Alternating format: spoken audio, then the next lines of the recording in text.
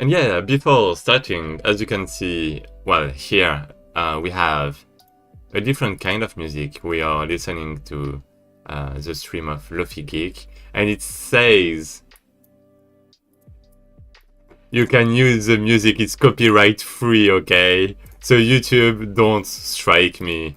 And I even have in my description the copyright, okay? So that should be fine. If I get a strike or something, no, I'm denying that. Okay. Anyways, here we go.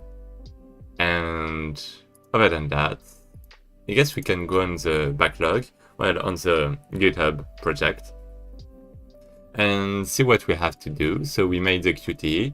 I actually had some kind of bug. Whoop, let's just play. Or actually, play the current scene.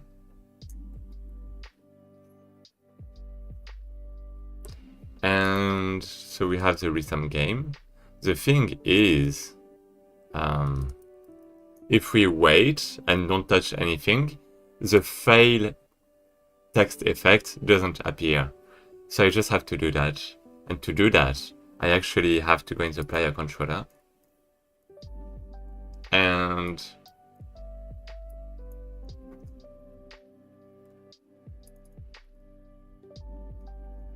what?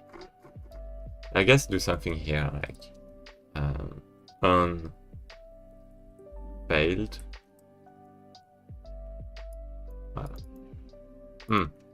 Maybe more just ready.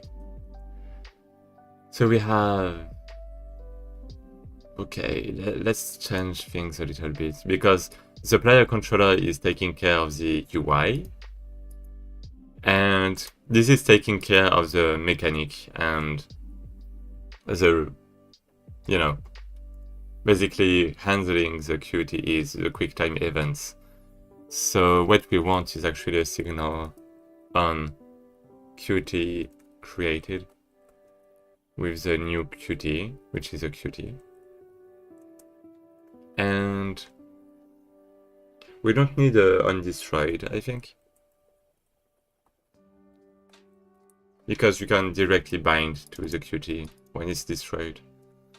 So that's fine. And generate QTE unfinished, and now I can emit that with the new Qt. And now in here I can just do Qt generator.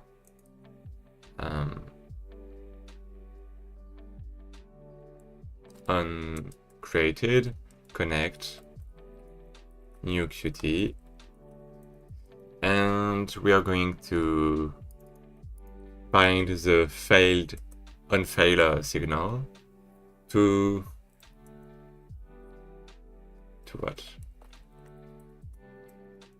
That's a lot of nested lambdas, but that's alright. Well, just two, but like it's nested so much, but it's alright.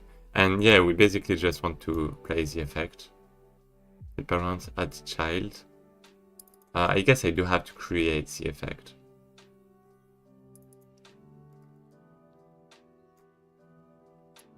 I can do that at the end.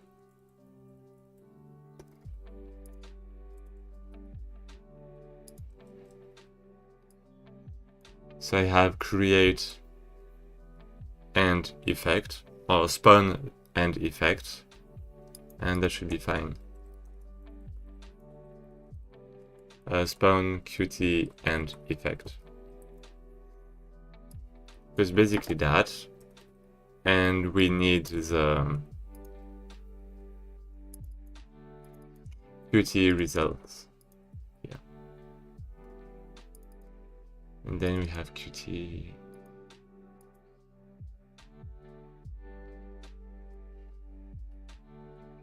Yeah.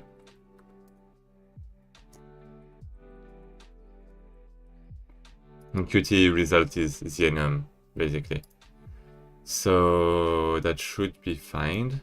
And basically now we can replace these three lines by Qt and Qt results. this one. And now what we can do is copy that and use it here. And so we have new Qt, and Qt result in this case is always going to be fail. And now it should be fixed. Fail, and it works. And if I continue to fail, there's nothing not working right now.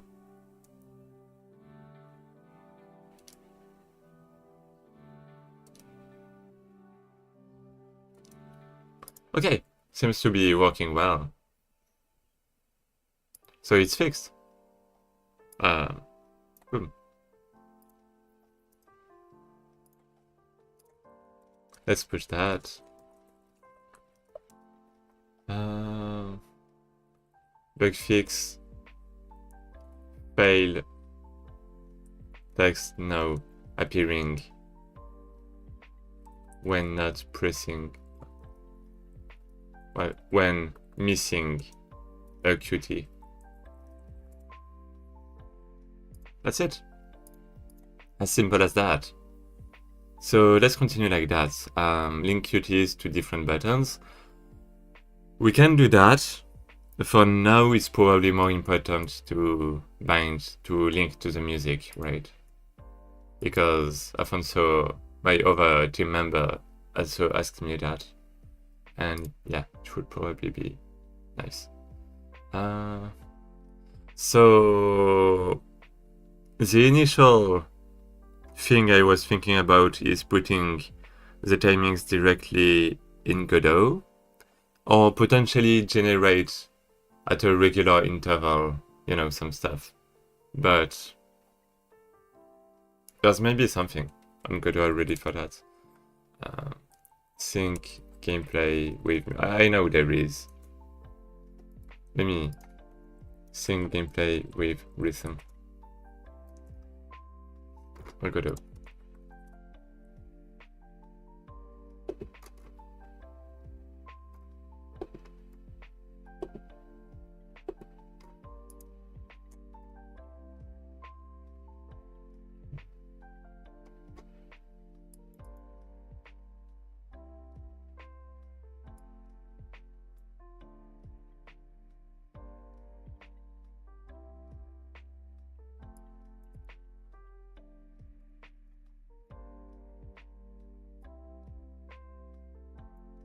Nah.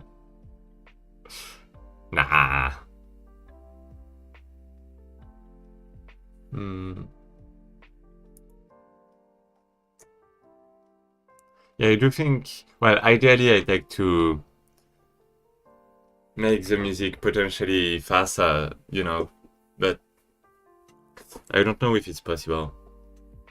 Because music.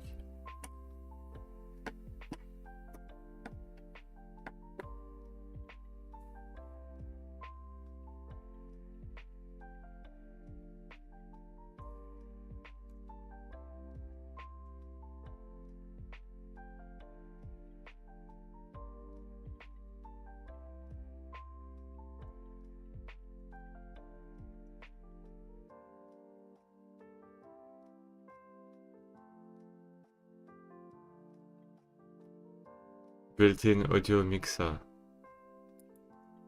Okay. So I'm just kind of, you know, looking at what already exists, but people don't really seem to know. So yeah, I guess we can just do that. And yeah, I guess we have the tutorials. This one looks good. Yeah, okay. Continue. How do you match the events? BPM. A song could have more than what we So it's at a regular interval. So the system clock, which is what Godot timers run on,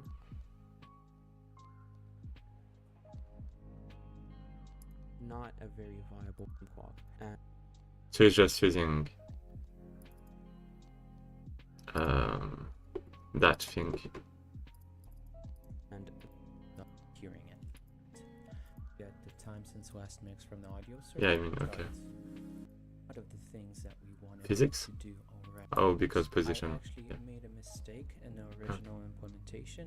This if statement was originally song position and beats is west and beats before start. However, this Okay, so probably needs implementation. so we could go to the end of the level. We could go to the middle of the level. Yeah, this thing is good. Allows us to track where the note arrows are wending, and we have What? No. No, wait. Am I listening correctly? I don't have my cursor. an export variable. Wait, what? He has a collision box? We basically just put which input action we want this arrow to. Wait, what? This one to this are arrow buttons, which you can see at the bottom. They are animated sprites, which we switch from and are wending. Good area, okay area. Have Yeah, the problem with what he's doing is that, for example, in Oceomania, you can modify the speed of notes without modifying the tempo and the timing, basically, of the song and all of that.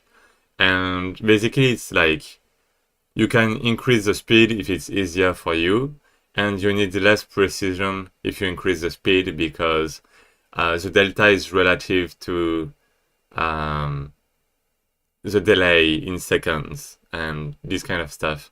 But in his case, you can do that because it's a size. It was actually what I kind of was originally doing. Well, was going to do, I guess, intuitively, but I ended up not doing that and comparing in seconds.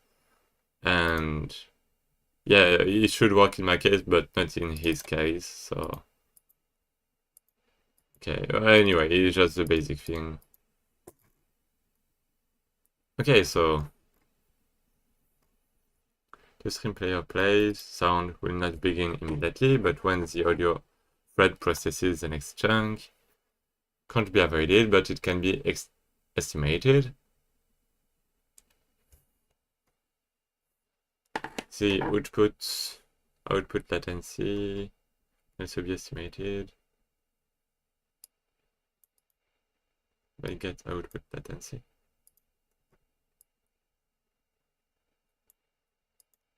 Okay.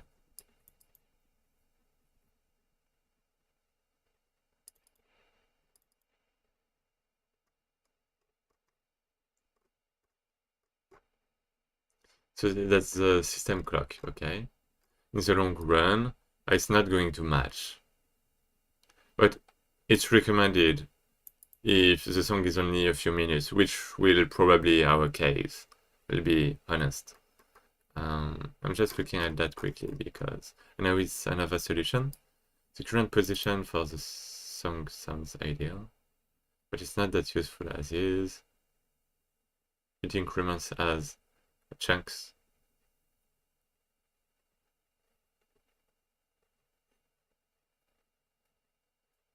Get time since last mix.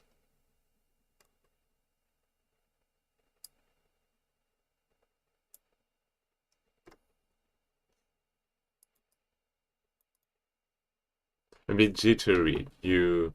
How multiple threads work. Just check that the value is not less than the previous frame.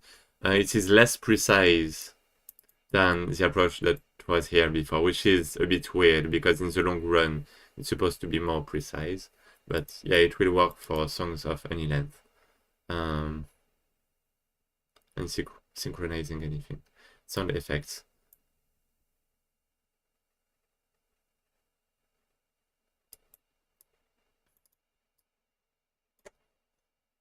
What do you mean? Because if you play a sound effect, it's a sound, so there's going to be some delay too, like the get time to next mix, I suppose. And that means I actually have to add new things, new delays. But yeah, okay, I got it.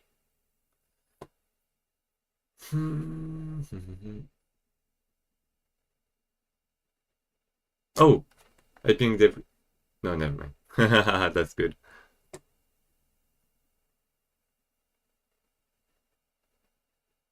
It's already been 15 minutes. Oh my. Uh, I kind of want to use that because I want things to be always good. But if this is more precise, I mean, the logical thing to do would be to use that, right? Um,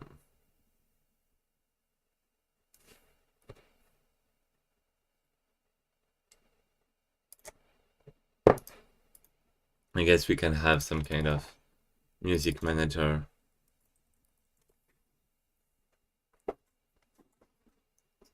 And my laptop is so far, I have to be straight to reach it.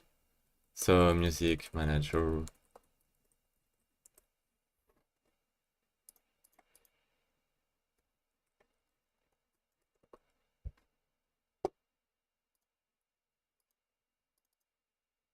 Okay, that should be fine.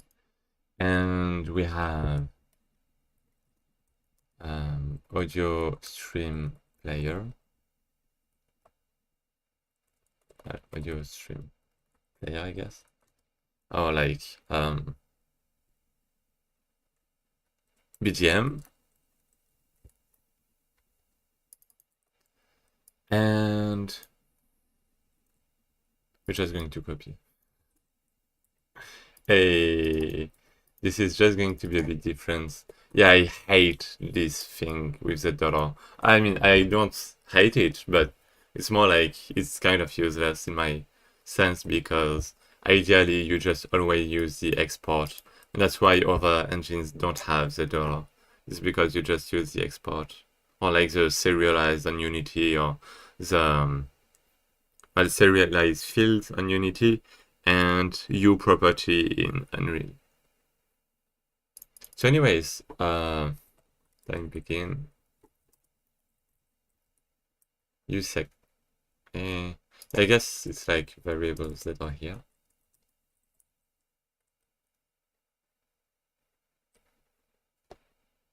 Okay. So start time. Is it? What is it? Int. Yeah.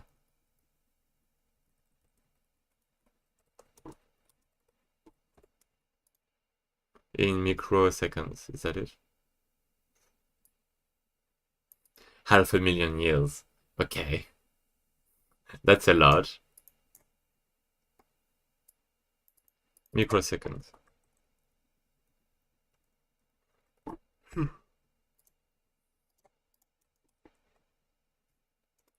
Then we have time delay. Yeah, I guess we don't even need the time begin. Do we? No, actually we do because we have to compare with the current time. Okay, got it. Time delay. Well, start delay. Get time to next mix. So that's in seconds. This is in seconds, I guess. Oh, okay. Oh, because it's synchronizing with the audio driver or something, maybe.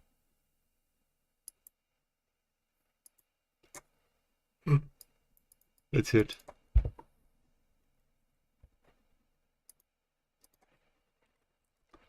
In seconds, maybe?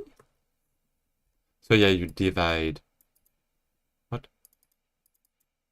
Time big. Yeah, okay. You divide that to get into seconds, and then you minus the time delay and do stuff.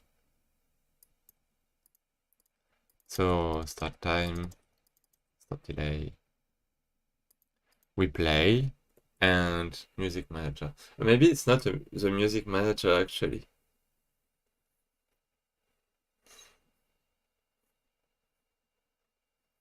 More like BGM. Oh, yeah, I guess music manager is alright. But that means if it's a music manager, it should be music, wouldn't it? Um, maybe beat music or something like that. But it's an audio stream player we can have. Let me just show you. Oh, actually, I don't have the music. Wait. Oh. I was talking about that. You can have that, but have an audio stream synchronized if we want different layers of music. And we can have different streams, basically. And maybe we are only going to sync to one. No, actually, we're going to... If it's playing at the same time, it's actually just going to be the same every time. It doesn't matter as a stream. So delay is always going to be the same. This kind of stuff, I think. Yes. Yeah, of course. Of course. So we play, and we can signal on beat or on... Well, on beat, I guess.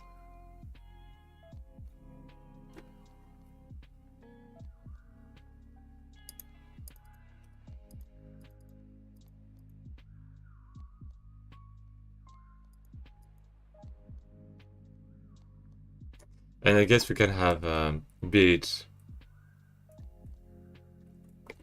start beat time. I guess it does depend if we want things to be faster or not.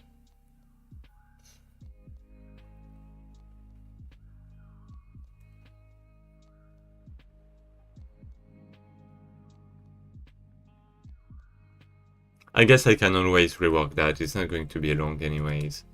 So for example, we wait 2 seconds.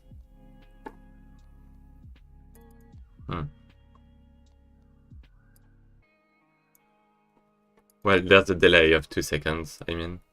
And a bit is like every second. And bit delay. And then we have... Okay, that's alright. Then we have process.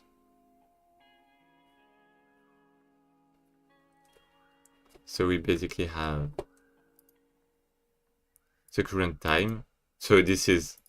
I don't like that. But I mean, okay. It's not the time. I've heard this music a lot. Start time. This is time since music start. Well, music time, I guess. Music time. Because it's, you know, the delta. But it's not really because you don't even have the delay. So it's more like that. That's a float.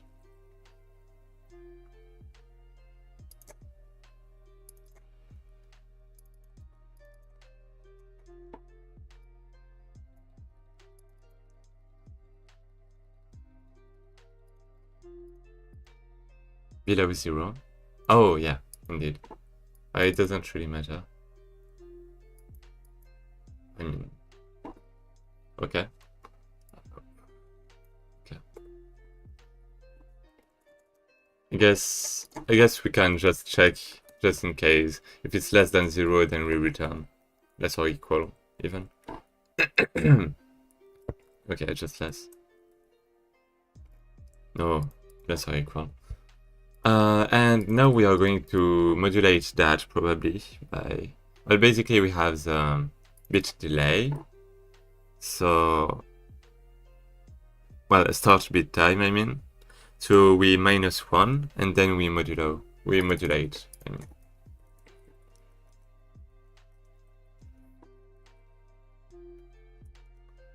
Bit delay. And then we have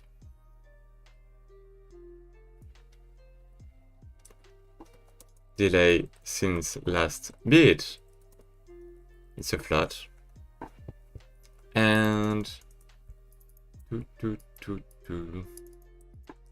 Yeah, and we can just print that actually, or we can like on bit dots emit basically.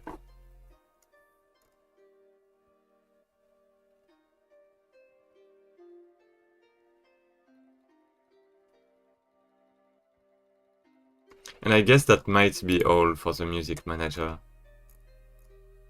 We are just going to bind that.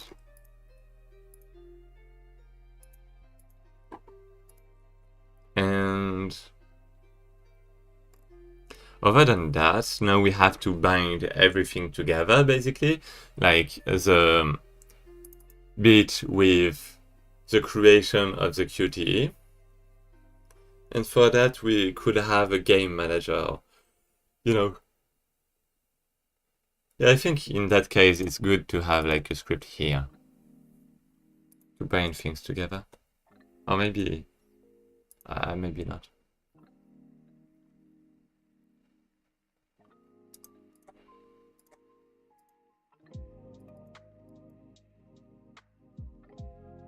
Gameplay manager, maybe.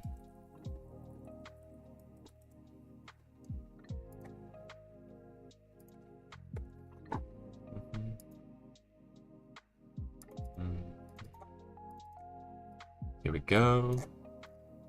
And we are just going to have a reference towards the music manager, which doesn't exist yet. So let's just make it.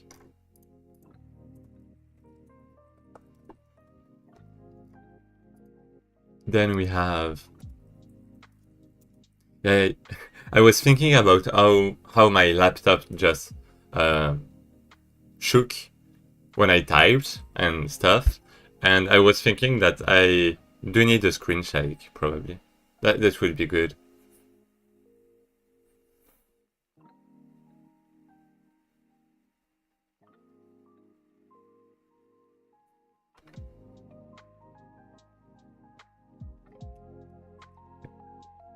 So music manager, now I have the Qt generator. Oh, I do have it, okay. Now I can just bind here. Music manager dot onBit, connect. Qt generator dot generate Qt. And I think that's it. I think we just have the music part, the beat part. I'm just going to remove that. I'm also going to what? Generate Qt, remove that. And let's go. Yeah, okay, I didn't set two different variables.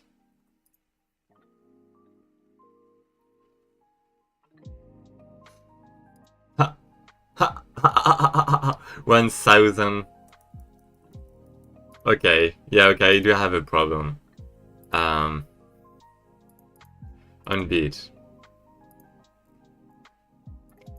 Yeah, because I computed the time, but I actually didn't do anything about that. So delay since last bit.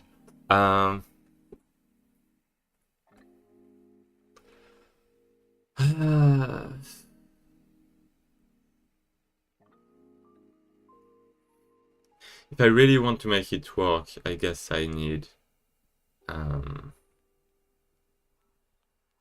I can't make it work exactly precisely. But I can, like, have last delay since last bit. That's a flat. That's going to be...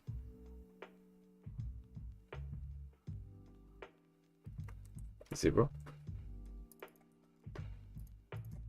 So at the end, it's going to be delay since last bit. And now with the modulate, with the modulo, with this thing, what we can do is it's going to be back at 0 when it's higher, you know, than the thing. So we can... Oh, wait. No, because each note has a delay too. Each note has a delay. So I do need to take that into account.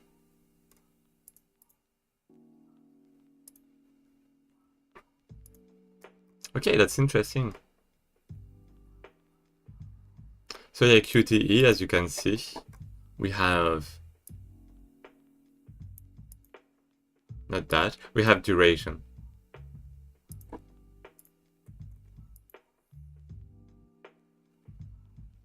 So let's go here, let's have oh, I guess I can make it can I? Wait. Can I actually? Okay. Wait. Process.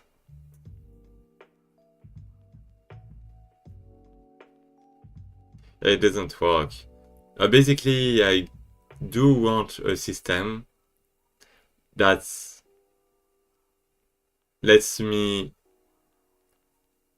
have each QuickTime events have a potential different duration. And if we do a modulate, I guess that's possible, but that's a bit tricky. And yeah, the problem is if the beat is really fast, this system doesn't work anyways.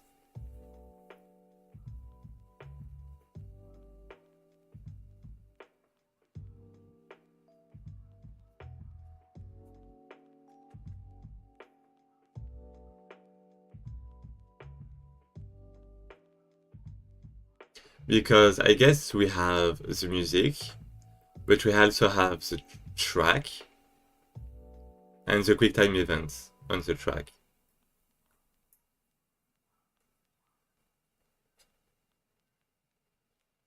Yeah, and the track made of the QuickTime events might have notes that are, that have some delay. That's a bit hard to explain, but for example, right now we have a 1.7 seconds delay, and I do want to be able to reduce it with items or this kind of stuff.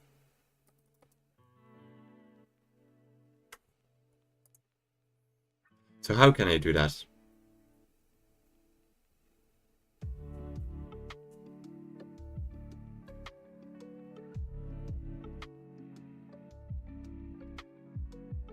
So we have the generator.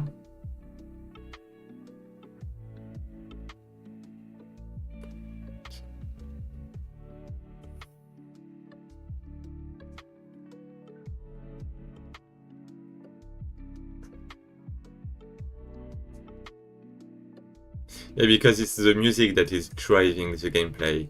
It's not the gameplay that is driving the music. So yeah, the gameplay should sync with the music, not the opposite. So I can't do things, I can't modify things in the Qt generator because it's already working, and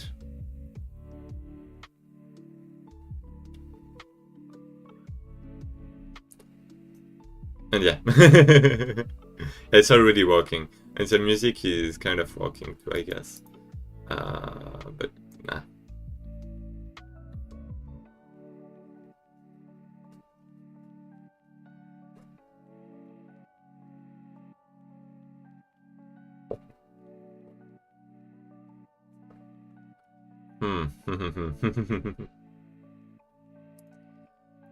I'm probably going to mainly modify the gameplay manager, but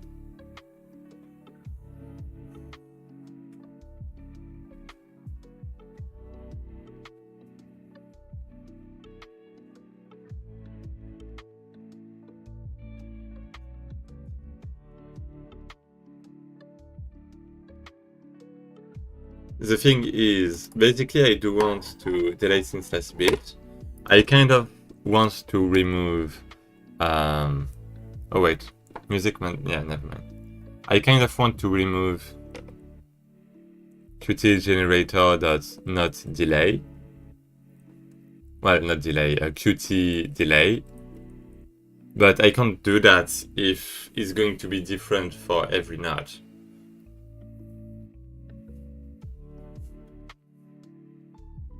Maybe I should have some kind of query, like query next QTE delay. I think that can be fine.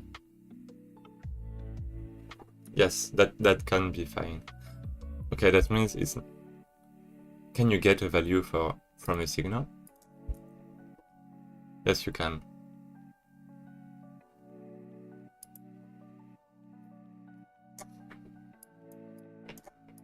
So...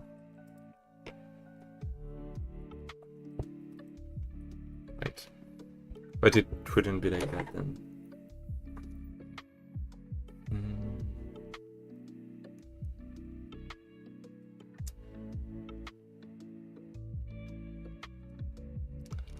What should be responsible of things? Oh! I didn't plug in my computer. It's dying. Don't die. Please. Not now. I don't even know if I can see the comments. Like, if it's refreshing. It doesn't... It seems like it's fine. It's refreshing well. It's just that no one is here. Because it's like 5 p.m. Well, no, 3 p.m. for me. So in Europe, it must be -4, 8 a.m. In the US, it should be minus maybe 12 or 15.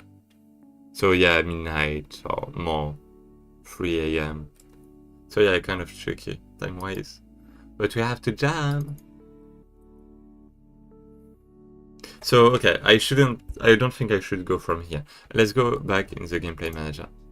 So let's say I have that. I have next, what? Let's say I have a function called guess next nodes delay, which returns, for example, 1.7.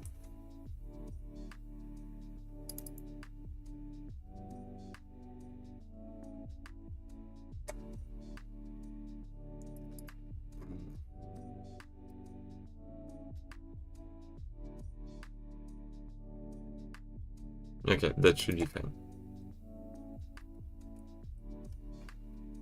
2 seconds.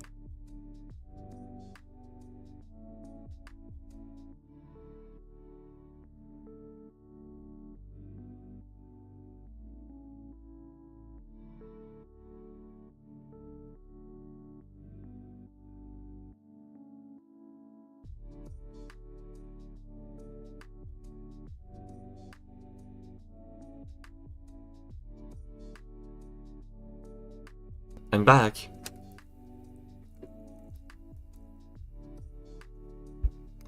So, whoop.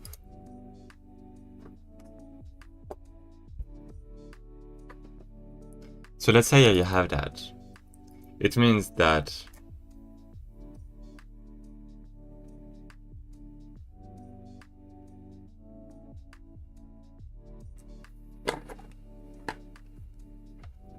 maybe I should just create a list, or yeah, because if it's going to be different every time, then I need some kind of list. Because okay, basically my problem potentially is that I can't do a modulate, because if I do a modulate, that means that if the delay is bigger than the bit, it's not going to work. So I can't modulate. I can try to increase time slowly and like every 2 or 3 seconds check well, if there's a new bit, basically minus, you know, the bit, the delay. But like if you have a delay difference per note and that the next note is going to be, is it going to happen? But basically, if the second note has a higher delay than the first one, it might appear before, but it might be played, you know, after. And That means you can't just increment one by one like that. So ideally we'd have a list. I mean, that's kind of an edge case, but that guarantees that it works every time. So ideally we have a list of basically timings. So that has to do with the music, I guess.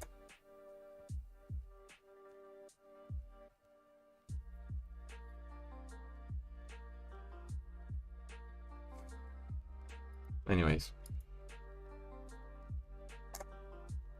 Yeah. I'm just going to put that here for now. So music timings. So yeah, this way we can modify however we want also, potentially. So it's an array of floats, potentially. So for example, we have 2, we have 4, we have 6, etc. And then we have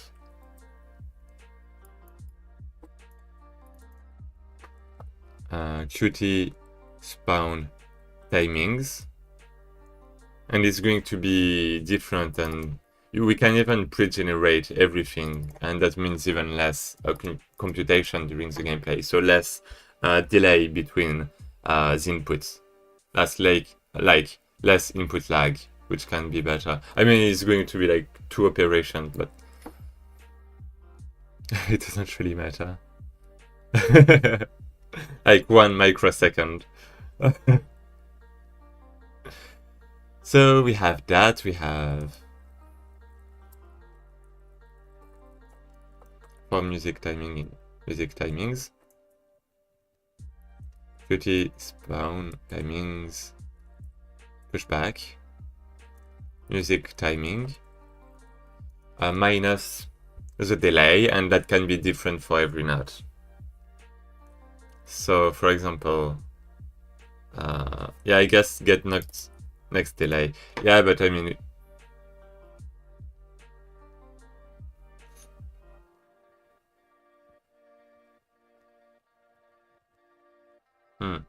what happens if we spawn two QTs at the same time? I guess it doesn't really matter.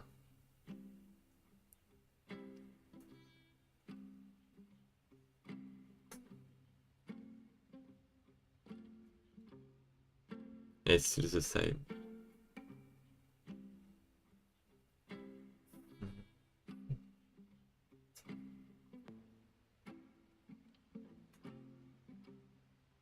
Qt spawn timings.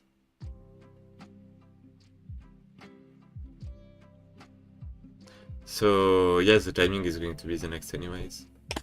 So I do want the eye potentially. Maybe yeah, okay, let's do that, I guess, for now. Because we don't know yet, so it doesn't really matter. And I guess on beat generate QD.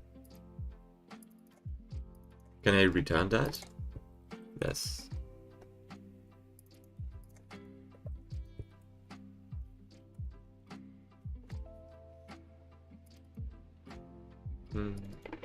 And now what I do want is, yep, go back somewhere. So I have the QD.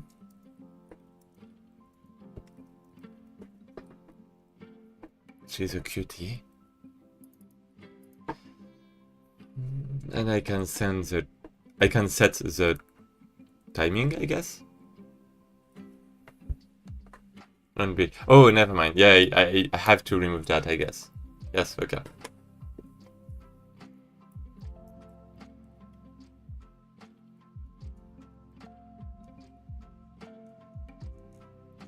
Yeah, that's probably going to go in the music manager now that I think about it.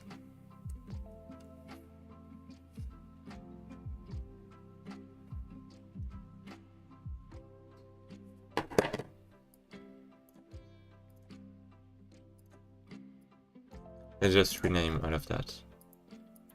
So this is bullshit. This is bullshit. And we have beat timings, and we have beat timings with offset, I guess. Beat timings with offset.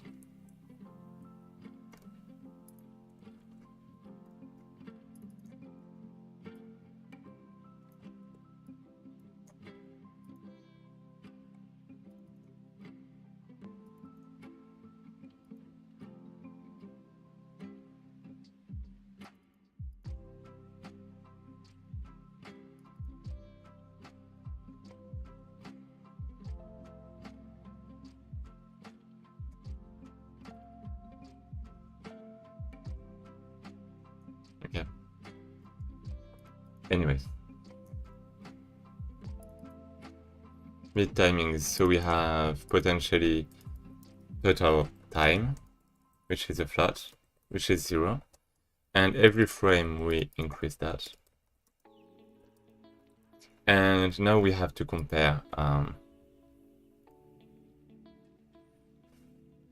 ideally for every note, because as I explained earlier, it's not like the second note could appear before the first one. So we have to check for every note. If you want to be sure. It's not optimized, it's not efficient, but anyways. So for every note, yeah. But it depends with the offsets.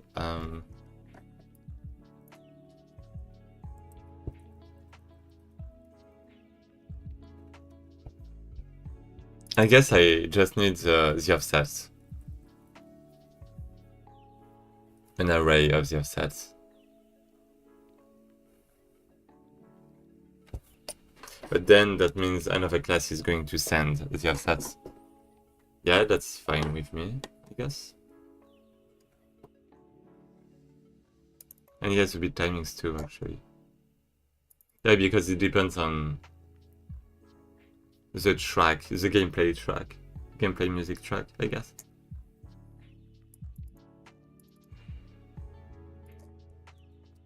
To sync gameplay with music. Total time. And... wait. So we have previous total time. Well,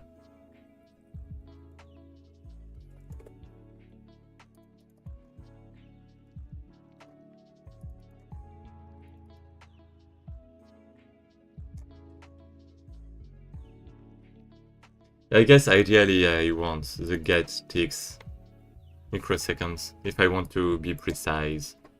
Yeah, if I want to be precise, it's better because we are going to get some imprecision with the floss. So we have the start time, and we get okay, music time. Yeah, okay, music time without the delay, so that's good. And okay, so yeah, now I can, but we should need the previous music time. So previous music time, because we are not incrementing this time, so we do need this value. This one is 0. And we have music time there. And now we have to compare between the two of them. So for every for I in range, basically. That means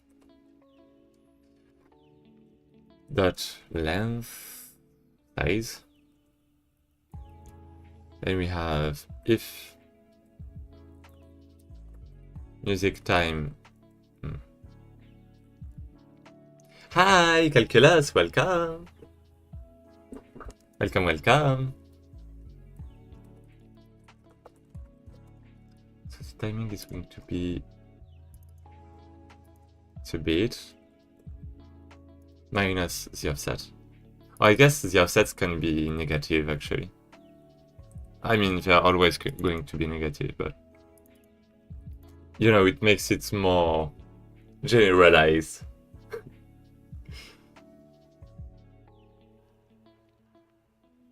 Okay.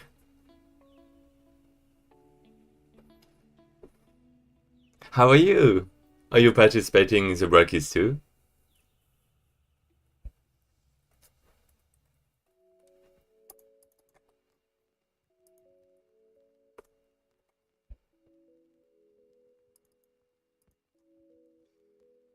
If timing is bigger than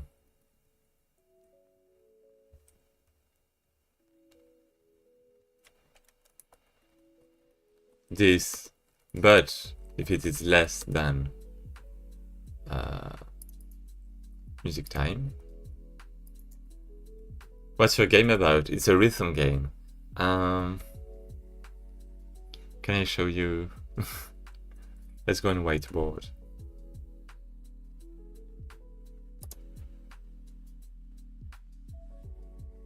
Poof.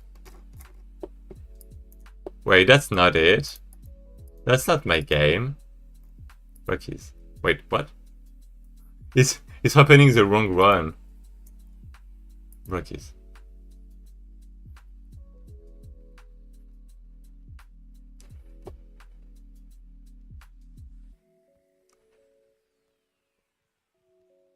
Okay. So many things. Oh no, there's no... Oh yeah, it's here. Okay. So basically, we have some kind of a stand, and we have a storm of people coming to our stand. And basically, we have to sell food or other things. And to do that, we have to press, basically, to do QTEs. So, let me just show you quickly, maybe.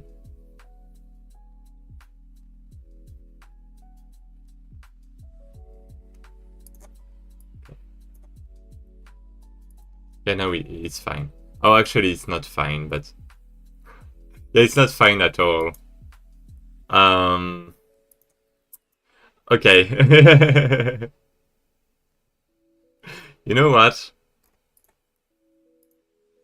Just for you, I'm going to make it work.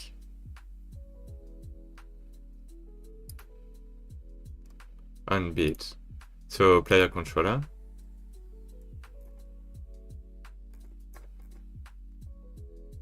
Uncreated, no. Wait, where did I bind that? Unbeat. Yeah, okay, so yeah, right now we have nothing. So music manager, no, that's wrong. Gameplay. No. Qt generator. And we can generate. And basically you have to press at the correct time. And if you don't, then you fail or you get like, okay, good, great. Well, I did everything like perfectly, excellent. And yeah, that's it, and you have different QTEs. Maybe you're going to have different buttons. That kind of thing.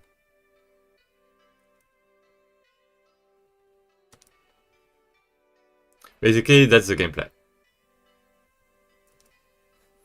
But we are going to have music on top of that. We are going to have, you know,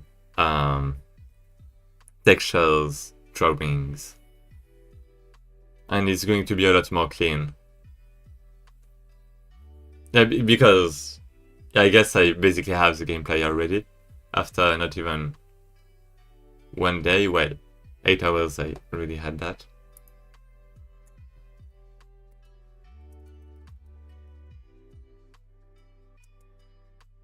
And yeah, that's it.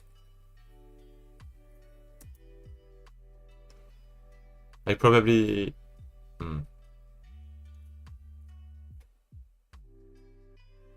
Yeah, okay.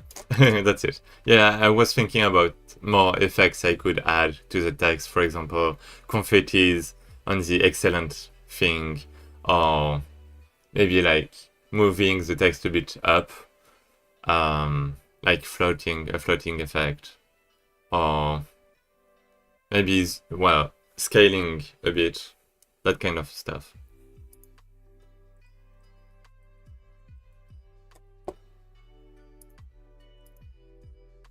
So let's go back to that.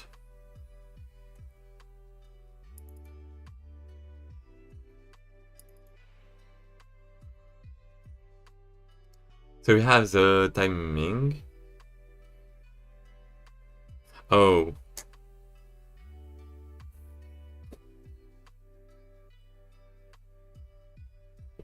Nah, never mind. I guess I could have a resource for that, because it would be helpful so that we can make a resource for one music file and never have to touch it again. That would be great. Like bind the two together, and yeah, that would be great. Yeah. Probably going to do that after some point.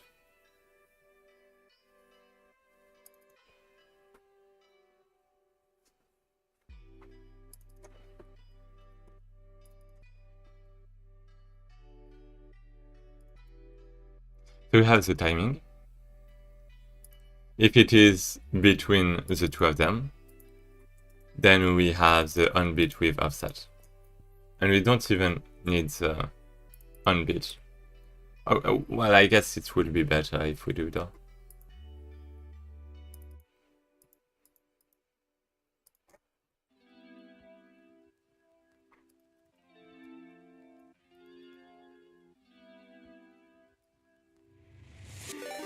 Oh! Oh, raid! Thanks! Go, Cosmic Q, what? Go raid! Ah! What did I? How are you? How are you participating in the Brackeys too? Moo! Holy cow! Raid! Yeah, let me give you a shout out. This is a CBI open.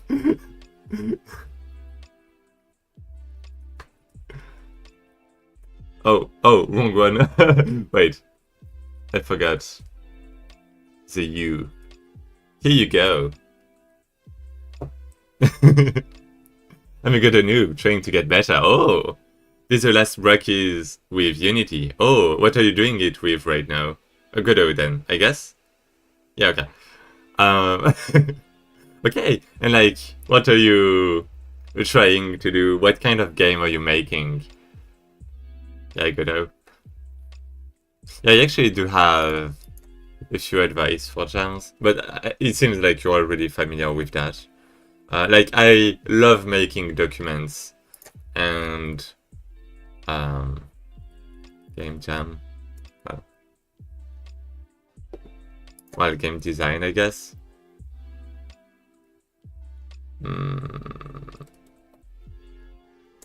Yeah. So yeah, I love making documents, as you can see, and I have a few advice to get new ideas, and you know, for the game design document and in general, specify your game, I guess. And for game jams, I have some recommendations from what I experienced, I guess.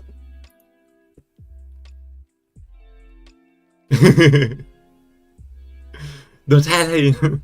He'll steal your game ID. Oh!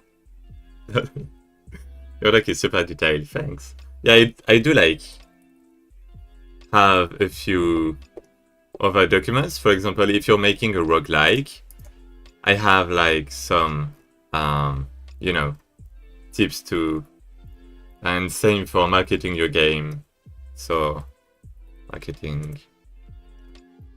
You have a lot of stuff. You have 50 pages, but it's like basically, you know, trying to link to sources and stuff. Well, that's just me being a bit silly, I guess. But, you know.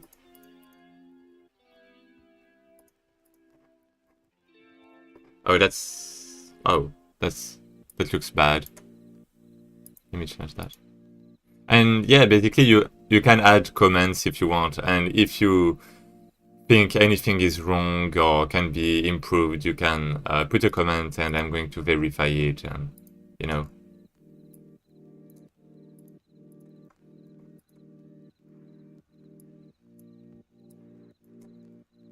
Yeah, that's better like that. Ah, that looks so bad. Why is that? Where's the text? Yeah. Yeah, that's better. I guess. It should be... Ah, that should be white.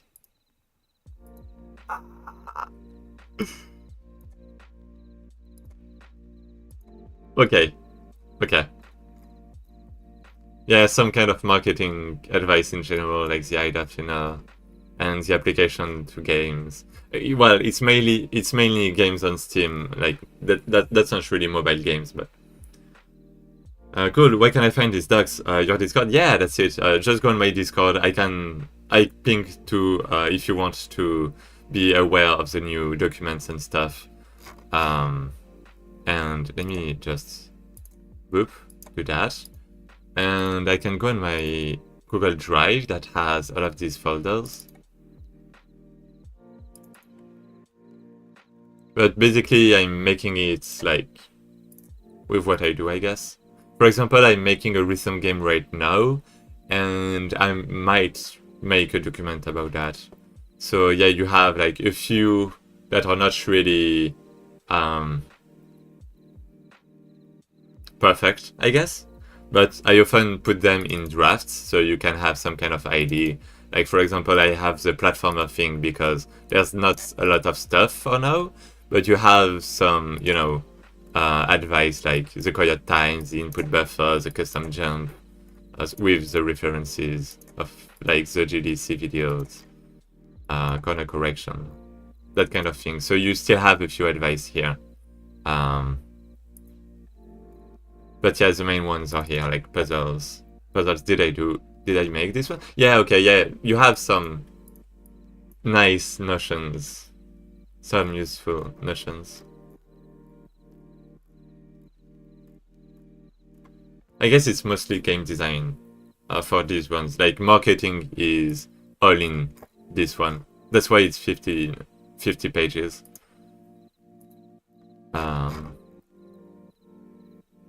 Yeah. Don't you just love it when you're showing new people your things and they're all broken? Yeah, like whether it's your game, whether it's like your Google Doc with the wrong colors, yeah, that's like excellent. Excellent. But yeah, most of the time when I start making documents, it actually comes from a video. So for example, a video on the GDC. For this document, it was actually this one. And yeah, as you can see, you can just join the Discord. And yeah, basically, this document comes mainly from this video that is 1 hour long. And I try then to complement that with other information and other things I find on the web. And maybe restructure the thing to make it more, you know, cohesive. That's what I did with indie marketing. I think. But yeah.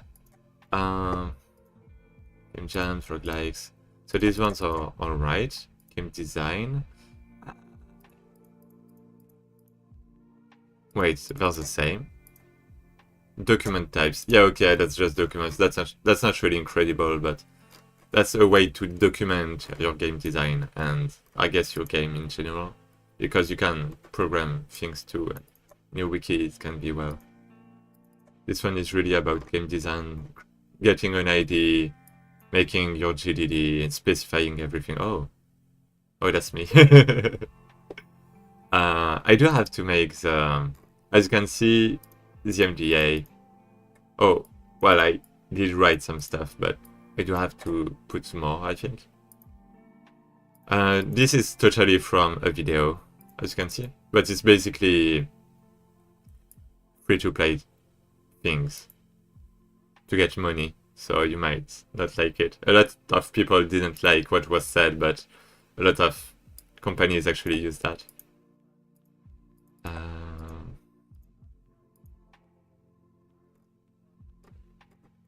Yeah, okay, the production steps.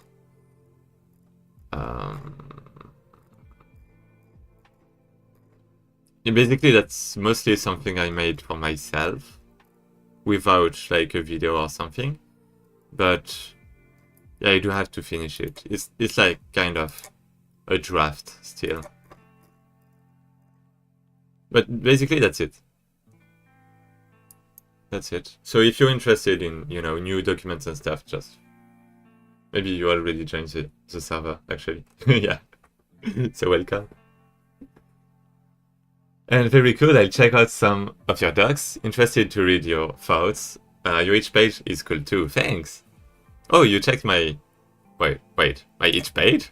Oh, well, from my Discord server, I guess. Okay. Well, I do have to improve it because, for example, you have Dreamweaver, which has... Dreamweaver? Wait, what? No, that's not this. It's RevLab. So if you go here, you can see that this page is really clean because of custom CSS. And I asked for it because you have to ask for it like by emails to the itch.io people. And it takes time, but you can have something really clean. Nice, yeah.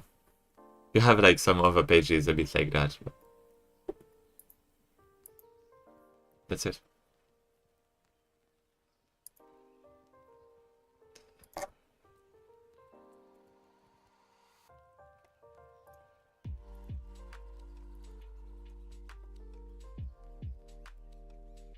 Oh, I removed that. Previous music tag.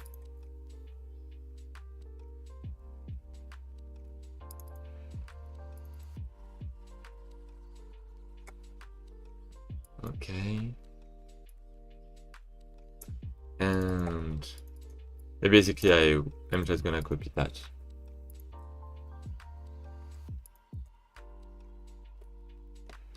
So I have timing, so on beats. I can potentially use this signal if I want to synchronize the score with the music instead of the gameplay. So that's why I'm having this signal, just in case it isn't synced well enough with the music. And then we have this one. Poof. And that should be fine. That means I can remove that. But yeah, if you wanna know anything about Godot, about all of that, just feel free to ask and, you know.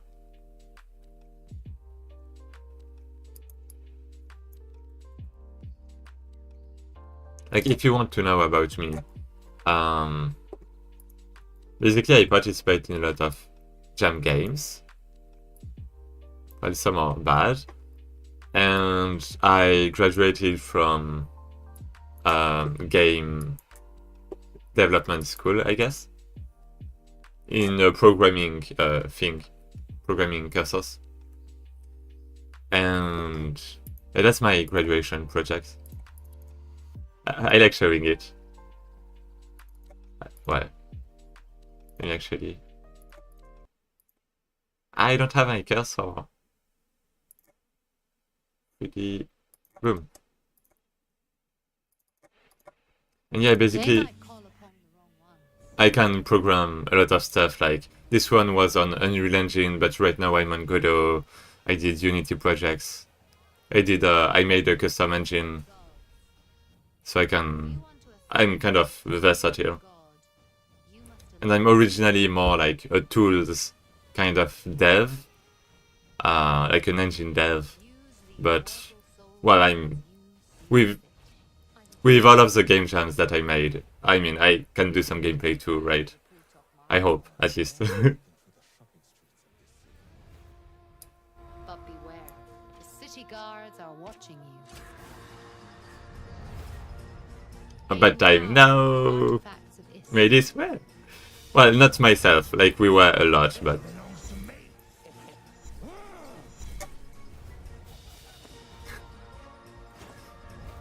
Defeat the greater evil and prove yourself in the trial of Sicaria. yeah, like the artists worked really well. The sound designers too. And yeah, programming wise, I was basically in charge of the replication, but that meant basically, well, technically, well, the replication because it was a multiplayer game, so I was in charge of the multiplayer kind of, and yeah, that's meant the gameplay too, because you have to. What do you have to replicate? Well, the gameplay. So I touched the gameplay a lot. I increased the performance. What did I do? You can actually just check that on my GitHub.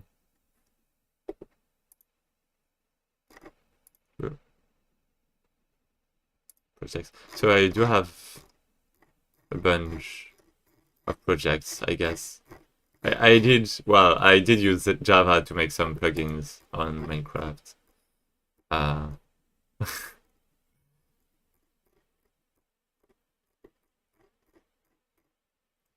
and yeah, what did I do? Ability. Yeah, that's gameplay, respawn, gameplay, debug. Yeah. Optimization. And oh, I did that. Oh my god. So yeah, basically we had a lot of characters, and the base movement system from Unreal was not optimized enough because of the collisions and stuff. And I remade the navigation thing because you have a lot of AIs that move, and it wasn't optimized because of how it was made in Unreal. So I remade that. Yeah, I guess we did win some prize. Yeah, I do have to put the other members, but anyways. Yeah, that was...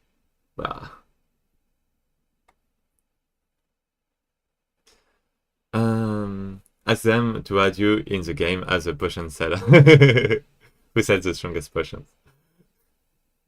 The trailer looks great, man. I am a software engineer, but like to do some game dev on the side as a hobby. Yeah, I can understand that. I have like in my how do you call that? Class, maybe? I had like a lot of people coming from web dev or other kind of development fields. Just use ECS. That doesn't work like that because it just doesn't work like that. Because if you want to remove the performance cost of collisions, just remove collisions. And that's what I did. I just removed collisions. Like in this game, there is no collision. Believe that us. In this game, there is no collision. Like, you can see the NPCs walking on the ground, but there's actually no collision. Except for the players, I think. Actually, I made some kind of custom system for the player too. Oh, because WASD. No, you move with WASD now. I don't remember. Just make it in shaders. Do you want my computer to burn?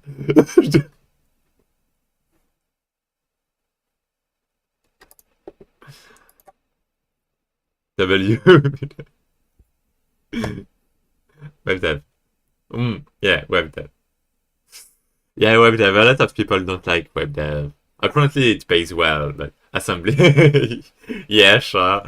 Well, the thing is, if you most of the time, if you want to optimize something, you have to optimize the algorithm, um, not do micro optimizations.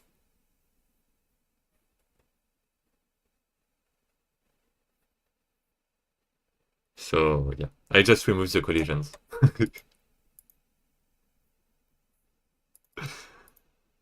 um, mm, mm, music, not here. Music. And these collisions are slow. I just remove them. Yeah. Yeah, the base idea is actually pretty simple. Like, just remove the collisions. But basically, there's something called navigation meshes. Um, which is basically a baking where the different characters can move, and that is used by the AI to move.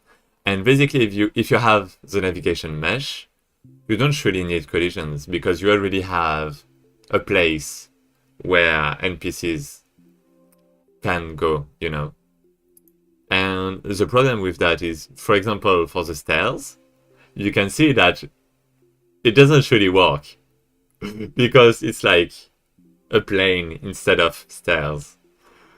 So you have to get a bit tricky, but basically that's how it works. We just have a navigation mesh and we project things on the navigation mesh. And we interpolate because stuff. It's correct actually, but there. There's no surprise. What was it? A follow, thanks. Thanks. Time to continue now. But yeah, if you have any question, even if it's not about programming, even if it's not about game design, yeah, I'm going to remove that so that it doesn't happen every frame. And now that I have that, I can remove, I can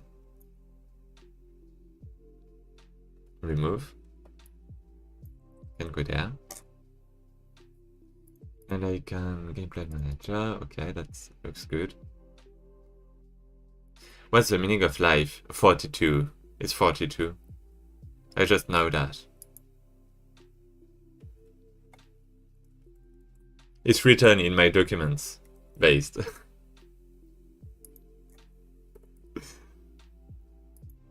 If you're a professional optimization engineer, why do you use Godot? I'm not a professional optimization engineer. I don't optimize things. I make tools and engine stuff. That doesn't mean it has to be optimized. Well, I guess if it's engine stuff like rendering and physics, then I guess you do have to optimize.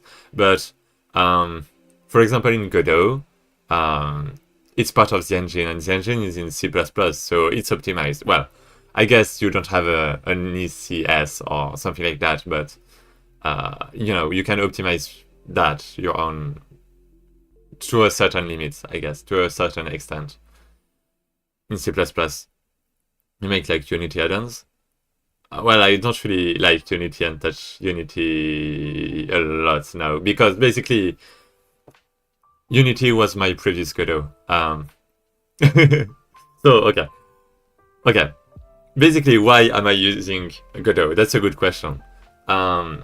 Basically, because if I want to make a AAA game and work in the industry, I'm going to use Unreal Engine for sure.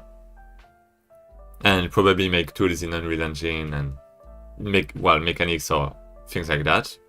And why am I using Godot? Because I want to participate in game jams. And in game jams, if you want, well, why do you want to participate in game jams? Because you want to win, or because you want popularity, or because you want feedback on your game and your ideas, like game design ideas, or even implementations. And if you want feedback and popularity, so two of the things, you need a WebGL export for your game. And you need to, well, you have to let the players be able to play it on the web. If not, like, no one is going to play the game. So you can't use Unreal Engine. And that means either Unity or Godot, or GameMaker, but GameMaker has, I think it costs money. And, well, Unity too, and, like, Godot is open source, so just Godot. Just Godot. And the goal is potentially to make my own game and company and all of these things a bit later. I'm actually planning on making a Steam game soon with some people, but basically that's why I'm also participating in this jam with a team to, you know, test our teamwork and see if we work well enough for a Steam game and a real production maybe. So, like, there are different purposes, right? Like testing the teamwork with our team for something more serious. Like, Godot is open source and can export to WebGL, so it's nice to get more feedback and, you know, maybe more popularity and this kind of stuff. Web builds, yeah. But yeah, basically I could make Unity add-ons. I could be the guy that made Unity add-ons, some Unity add-ons. For example, recently for my research, so I don't know if you know about Unreal Engine, but you have something called meta sounds. And it's basically nodes, as you can see, you know, for sounds. And what I did recently is add a sound font support to meta sounds. So I created a new nodes, and it's basically, well, I don't know if you know about MIDI files. It's kind of hard to explain. But basically, instead of saving an audio file as the sound directly, you save it as some kind of score, like a musical score, a music score. Like that. MIDI is a god, yeah. And Unreal can't web builds. It's good in like 4.22 or something like that, but then they stopped the support and let it to the community, because they are going to be specialized in AAA games, and like with their rendering, with Lumen, with Nanit and this kind of stuff, they can't support WebGL anymore. It's more like it would be too much work, and they're not making features towards WebGL anyways, so yeah, and basically for my research I made new nodes that can play MIDI what? Well, that can basically get into a sound font file and play the different sounds from a sound font file. So you can play a MIDI in Unreal Engine in meta sounds. Or like generate, well, the goal is to generate MIDI in real time with meta sounds. So you can have some kind of mix possible. So you can mix it. So you can mix the MIDI thing, because most of the time, like, MIDI is nice, but you don't have a really good mix, a really good mixing. And I was thinking that with meta sounds you could get something a bit more clean.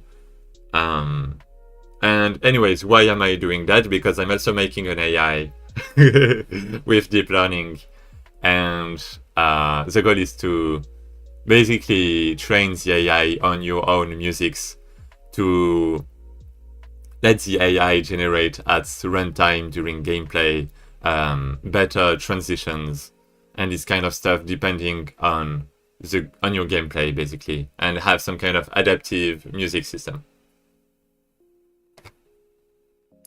that changes with the gameplay.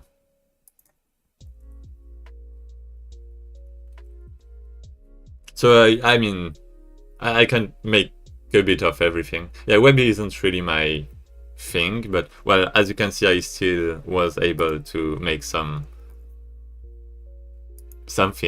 It's not really good, but you know, that's, I guess, a website. I can touch a bit of deep learning, I can make tools, I can make a bit of gameplay, I can do some rendering, I can do some physics. Like, that's a physics engine I kind of made. That is really bad and not that optimized, but you know, it works. I guess it works. You do have different shapes, you do have things.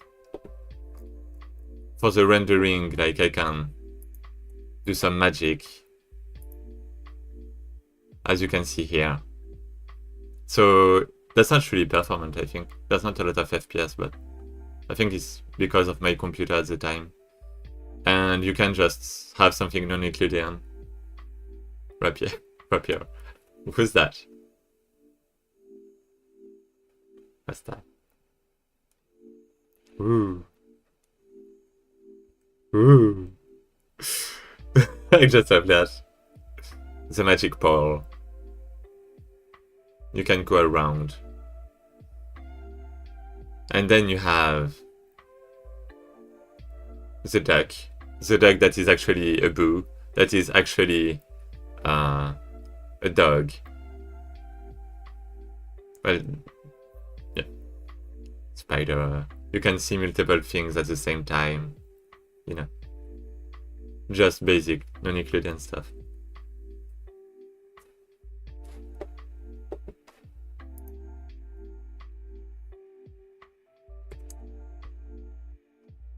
On beat. So it's actually not on beat, it's on beat with offsets. And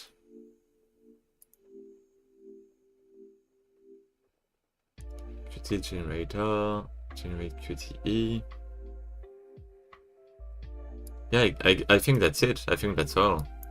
I can potentially make a delay or duration equals 1.7 and have something like that dot offsets. Well, for I in the range. That's dot bit timings, that size. I'm going to put an offset basically.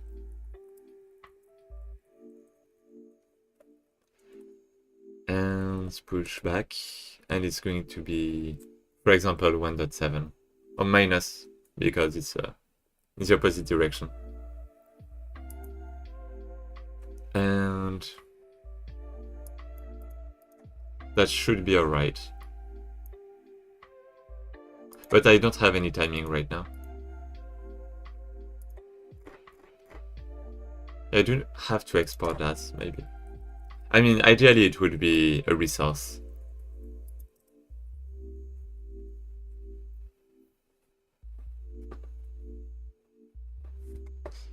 So let's say I have that 2, 4, 6, 8, 10.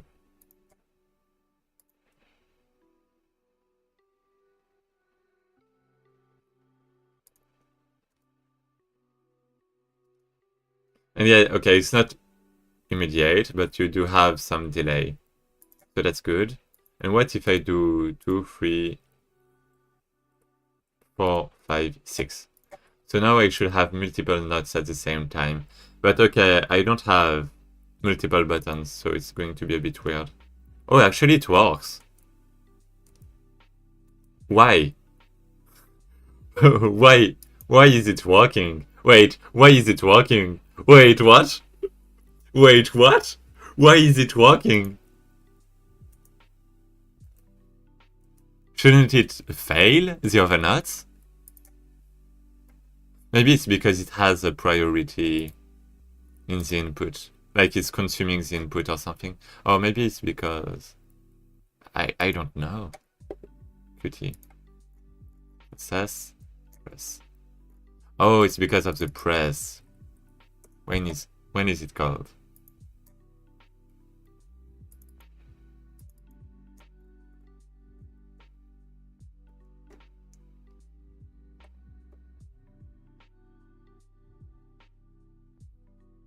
Yeah, it should like trigger everything. Cuties.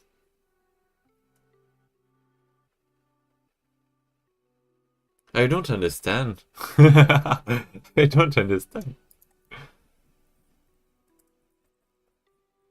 So I guess it's printing stuff anyways, so let's try again. Why is it working?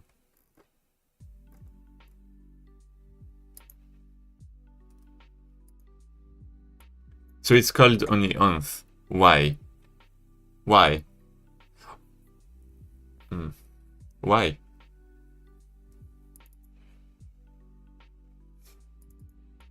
So this is... Apparently there is only the last one. But that shouldn't be the case. I'm pushing back.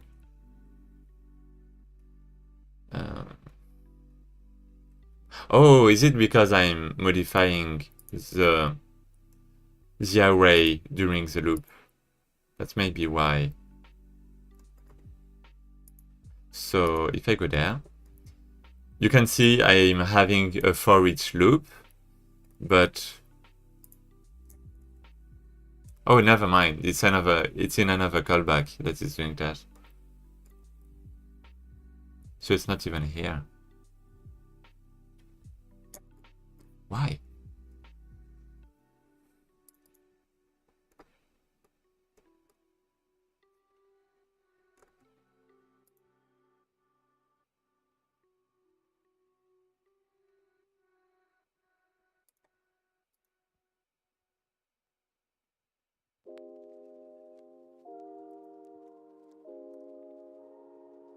So we have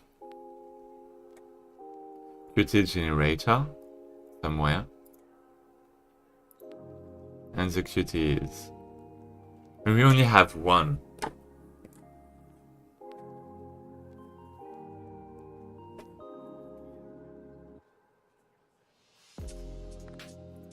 Okay, I can.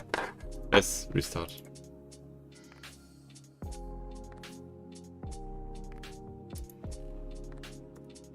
What about now? 2. Okay, so we do have 2 of them. But when I'm pressing, I'm removing it and modifying the array. Wow. My mouse disappeared again.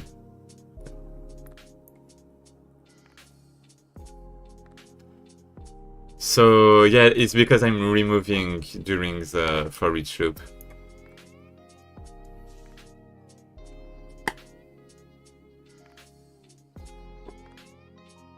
Yeah.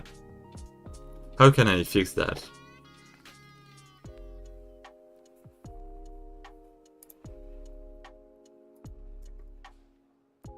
Because when I press, it's emitting the unfinished, and we are removing that later on. I guess I can turn the for each loop into a simple loop, but that means I'm going to have a problem that I didn't have before.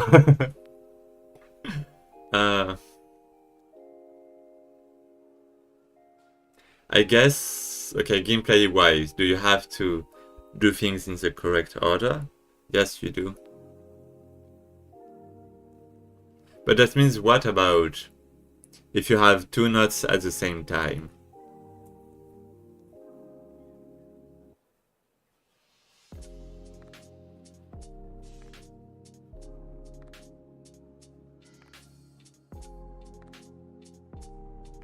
What if you press the wrong key for a cutie. Yeah, I should have thought about that a bit more. Because now it's a bit tricky. Because it isn't really compatible with what I did. Necessarily.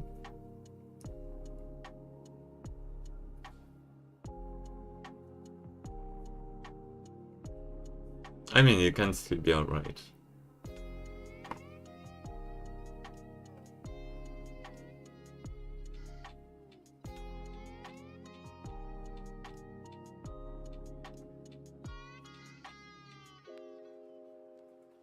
Yeah, I do want to punish the player when he presses too many keys, because that means, well, if you don't do that, you can just press everything every time.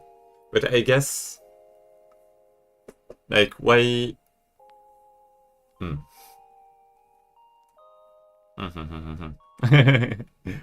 don't know. I'm thinking about Friday Night Funkin' and how it doesn't work to press the same keys. But actually, I think it's possible. Who does enough delay?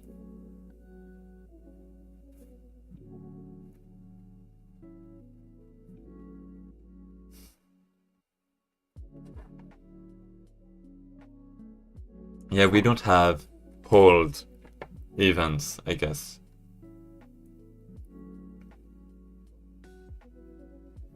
For now.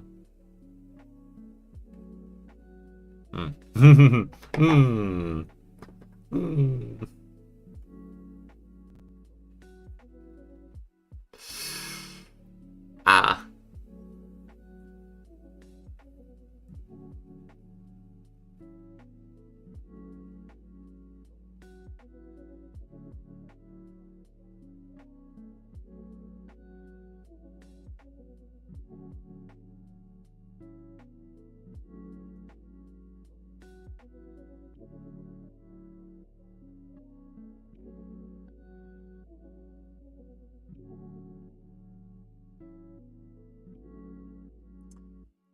So we can press.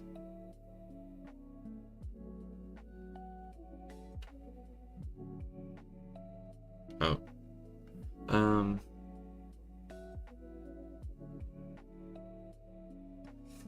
I guess it's fine if we don't.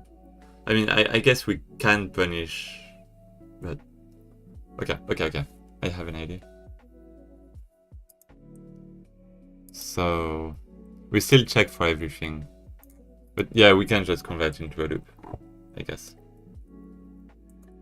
A simple loop.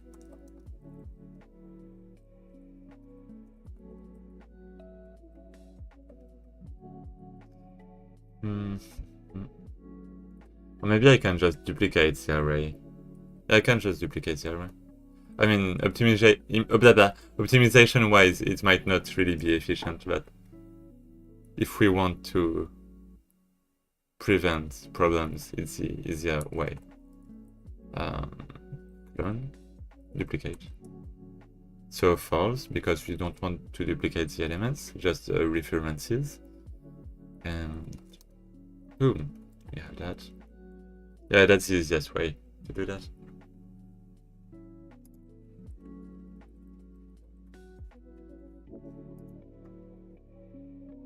Okay. So now, let's try again, and now it shouldn't work. Yeah, now it's not working. That's good. Weirdly enough, that's good.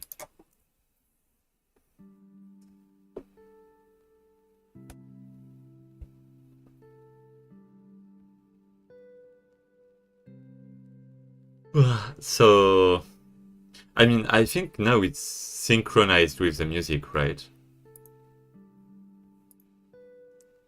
Basically.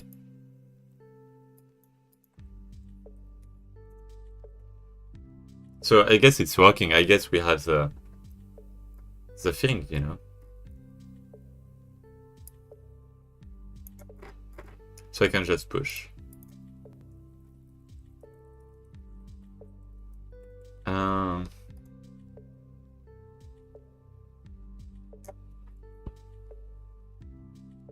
Yeah, I'm going to improve that basically just after.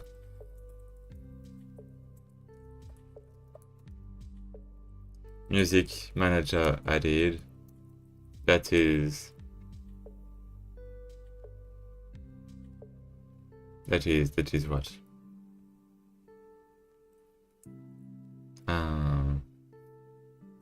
That is managing, well, that is synchronizing the gameplay with the music. There we go. So the base system has been made. Now I do want to do that, but I do also want to improve music representation.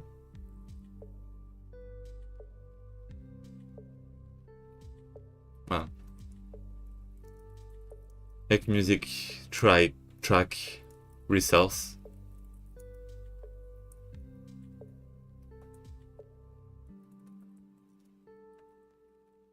To prevent hassle. To make it easier, I guess. And that's going to be good. That's going to be very good. And the reason for that is I'm going to make a resource that generates the array automatically with a for loop and, you know. So it's going to be very nice, probably. So let's go into gameplay. Let's make a resource. Yep. Boom. That is going to be called gameplay music track.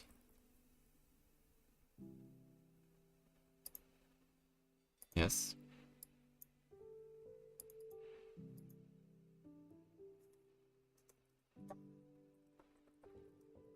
Gameplay music track. If we want to save it, we can't give it a name, I think. Because it leads to some errors, but it's alright. Okay.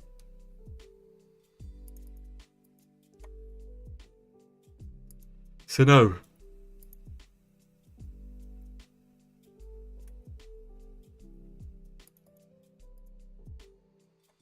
basically the problem is that we have the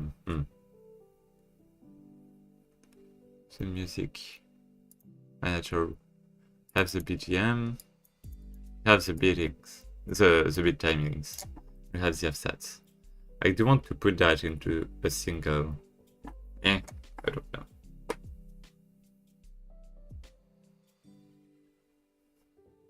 Yeah, because the offset is going to depend on the gameplay, the items, and this kind of thing. It's not going to be a resource. Well, I mean, it can be a resource, but it's probably better if it's not into that resource. So basically, we are going to have the timings of the music, and we are going to have a reference towards music, which is going to be music stream, not, well, audio stream, not an audio stream player, just an audio stream. Actually, that might be wrong. We might not have that. We might return that, but yes. So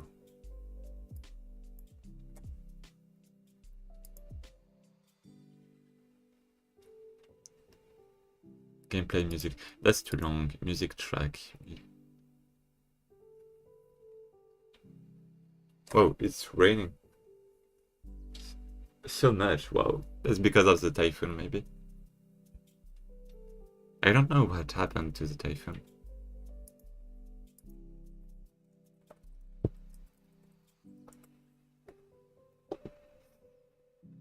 One day ago, Vietnam. Oh. Uh-oh. Oh.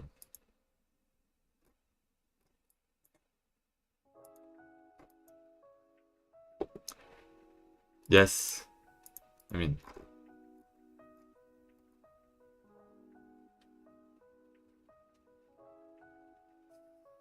Wait.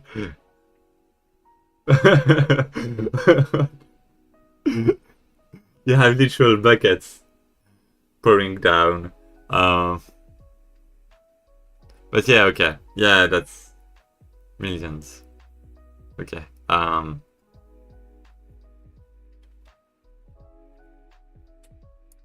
That's fine. Yeah, we had like last week we had like 7 emergencies alerts on our phone or something like that. Because of maybe, well,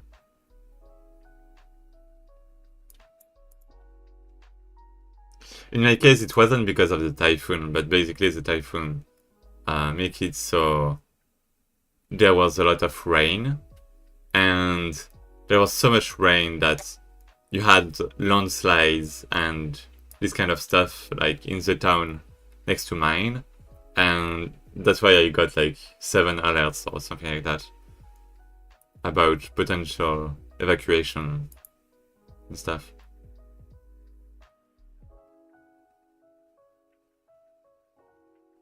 But yeah, it seems like this is a typhoon and not just the landslides or things like that.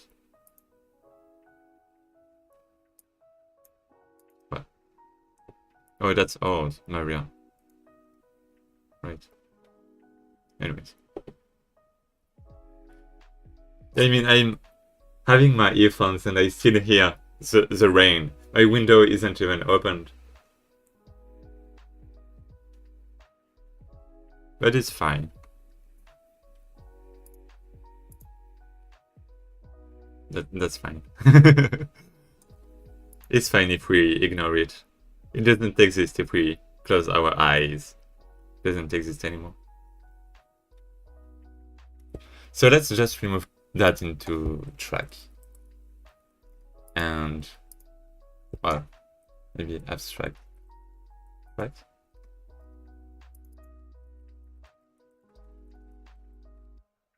Went to Japan for 2 weeks in February. It was great. I miss it. Yeah, it's great.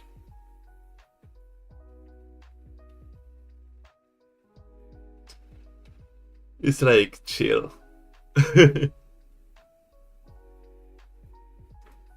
Well, the only problem is the summer. Like, I think you did well to go there in February, because if you go there in like August or something like that, it's so hot. It's impossible. You're in Japan? Yeah. I'm living in Japan right now. Can I watch? Show you something with some Japanese on it. I do have chips, but it's like, yeah, okay, I do have chips. Look at that. I don't even know if you can see that. You even have the indications. Well, you probably can't see that, but it's written Usushio Aji. Yeah, you can't see, can you? Anyways.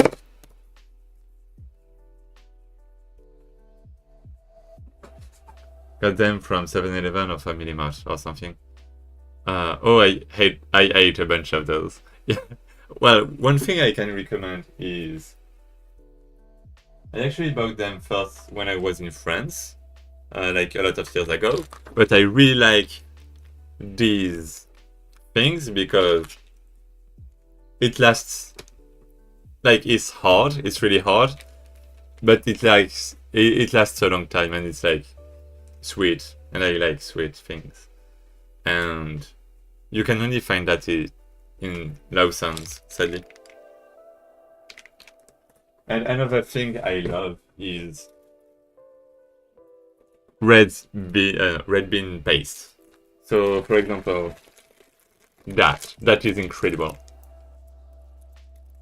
But I'm not buying that at convenience. It's basically like pain au chocolat, like yeah, pain au chocolat. You know, the bread filled with chocolate, but instead of chocolate, it's red bean paste. Red paste, red. Well, you understand. Do Japanese girls hit on you often? I don't think so. Well, I don't go out that much either. But, I don't think so. Maybe I'm just how do you call that? You know, the anime protagonist kind of character, but maybe I'm just dense.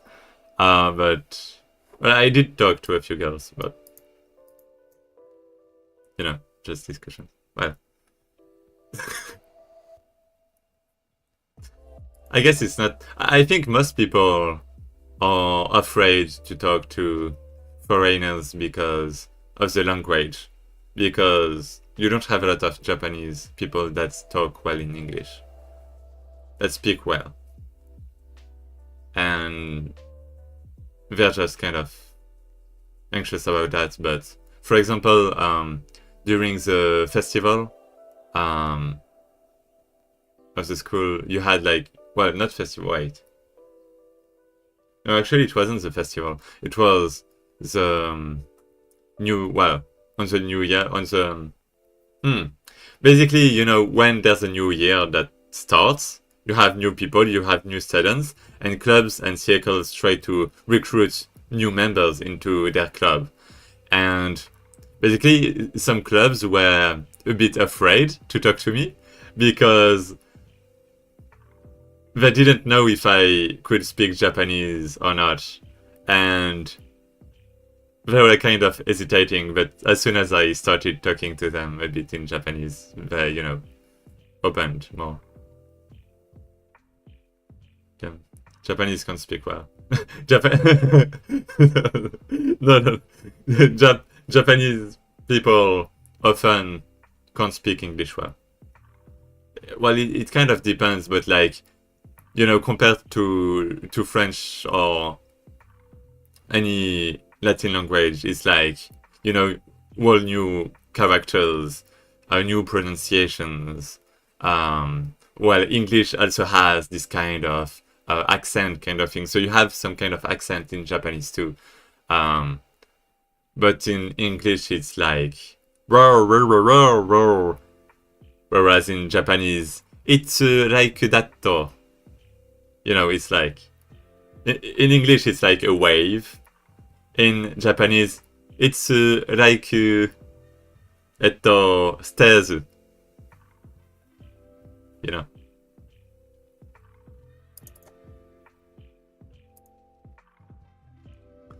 Mainly because of the language and the way it's made, I think. Because it's syllables, right?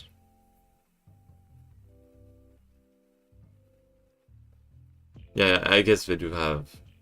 Anyways. So, I was abstract.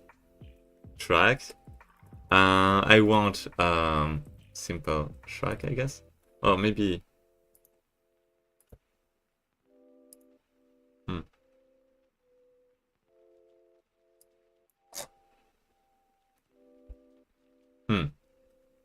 Just track, maybe? Or... Let's do that for now. So we are extending this one. And... we have that. And now we are going to make another resource that is going to be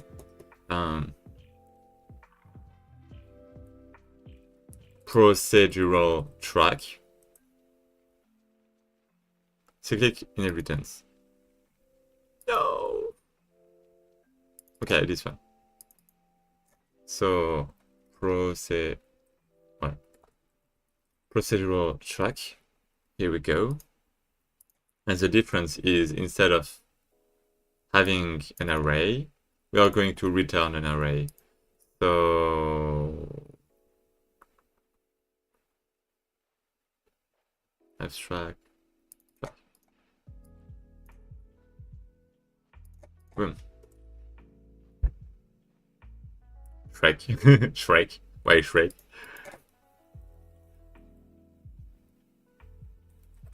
Get bit timings.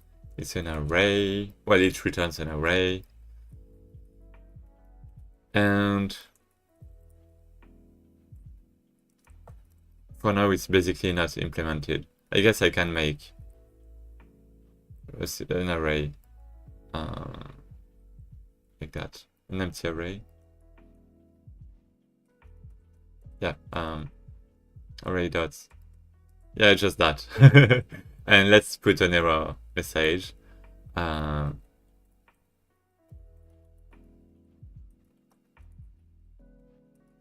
Get with timings isn't implemented. So basically you don't have interfaces in Godot, and you don't have abstract classes or stuff or this kind of concept.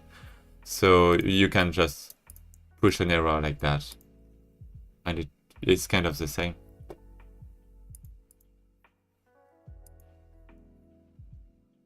So now I can implement that in the child and just return.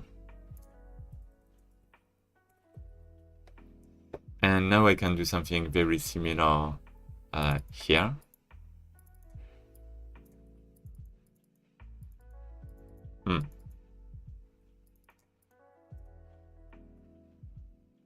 And instead of procedural, so instead of having that, I can, well, I can keep that as bit binding, bit timings cache. I can have some kind of cache. By default, it's going to be null, and basically I'm just going to return that. But if this is null, I'm going to regenerate.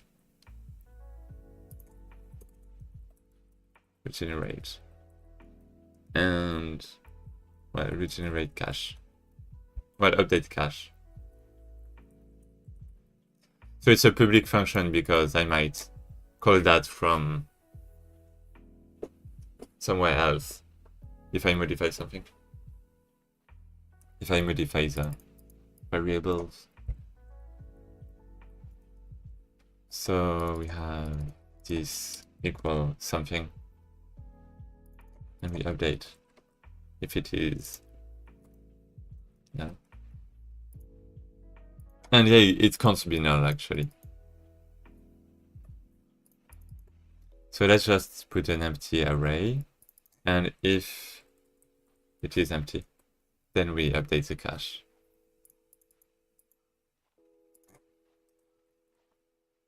And export. Yeah, we can have like a start.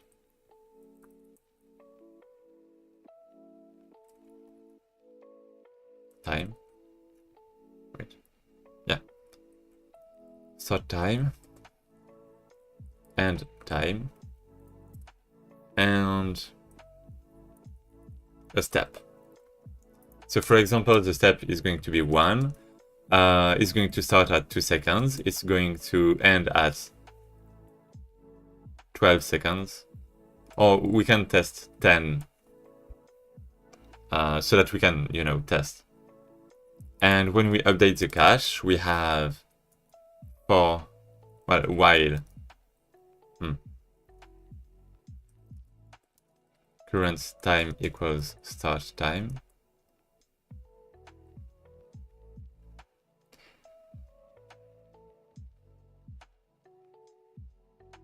Anyways, I was thinking that in C++, for example, or Java, or any language, you could have a for loop that updates floats, but I'm not sure about Godot and GD scripts, because in Python you can. Yeah, in Python you can, so you can probably have for time in range, start time, end time, and step rate. And now I should be able to have that dot pushback time. Right? It's an int. So to iterate over floats, convert them into loop. So maybe it's range F.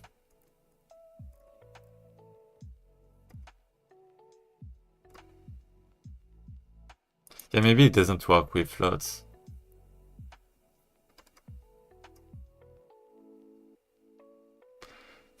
Convert them into...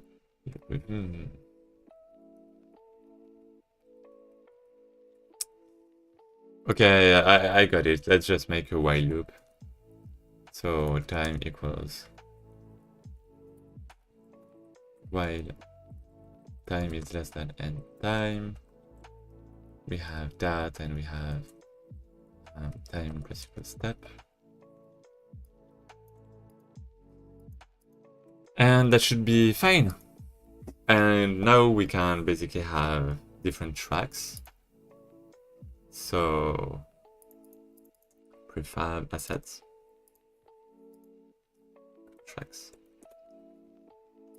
So I can, for example, have track, which is track 1. And in this one, I can set the different timings, and I can set the music. So in this one, I can be precise. But if I make this one, track 2, instead I can generate it, which is nice.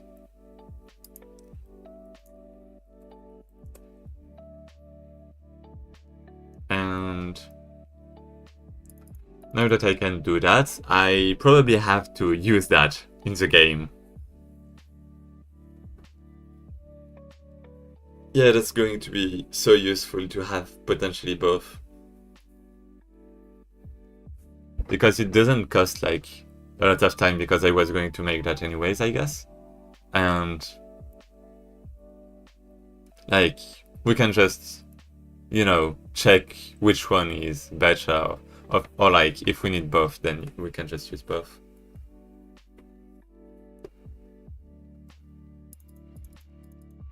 Okay. So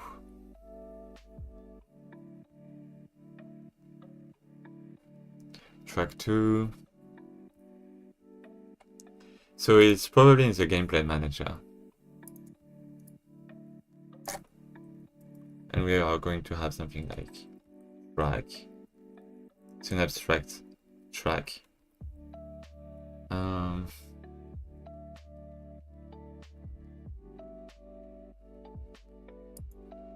So we can bind this one.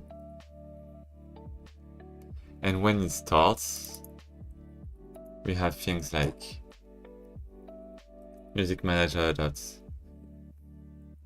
BGM equals track dot music,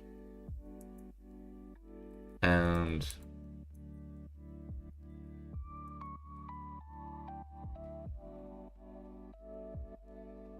what?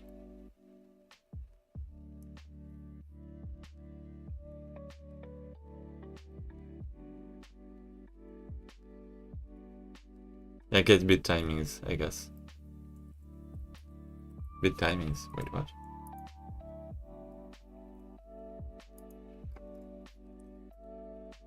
Oh, yeah. And it's track dot bit timings. Get bit timings, I guess. So if it generates at the beginning. Audio stream cannot be assigned, yes.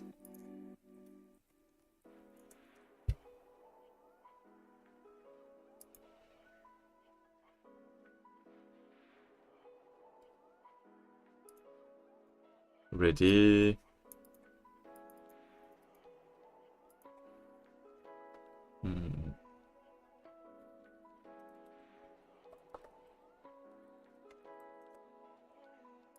I'm just going to put that here so that, you know, it doesn't have to be in the ready function because we might want to instantiate that earlier. So let's make a function instead, and we are going to call that function here for now, after everything is set up. So yeah, I'm really thinking about having that in this node instead, but it should be fine like that.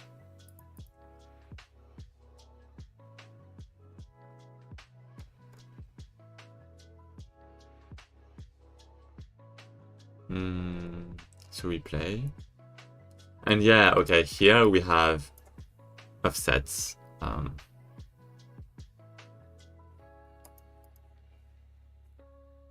it's going to depend on gameplay. I'm just going to do that so that I don't forget that it's a minus and it's a plus. Okay. And it's supposed to be the same variable. So okay, we have that.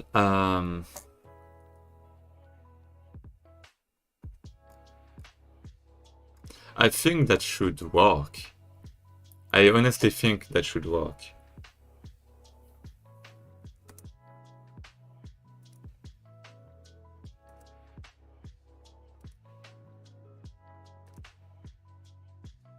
Okay. What if I modify that?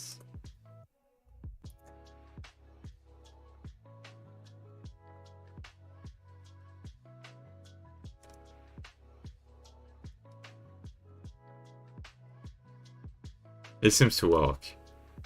That's good. That means we can generate beats for the gameplay. And we could even have basically a resource that generates that based on the music in itself, based on the amplitude and stuff. That could be possible. That might be a bit too extreme for the jam, but that's possible, which is nice. And yeah, we could even let players mod the game with their own music and stuff by maybe downloading from a link or something and generating based on that.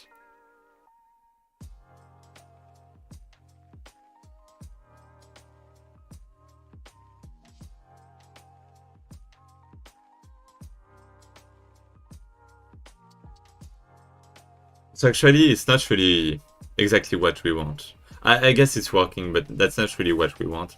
Because in the game, it's not going to be every beat. Right. And yeah, we do have the different inputs too. But yeah, basically it's going to be on a window.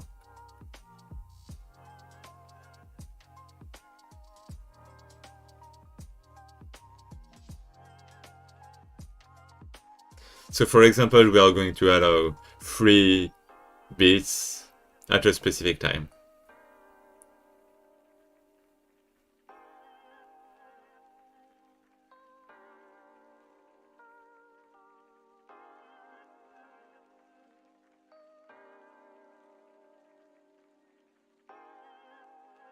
Yeah, no, I actually want long things, long musics. I actually want to get really overscope.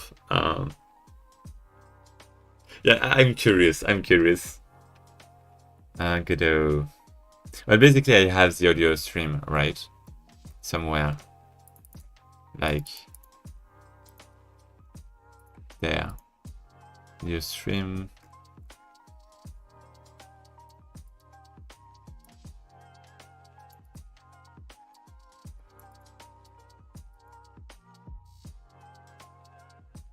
Okay. What? Do you really have that? That's incredible. Oh yeah, yeah, no, never mind. That's still incredible.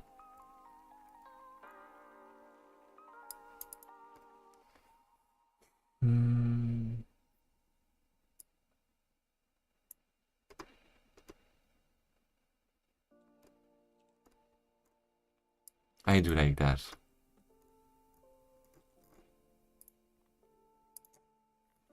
To get the intensity of music. I think it could really work if we have that. That's why.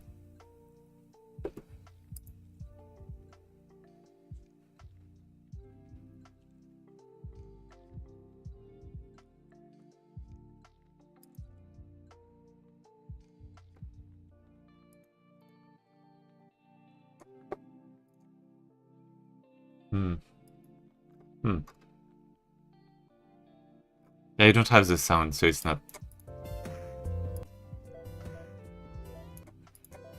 Anyways.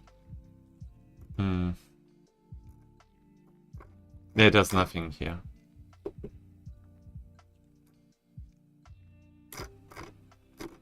Go to music plugin, what's that?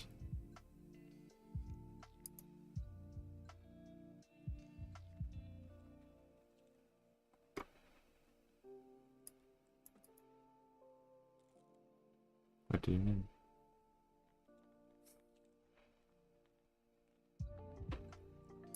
What do you mean?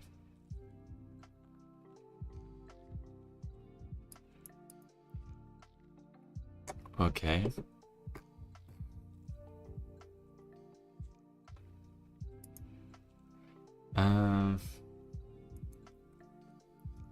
Get the intensity. Well, I basically want to sample, right? And if I want to sample, it's that. Is it? What do I sample?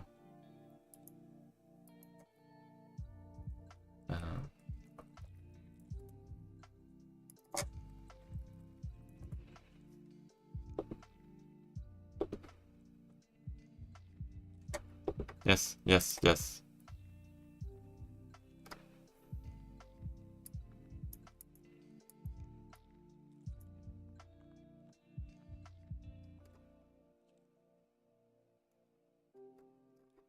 So it is closed. So it's probably, there's probably something out of a bus. You can add an audio effect capture to it. So does that mean I have to render the music? I don't want to play the music without taking care of the audio file type.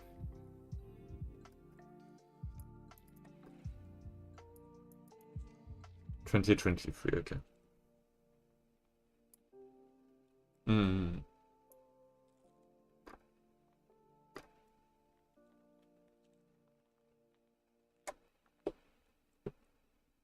Yes. But there's no way you can get non-real-time data from the server. Yeah, I mean, doesn't matter. Okay, so duplicate. It's still opened. It's still opened. Yeah, actually with Godot, I think it's the first time I'm going that much on GitHub issues and proposals. So, recent game chart editor. Yes.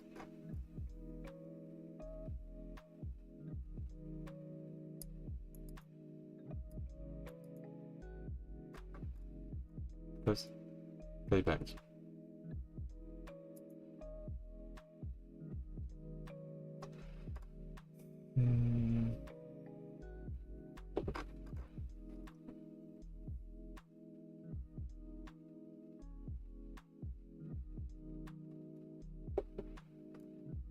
Get data, yes. Ah! Yeah, it's mentioned, but it's been closed for duplicate. Essentially the same as na. And there's nothing else. Let me crash. So it is streamed through the audio system.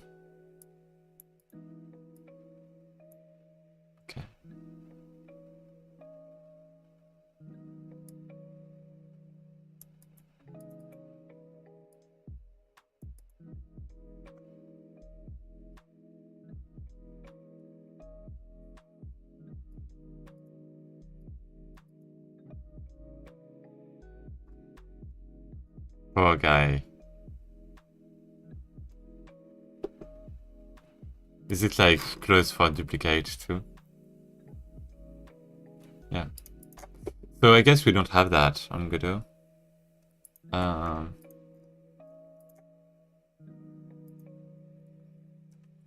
Godot gets raw sound. It's the same thing, right?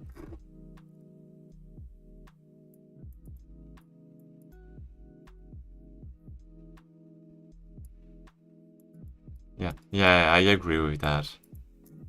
Like, why? Why is it not possible?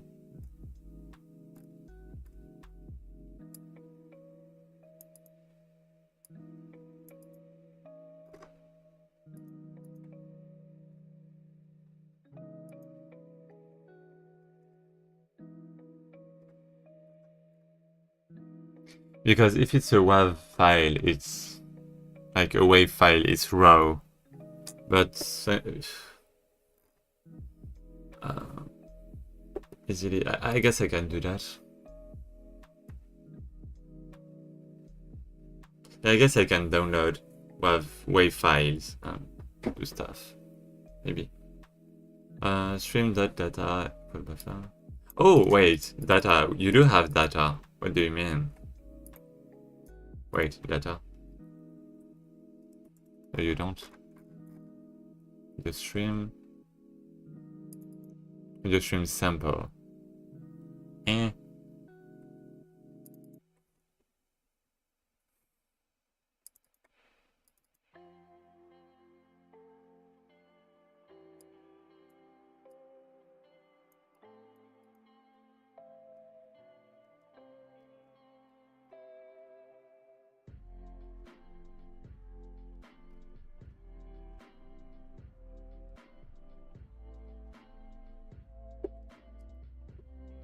I'm going to see that for later. I'm just going to go back here, go into settings and priority. So you have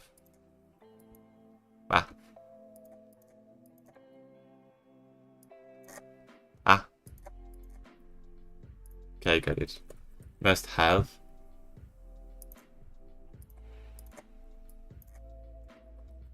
Should have.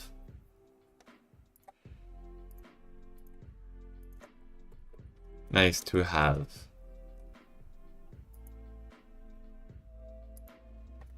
And British bug. Well, I mean, yeah, British. Which is like green. And must, should, nice, British.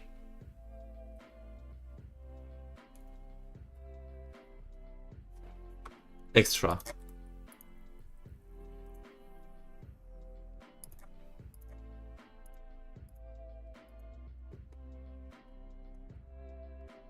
And as an extra, what I want is, so basically everything I have is must have, I guess should have, must have, must have. I guess that's British.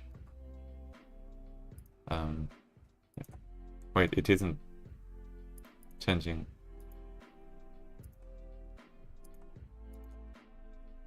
There's no icon. Is it because I have to refresh? Yeah, okay. Make shop. Shop items. Leaderboard is an extra. And let's players link their own .wave to play on their music. That's what I want. Well, I think it could be interesting, rather. Because, you know, it's a bit like a Friday Night Funkin', right? Like, the base game in itself isn't really good. Well, it's not excellent.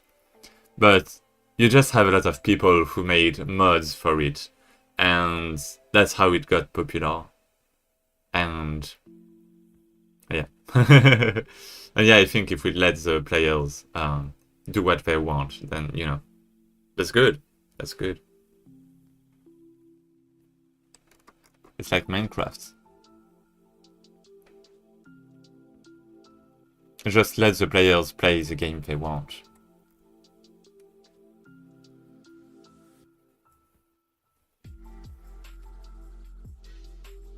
So this one is kind of done, I guess.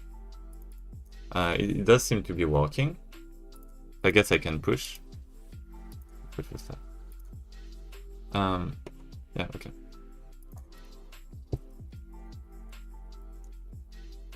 I guess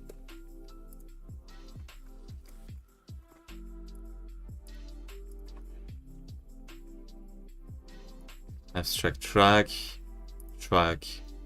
procedural track here, just in case. So git statue.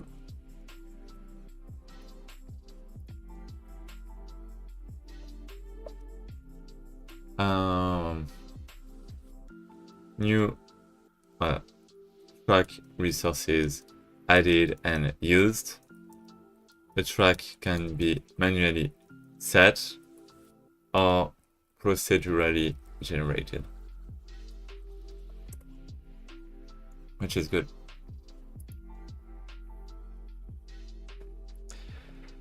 So now what I want to do is basically have some kind of window.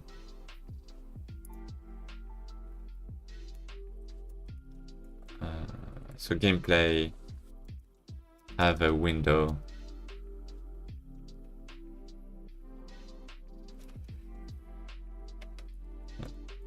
Basically only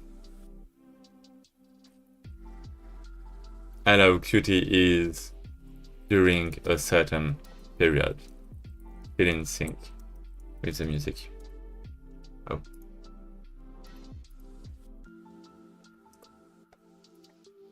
I mean, we can have whatever we want for that. Save.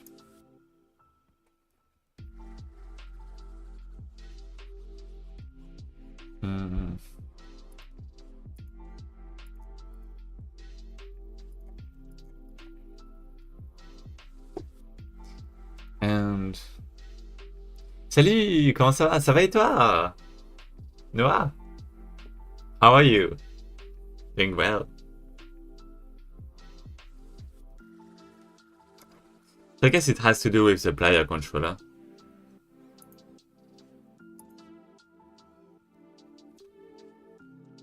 Ça va, merci. Hey. I'm thinking that the gameplay manager actually is server side. Like if it's a multiplayer game, it's actually server side, and the player controller is client side. So the player controller maybe should communicate through the gameplay manager to touch everything, including the generator. Actually, the generator is... Oh. Tricky. Doing just about fine. Nice.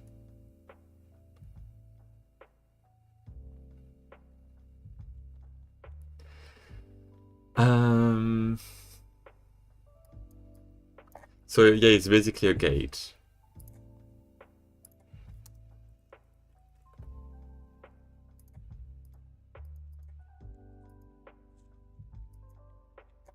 So we have the gameplay manager. Maybe I don't have a type for that.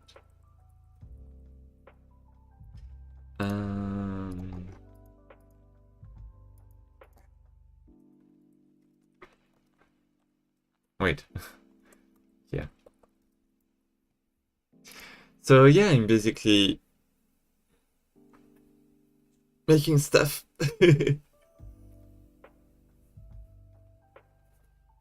Yeah. How's the game? That's going well. And yeah, since Brackeys is back, you have like so many people.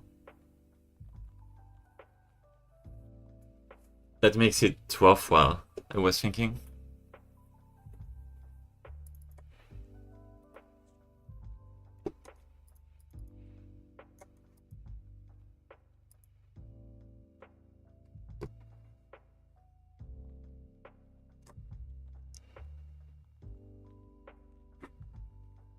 Yeah, ideally, if it's a rhythm game, then some things in the environment should move in sync with the music, ideally.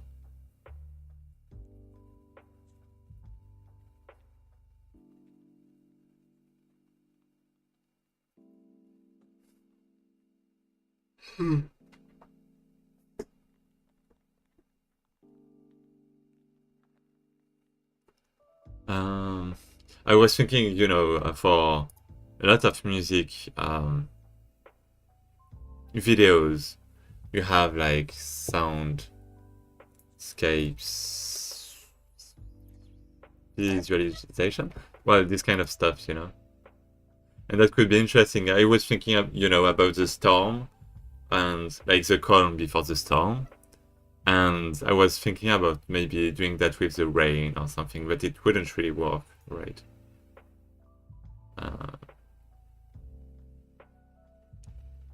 That's it.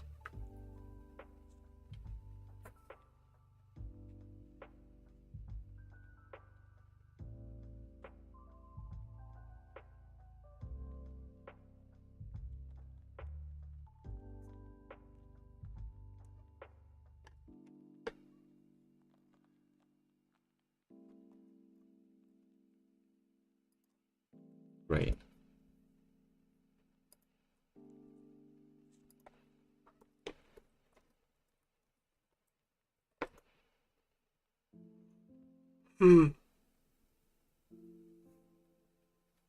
Anyways. Gameplay manager. So we have the player controller. And in here we can. What can we do? What can we do? Let me check.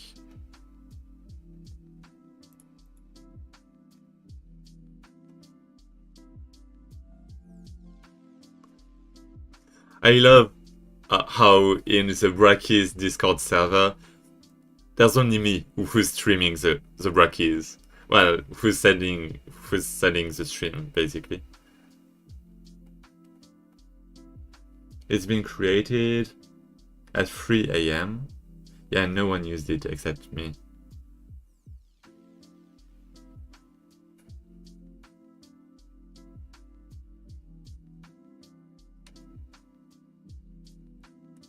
Crazy. Crazy. But let's work. It's already been almost 3 hours of stream and we don't have much. But I guess we have the game. We have the game. I mean, yeah, we basically have the game.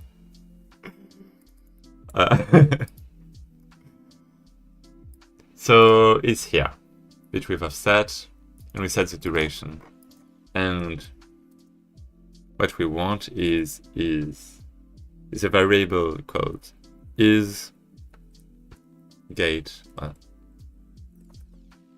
is gate opened? Maybe. It's like if the gate is opened.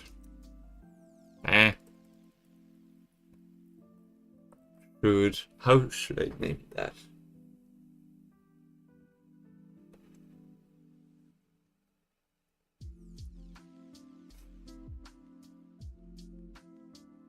Should add QTs.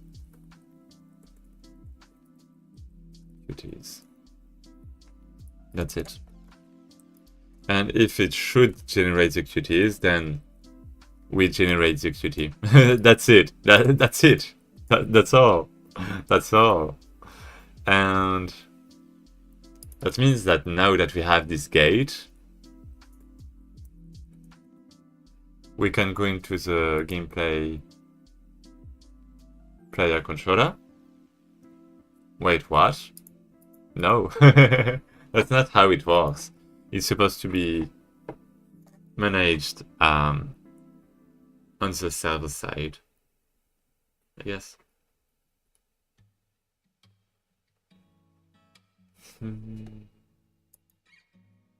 Wait, it's kind of tricky, but anyways. So we have basically a guy that is going to come and talk, you know, minigame, and going away.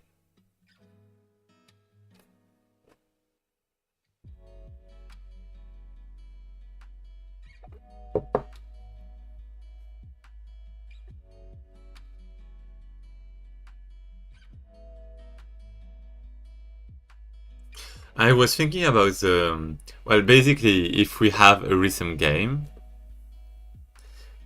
then that means most of the time the music can't be stopped, but then how can you make a pause menu? And I was thinking about Osu and Osumania. Osu and Friday Night Funkin', and I think it just kind of fades out the music and comes back when you quit the in-game menu. So it's not a problem. But also, that means that we can't start the music at the beginning and have dialogues or this kind of thing. And basically, I'm wondering how it's going to be decided, like, the gate. Like, when is the gate going to be opened? That's my question.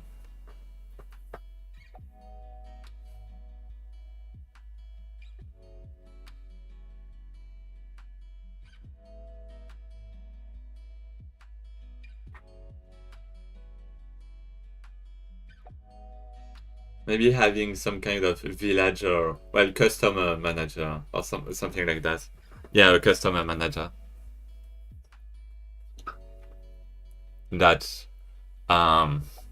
you know, manages the customers and when they come and this kind of stuff.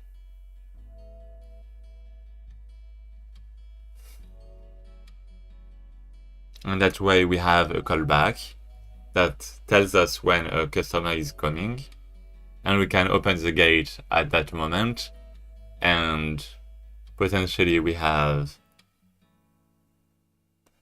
so we have a customer resource maybe, with potentially sprites and that kind of stuff, and animation maybe, or is it maybe a prefab? But anyways, and we have the type of the customer too, and that sounds alright. So not.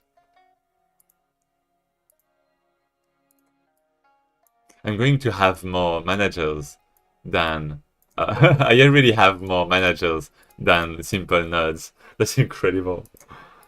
And this is customer manager.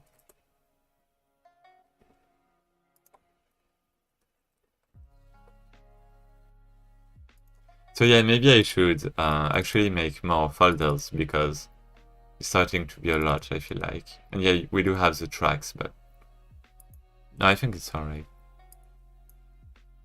Maybe for the customers, we're going to do that.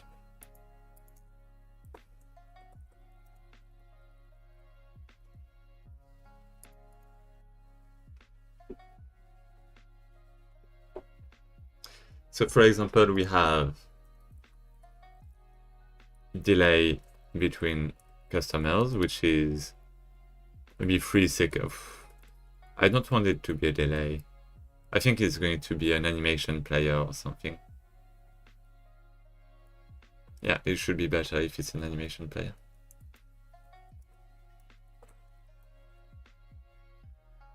But it depends on...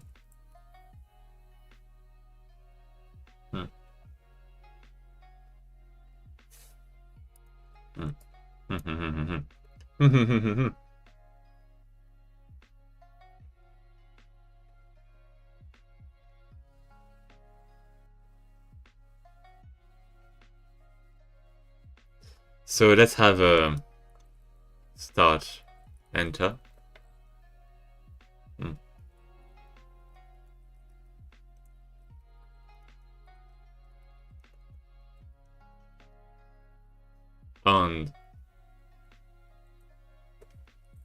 And customer enter. Yeah, it should be entered, but okay. I'm trying to have some kind of nomenclature. So and so let's have that.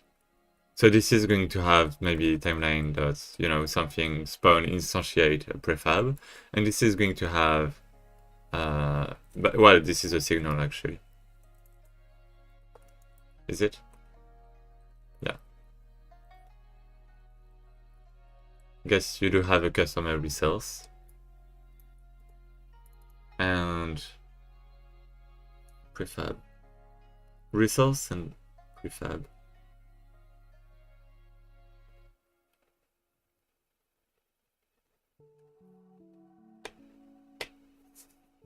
Let me look back at that.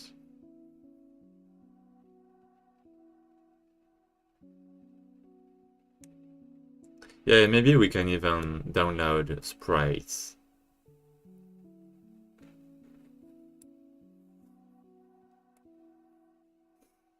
I'm thinking about so many things. Like so many mod things. To let people make their own game. Like letting users download images to have as sprites.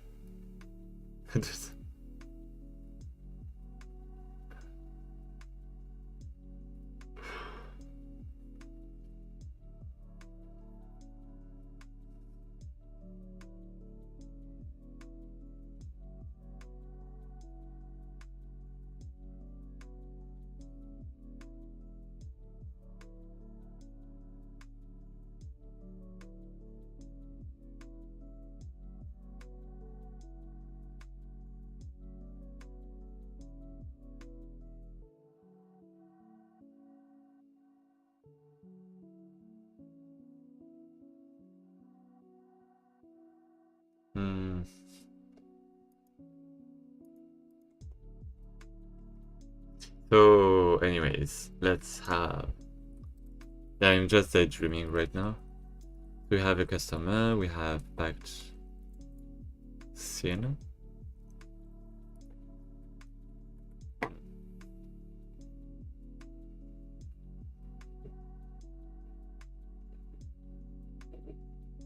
I guess it's alright this way, because if we want people to be able to mod, then it's better if it's a resource.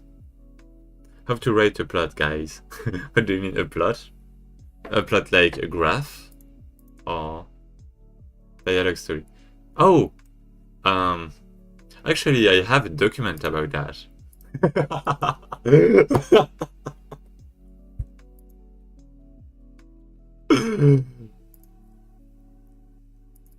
I'm not even kidding.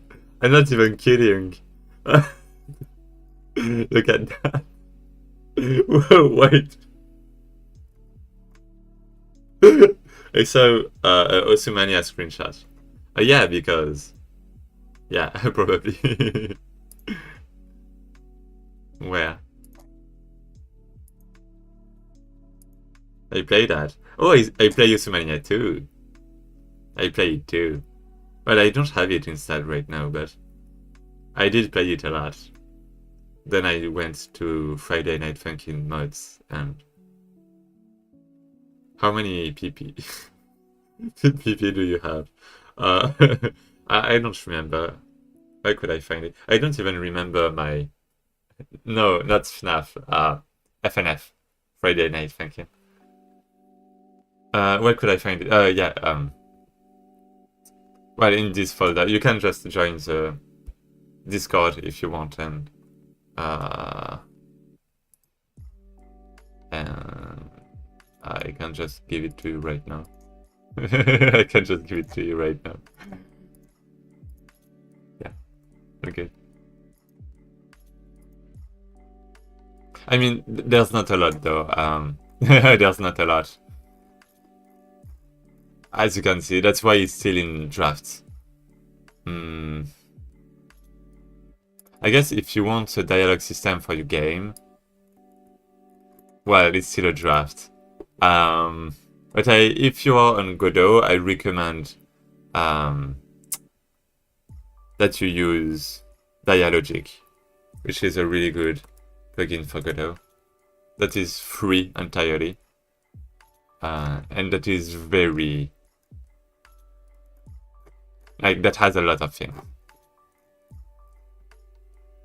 This one, just download, you know. Yeah, I have so many Discords now. Thank you, you're welcome. But yeah, if you want to write a plot, I guess it depends on your story, because I already use plugin for adventure game. Okay. And yeah, I think the plot is not the main goal in itself, right? It has a dialogue system. Oh, okay, well, good enough then. And yeah, I think the plot isn't the main goal in itself. It's like, well, it depends, I guess. Well, I have a game designer friend that told me that when making a game, the core of the game was not even the mechanics of the game, but it was what you wanted to make the player feel. And like, what do you want the player to feel? Because, for example, you could have a simple game where you can walk your dog outside and this kind of stuff. And even without a plot, you can make the player feel, maybe, you know, make the game cute and make it feel, you know, like warming the heart. That kind of feeling, right? I agree. No, it is. The plot should be specific. It's a jam requirement.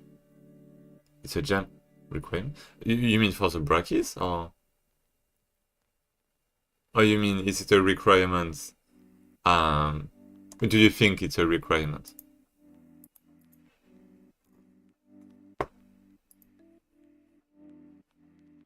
I actually don't have the Brackeys open.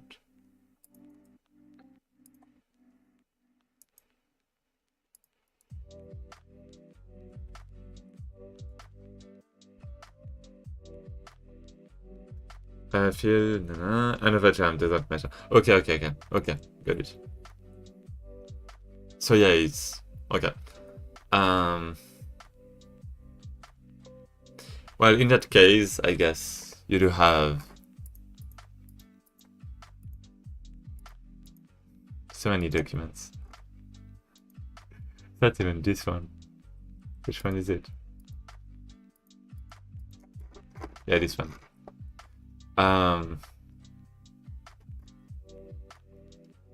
So yeah, you often have this kind of stuff, and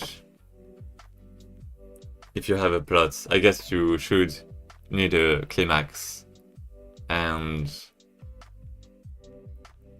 well, it's hard to know what you're doing, but I guess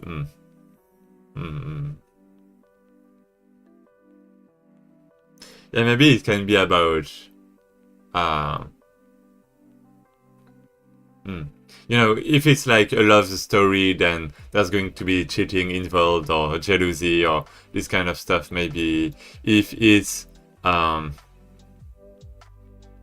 superhero story, then, you know, Batman, that kind of stuff, then maybe you are going to have the hero or the city be threatened, and then you're going to have the hero just beat the bad guy. And denouement. Oh, that's in French, I just realized. No, that's in English. Rising action. Never mind. If it's I've watched a video about enemies, and that in stories, like, enemies were really important, but that sometimes, well, enemy just means what is preventing the protagonist from achieving what he wants and creating that tension. And basically the enemy can be yourself, and for example, you know, it can be an addiction, like for example gambling or this kind of thing, and you have the hero, well, the protagonist gambling, and you know, at one point there's just like a big turnaround. You know, that can be the plot too, I guess. Well, you have to structure it more than that, but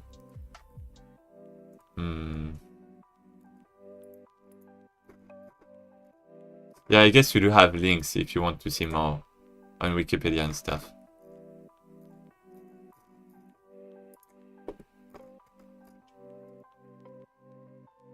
Are you like streaming from yesterday? No, you were streaming when I went to sleep, and I'm streaming right now. I'm so tired of thinking already. I mean, if you don't have any idea on what your story would be, then you can just maybe random words generator, and you know, random story generator, and you know, you have like words, surface ratio, yeah, maybe not collage, or maybe collage, maybe a story that has to do with collage. Plots. Okay, it seems to generate the plot, so you can go there, I guess. Random plot. That's really ID generator.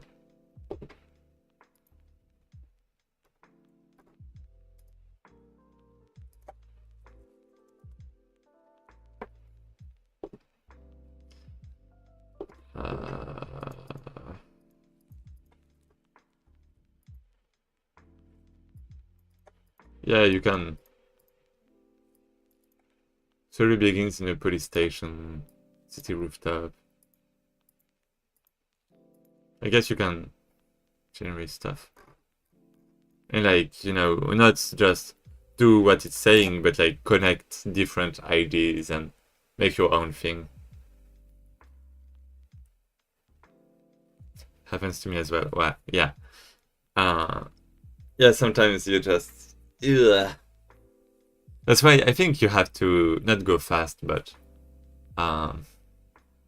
if you spend too much time on something, you're going to feel dull, and just be slower, and you know. I can't think a game for Jam. ID generator. Conservative ratio decrease collage. Facts.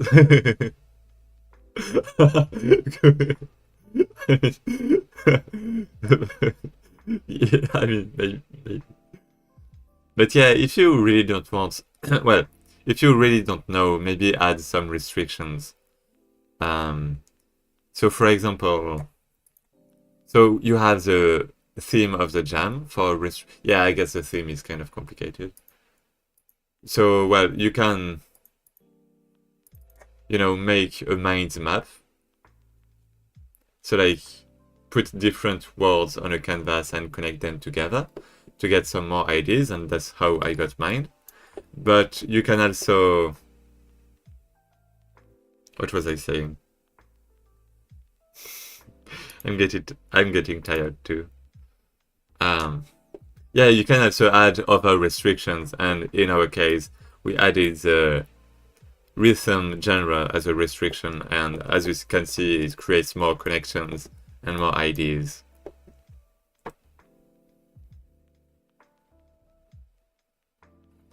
When making games, I'm the same as with relationships. I'm very productive for a short amount of time, but then I need to rest for a bit.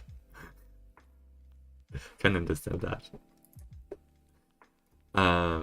But yeah, I think that's kind of the same for me. But to me, like a 1 week jam is short. And if I participate in multiple jams, then, you know, I'm productive for a short amount of time, a lot of time. like constantly. So I think it's kind of working. I think the stream is really helping me, to be honest.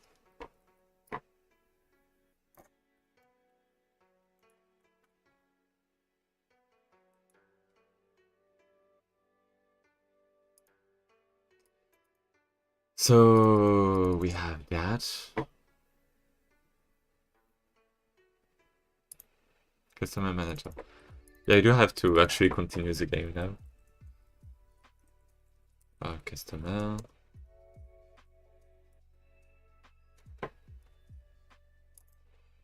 Well, let's have a folder for that.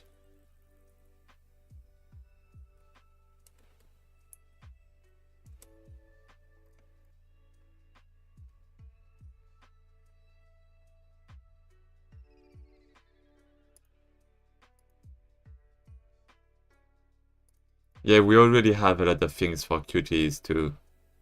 Customer manager. Let's maybe have a folder for that. Boom. Here we go. Now it should be a bit more clean. A bit cleaner. You said brats? It's the same, but there's 3 more songs, so it's not. What? Music album title. What?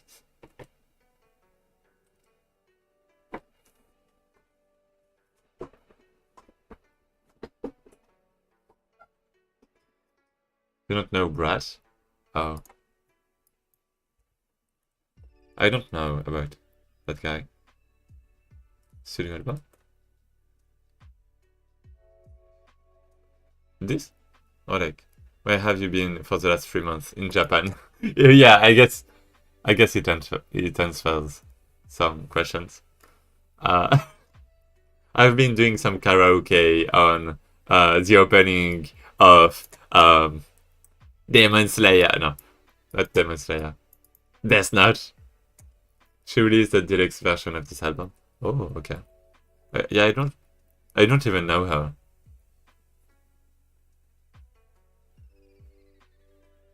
Maybe I've already seen her before, but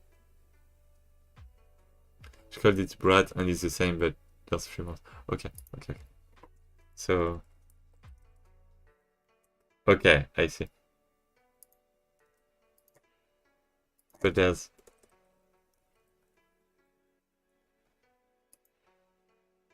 so it's not. Got it. That's incredible. That's incredible. There were a lot of memes with the album cover art. Okay. I didn't know about that.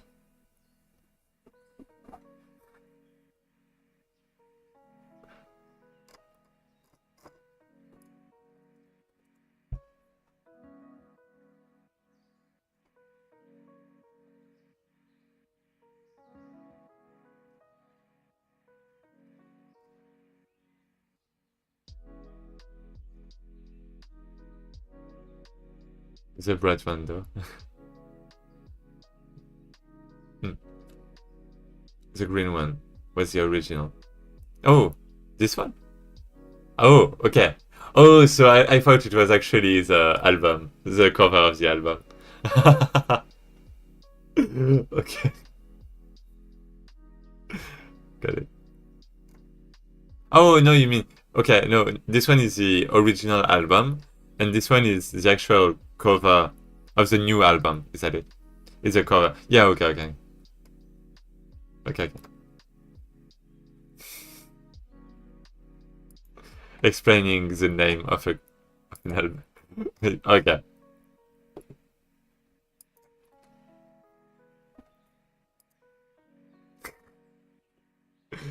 There's... Oh, okay. Yeah, I thought there was like a Reddit for that specific meme. That would have been a lot.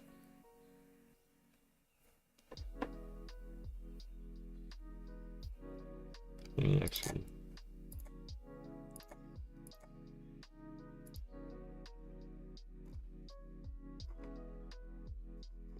Oh.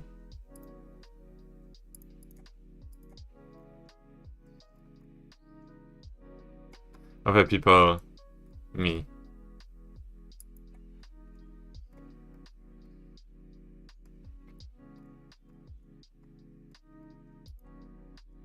But welcome back.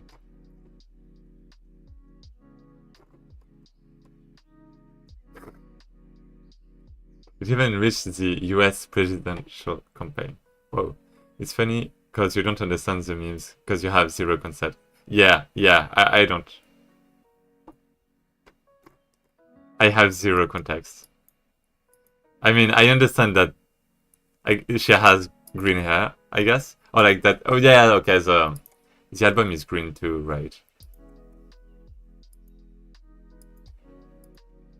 Yeah, I closed it, but yeah, the original album is green too.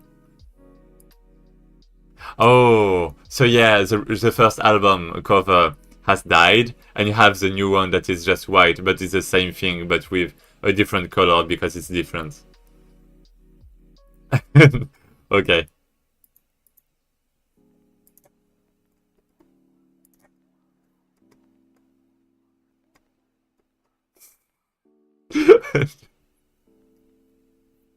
Anyway. Yeah, I don't really understand the other one. But I mean, except that it's green, I guess. Yes, so smart. I mean, you just told me about it, so. Yeah, our songs from the album. Oh. Okay.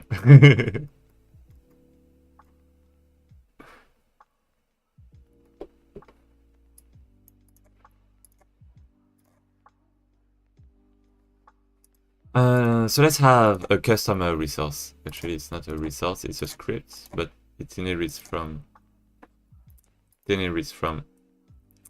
resource. Is customer resource. I like putting or S or C at the end. Customer. Yeah, I guess I can also save that actually. And you know, let the player put his own textures and resources and stuff, and save that, and keep it for later. Yeah, that can be a good idea. Yeah, you can actually mod things. Yeah, I do want that. I do want to mod. I do want to make mods. Anyway, so we have type. But I guess if we want the player to be able to mod, that means it's not going to be an enum. An enum would have been great, but I guess it's more like an ID.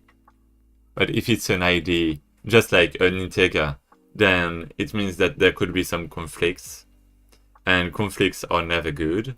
So if we don't want any conflict, then that means it has to be a string. And basically mods are going to be mod, progs, and the name of the thing. And like that, you're sure there's never going to be a conflict.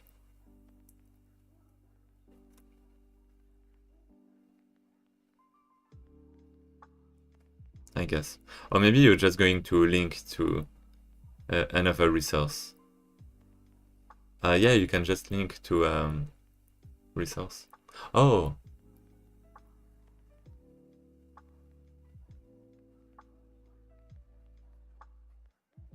Yep. Like customer type resource.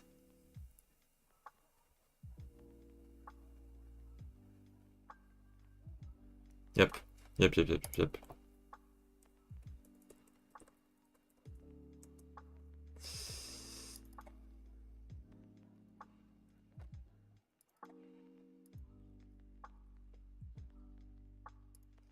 So this is name.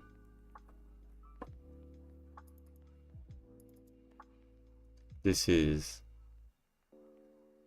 type.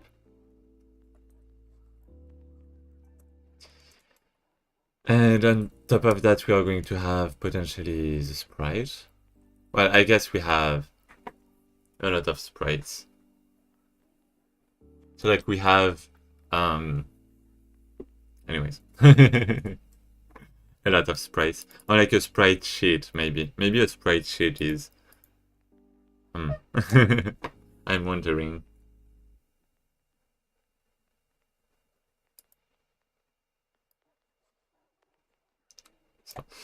So yeah, it's actually a texture. I do want to see the message. Yeah, we can't export because we can't save in a 2D. Got it. Interesting. It gives some insight on how it's made.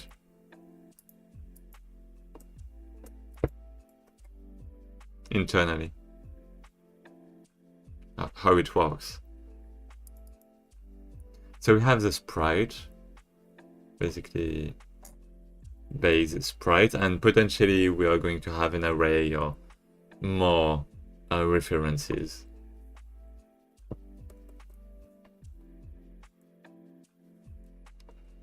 But for now, a base sprite is enough. And we are going to have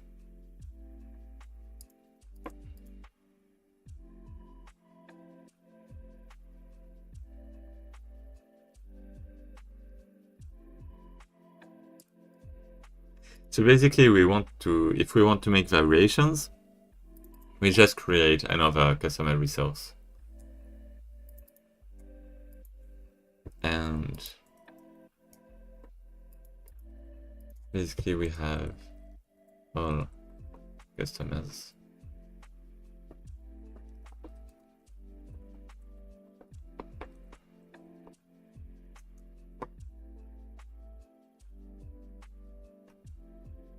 Well, all possible customers.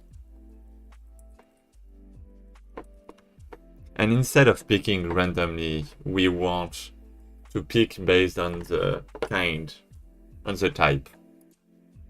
So we have type to customers, potential.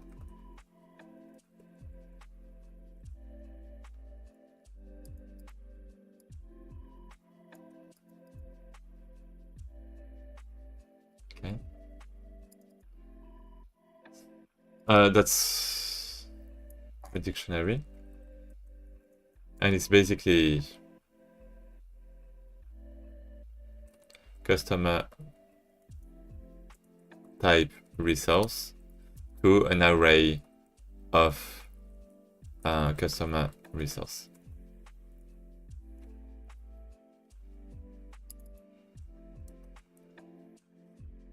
So on the ready, we are going to go through that. So, in that.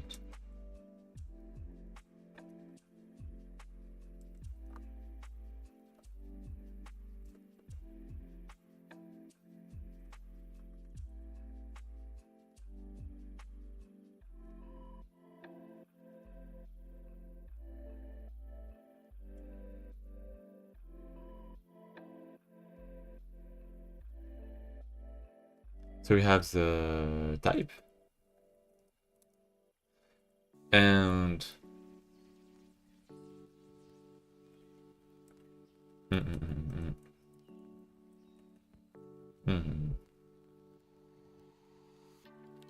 basically we want to push back.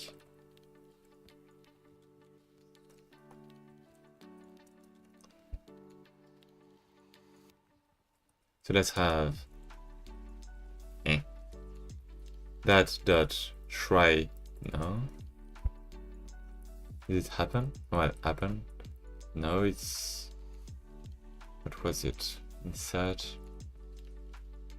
or find? No. Let me go back into the dictionary class.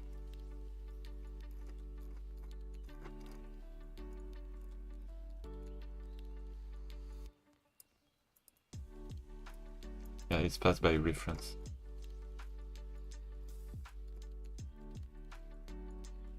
Get or add. That's what I want. It doesn't exist. Get or add. What do you mean? It exists. It's supposed to exist.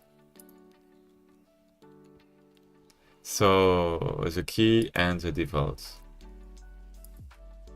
So the key is this one, and the default is array.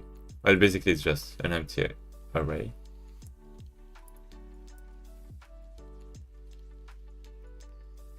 So it's passed by reference, right? Type customers. So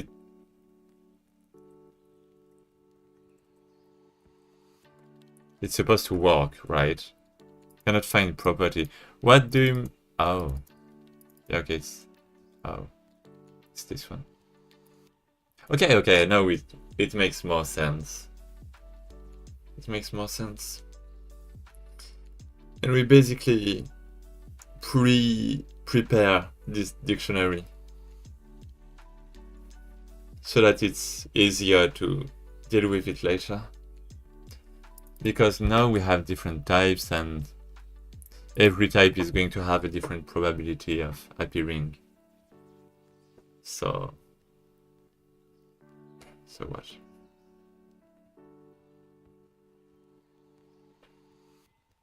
It's a bit tricky. Because the total of the probabilities should always be 1.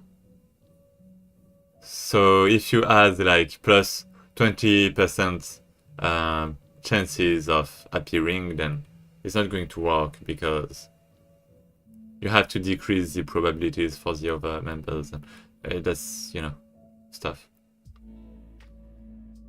Well, you can probably do some stuff, but then you have to normalize, I guess. But then it's not the probability that you are modifying. Is it? Oh.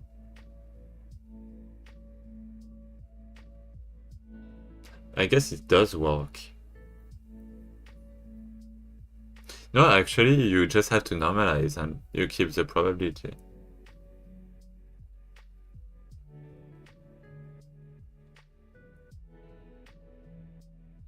Yeah, actually, that works. Okay. I thought it would be more complicated, but I guess maths are incredible.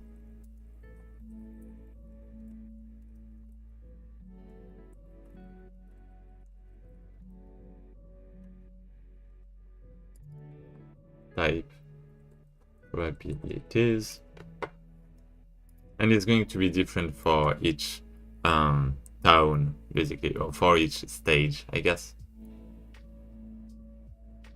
for each level. Okay, so we have that. I guess it shouldn't be an export. I guess it depends. It depends. So we cache things.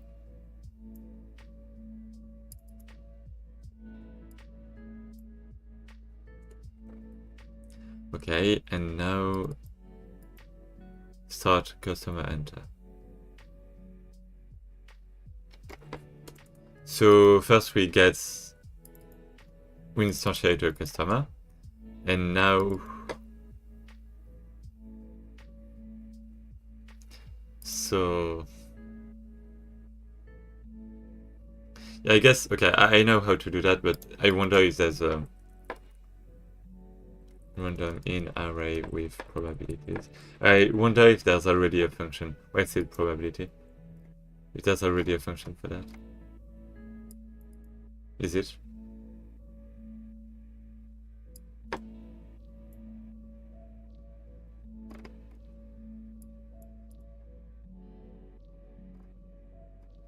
What? Normalizing is expensive?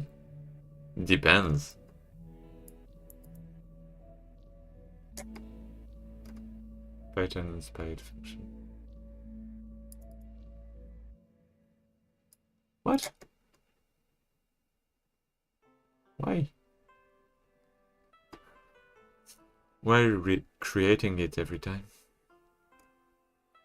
But yeah, you don't pick that every time you... Yeah, you normalize when modifying the wave. That's it.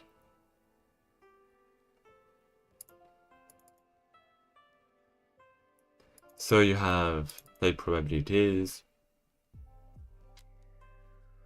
on customer enter, you have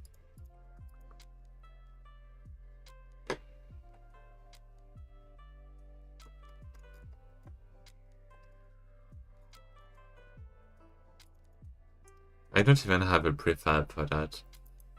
So I guess it's scene, 2D, customer. It has a sprite. Strangely enough, it has a script.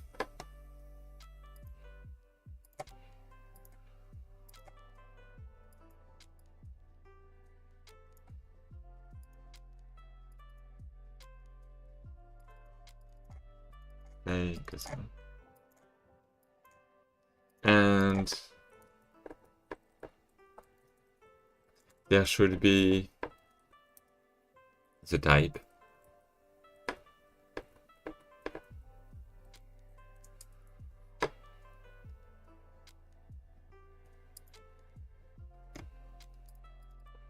So this is customer. And you have the type that is pick random type, basically. Well, pick random customer, I guess. Well, yeah, okay. I guess it's not type, it's customer resource.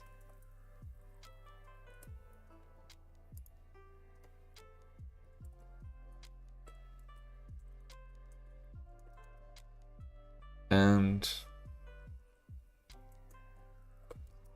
pick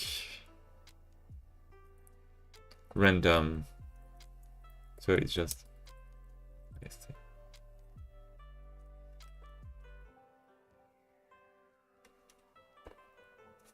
yeah, okay. Pick random type.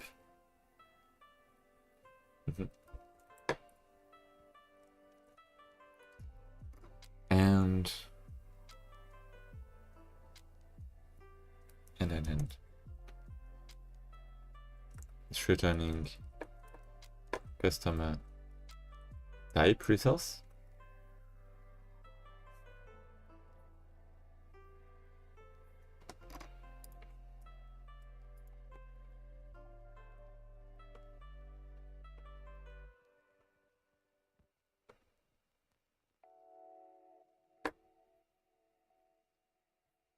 So now we just pick a random type.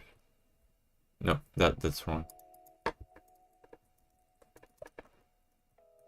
So this is a type, but then we have that. And that gives us an array, and basically that's potential customers. It's an array of customer resource. And then we just pick something random in here. Probably. So pick random type. So it's wasted. So we can just have number generator.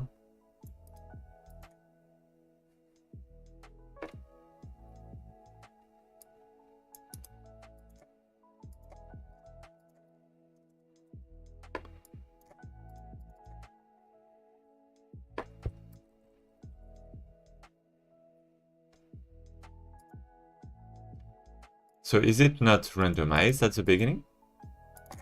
And wait, does it exist? Identifier. Yeah, I mean. Fine. Can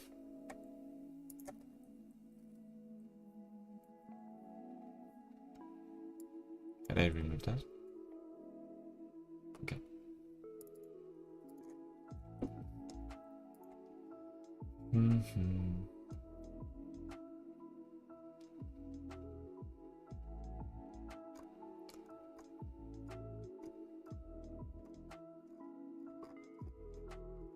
So seed.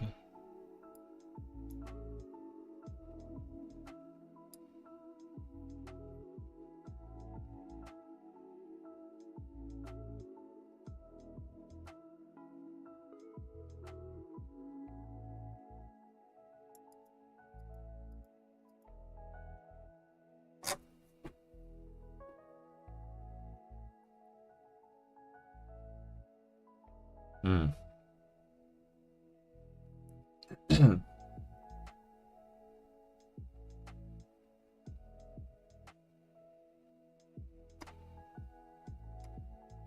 Okay, you have the steak. That's nice. Run wasted. So you do have that. So you do have that. So it's actually good. So it's actually already made. So you actually don't need a function for that. Well, really.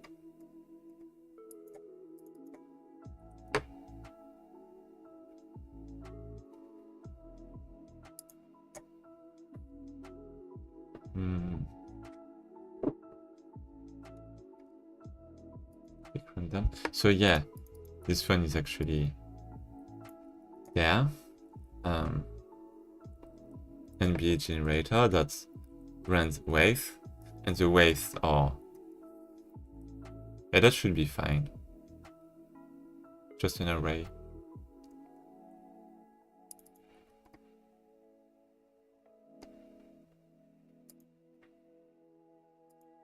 So this basically. So that gets us an int type index. And now we have. I guess we do have to link each type to its probability.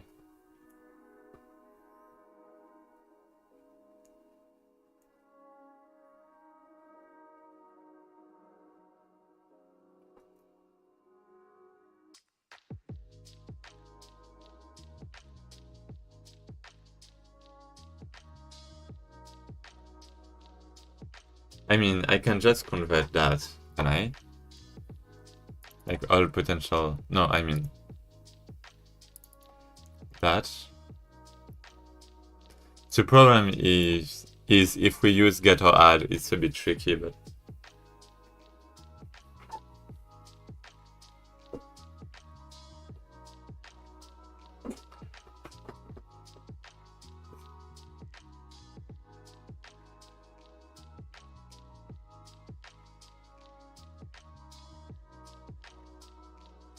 like index to type maybe. Yeah, but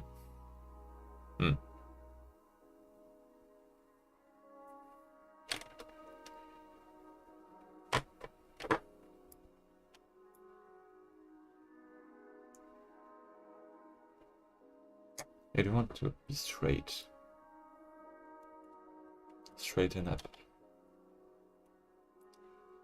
I'm just yeah. Okay. So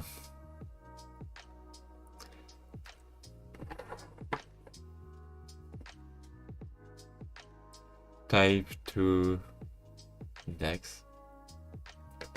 I mean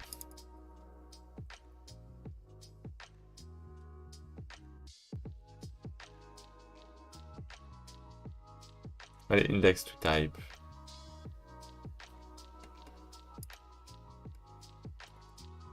So that's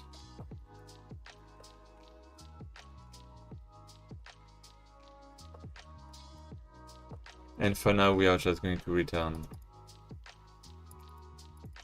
this is index.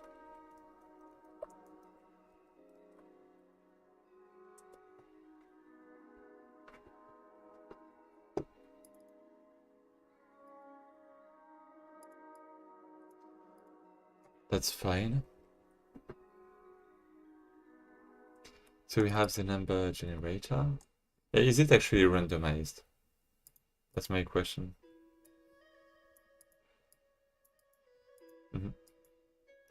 Okay, they're saying that, but then they're saying that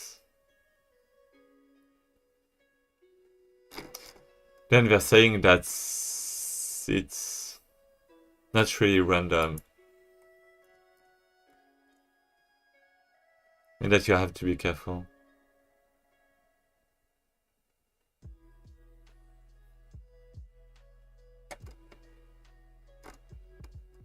So yeah, they're saying that. Basically, they're saying that you shouldn't think about the implementation, but then they say that. Like,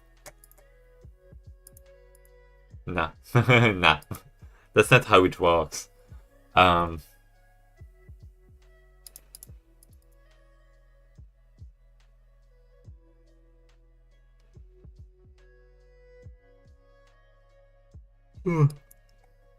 I guess we are at least going to randomize here and get a random number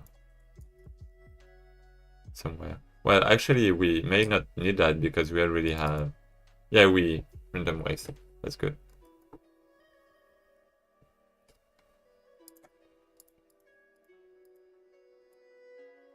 Type not declared. Yes.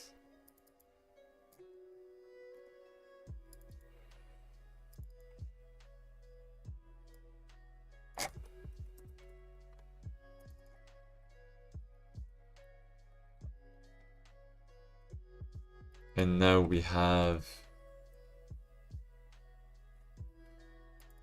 that dot is type index. Is that it? I think that's it. That's it.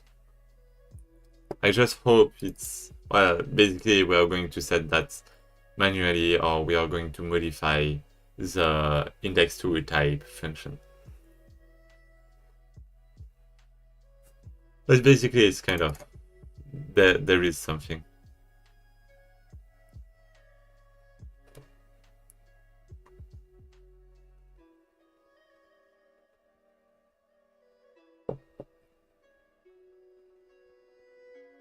I guess.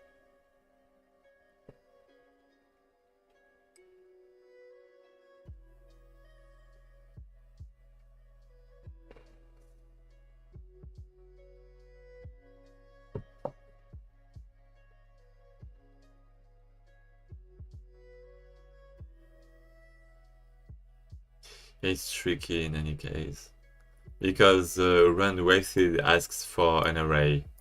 So anyway, I mean, I can just have two arrays. I can just have that. Like types.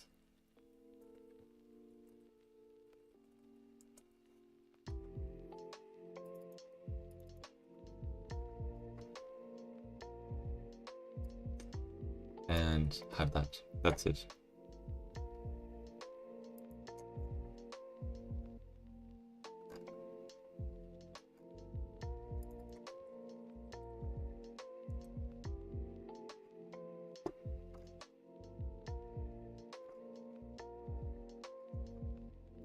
That should be all right. Pick random. So I'm setting all of that. I guess I can even put a function, but I can use a setter and I can update the sprite and all of that automatically. So, okay. So let's try that, I guess.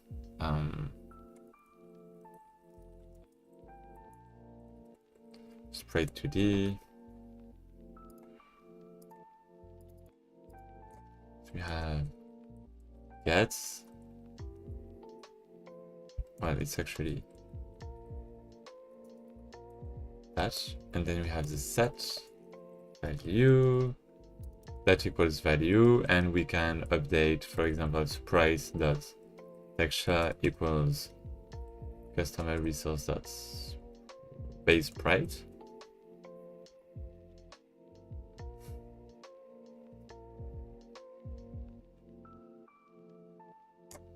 And I guess that's it.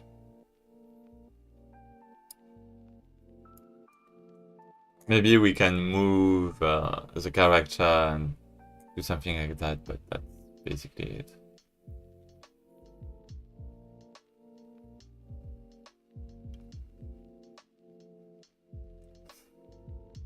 Yeah, ideally, an animation player would be nice, but it's kind of tricky because it's moving the sprite in the world. So I don't really... Maybe I don't even have to spawn, like to instantiate the customer. Maybe I can just only keep one instance and just... Yeah, but if you have one customer leaving and one entering... Well, okay, maybe you have two of them that you switch with.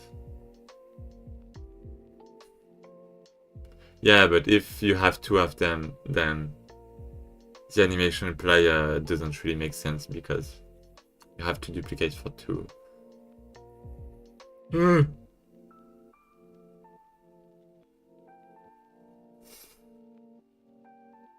Anyways. Anyways.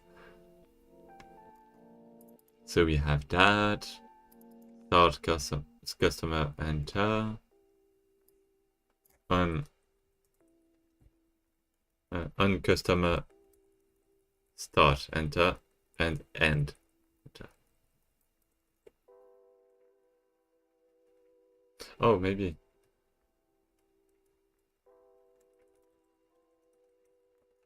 I think that's better. That's better. Nomenclature wise, it's nice too because you go from the it's a signal on customer, you say what it is about, like the type, this kind of thing. Enter, you say the action, like what it is about is the action, and you know if it's the beginning or the end. So yeah, okay, I like that.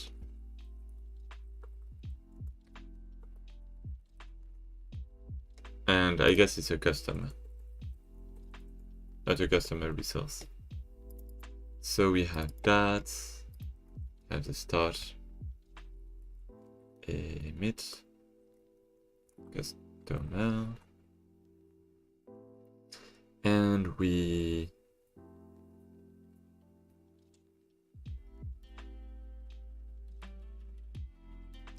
maybe appear.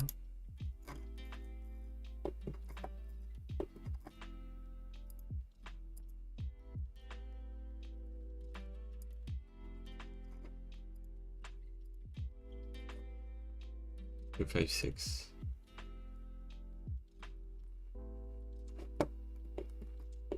Yeah, for now, let's just do that. Let's not change the pivot right away. And basically, we just have some frame of reference. Maybe we can even...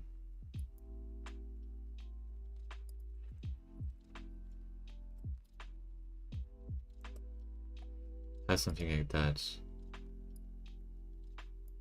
And...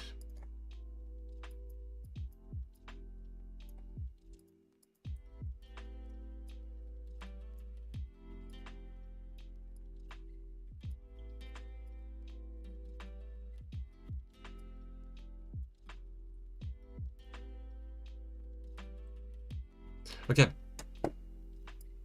Yeah, that should be alright. So we have a sprite, have the customer, and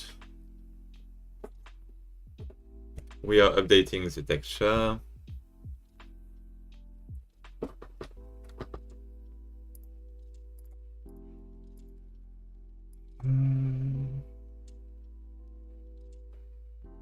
I guess I don't have the probabilities for now.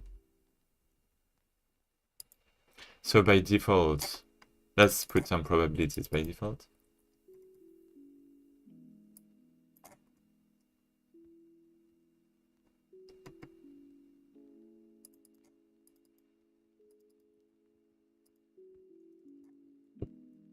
So for, I guess we can have something like types dot, and types equal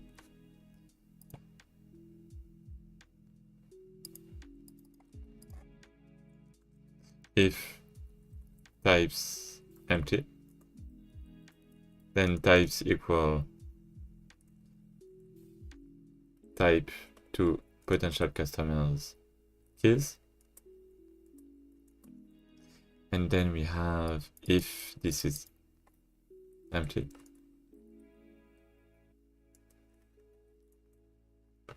potentially, then we have for I in range.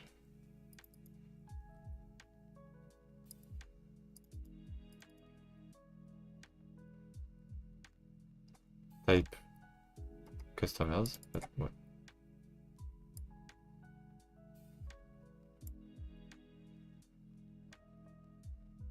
Oh yeah, okay.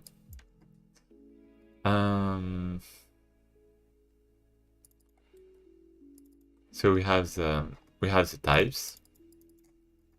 So that means there we have type probabilities dot resize maybe. Alright, I can just put the new size. Well, I guess I can just push back. And it's going to be probability just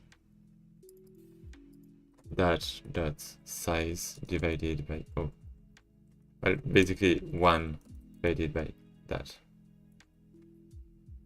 So it's something, well, at the same, it should be the same. Well, at the beginning, it should be the same for, the same probability for every type.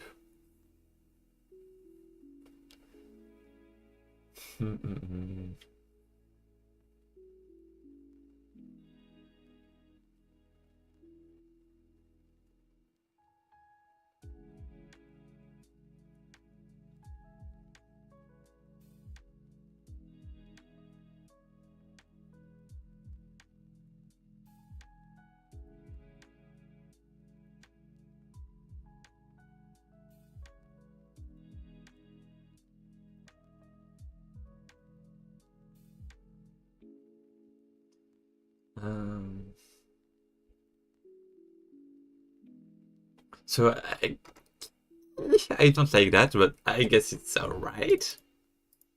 Now let's have assets. So we have customers.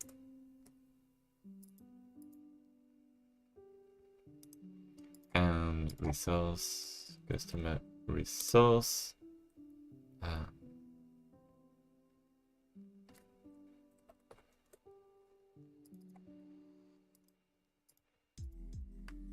Customer types.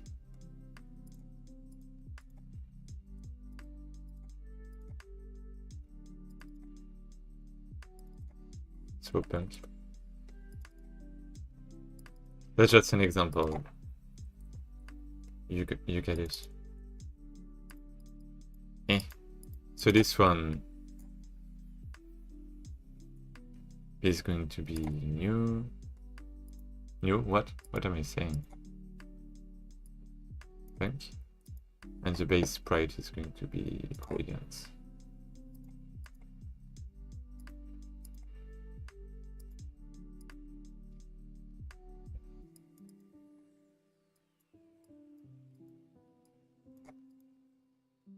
I guess it's like red.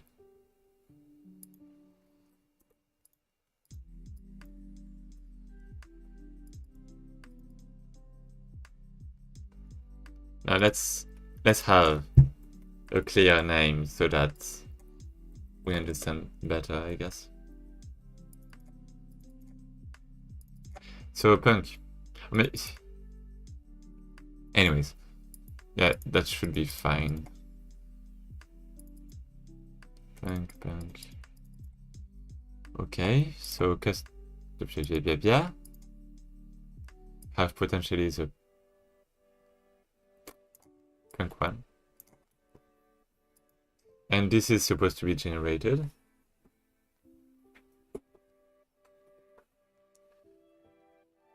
And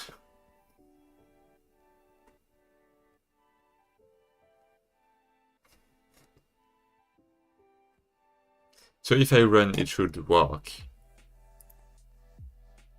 I mean, there shouldn't be anything, but okay.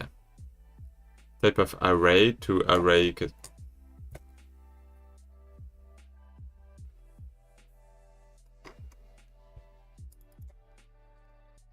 That's so stupid. That's so stupid.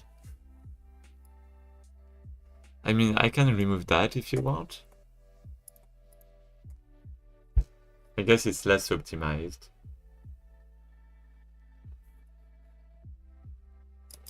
And now we don't have anything. Because the gate is closed.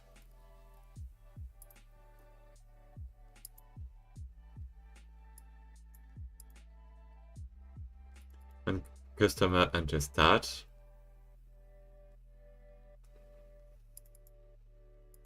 Then maybe we are waiting for something and we have like for now let's just get 3, create timer 05, maybe 1, timeout,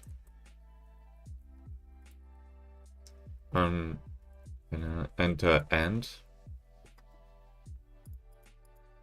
and now we basically have in the gameplay manager a reference to the customer manager.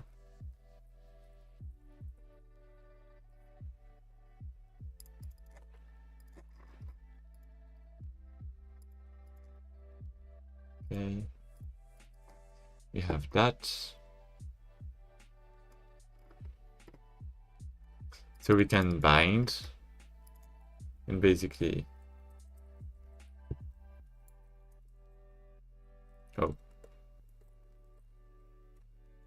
on customer enter end.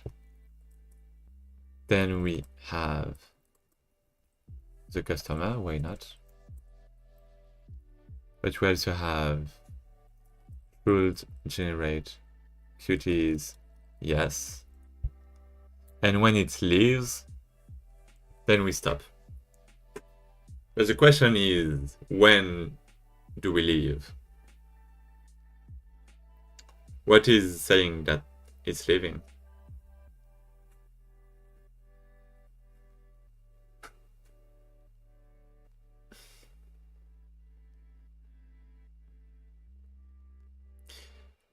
So, whose responsibility is it to say that the customer has to leave at a certain point in time? Is it the responsibility of the customer manager? Is it the responsibility of the gameplay manager?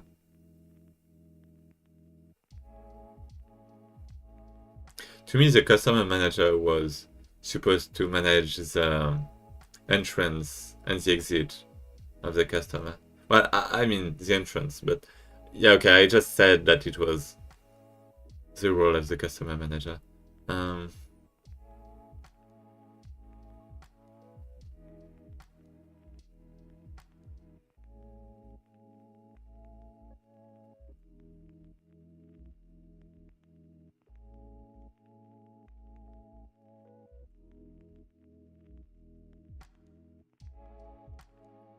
So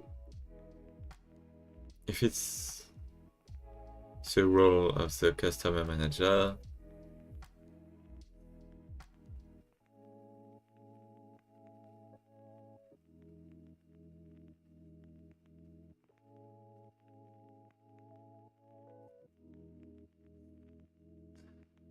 I mean, I guess it's here. No, it's gameplay, wait.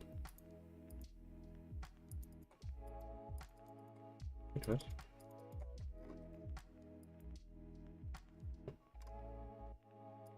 So we start. Like there should be some kind of maximum actions or like time. So I don't know if it should be an action or a time, like an amount of actions or time. I think it should be actions, right? I don't actually know.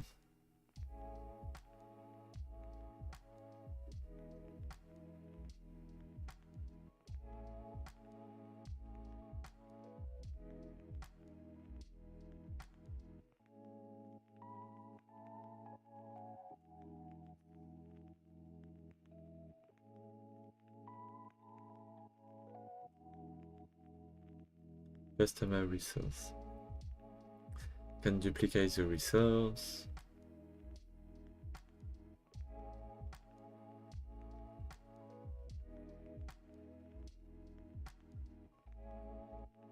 You can put a base probability. Yeah, but yeah, I can put the probability for types. And customer enter and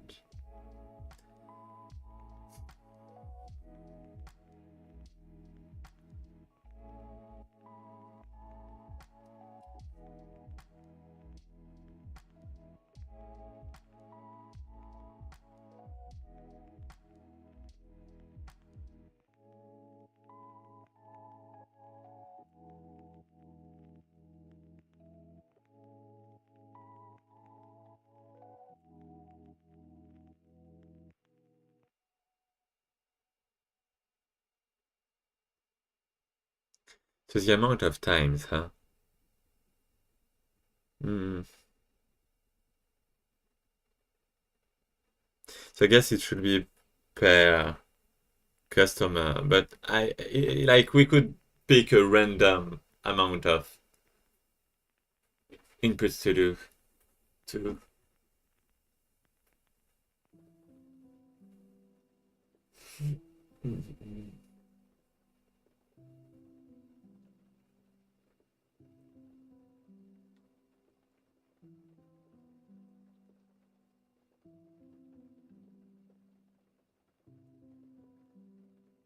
so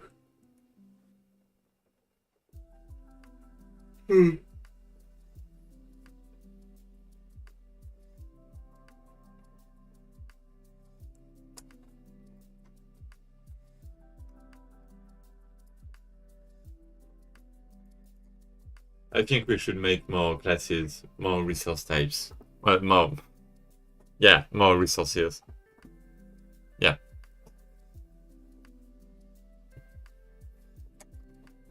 So like for example, I'm just going to make it right now because I know I'm going to need it later.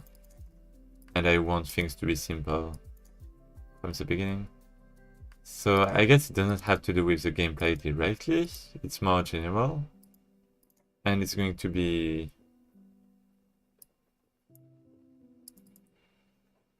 the resource. And it is stage settings, or like level settings. Let's call that a stage, I guess.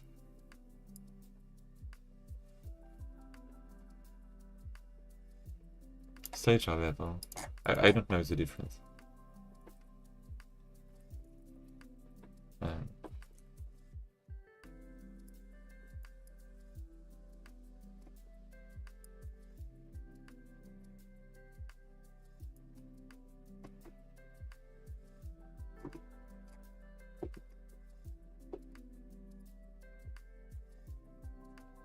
Hmm.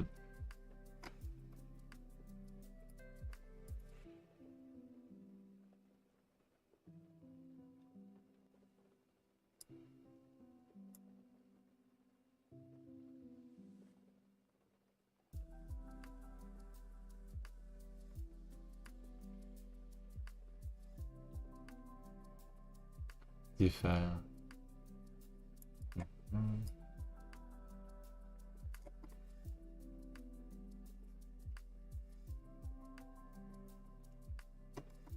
Boards.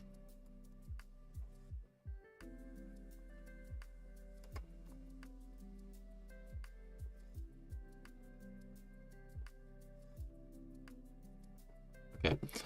So basically people don't mind anything. So let's just call that stage because maybe the player is going to have a level or something that is kind of different from a level. So yeah, let's do that. Stage settings. So okay, we have that. Okay, and now.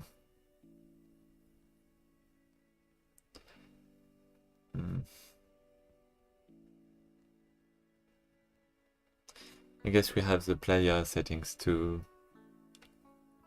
Like player inventory with the items and stuff.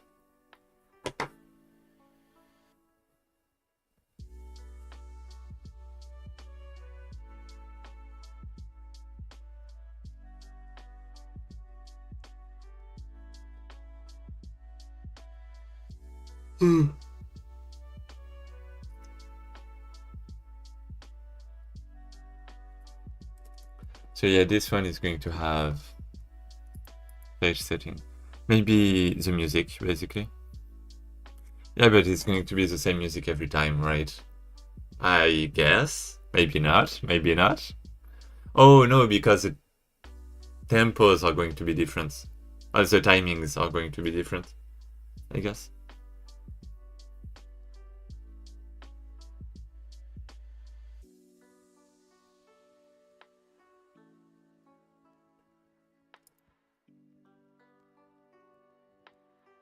So we can have another resource.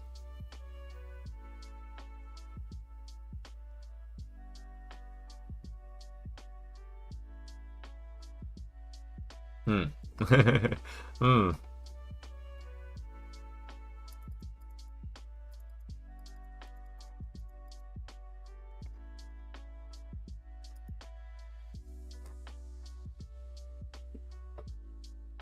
So basically, it's the customers, like the potential customers.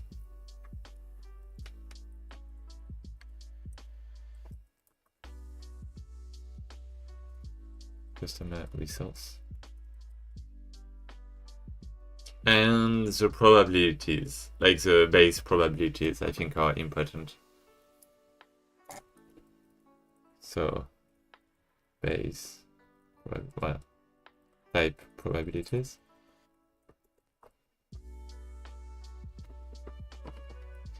And if we look at the customer manager, we have all potential customers.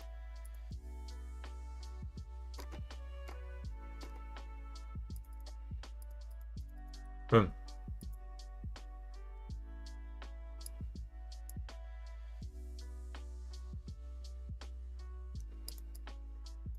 Eh.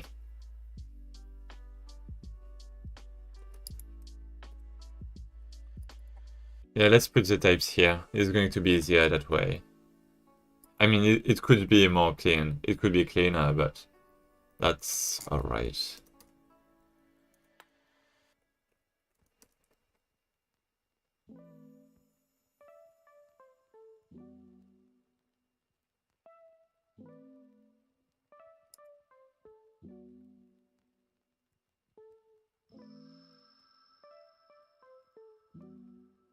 Yeah, another problem right now is that when we add another customer, we have to add it everywhere.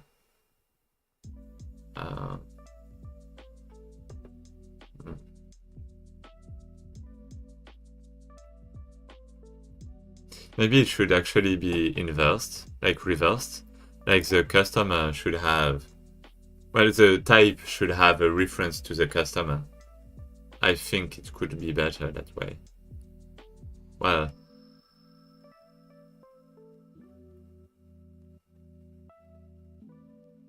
I don't know.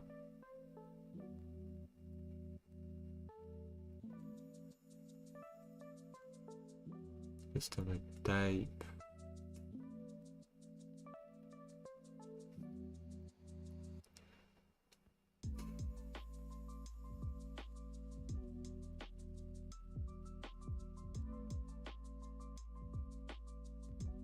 No, because asset-wise, like file-wise, it should mean if we add multiple characters that belong to the same type, we can just add the file of the character.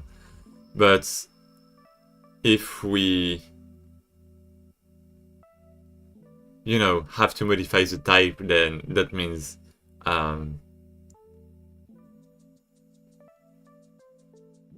yeah, that means you can't add multiple different customers at the same time from different people, maybe.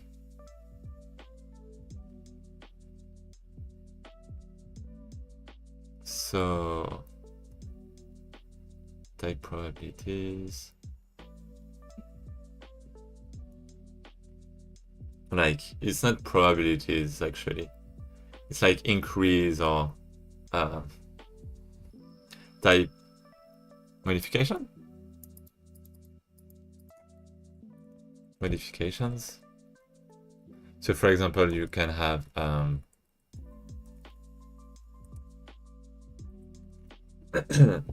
plus 20%, that kind of stuff.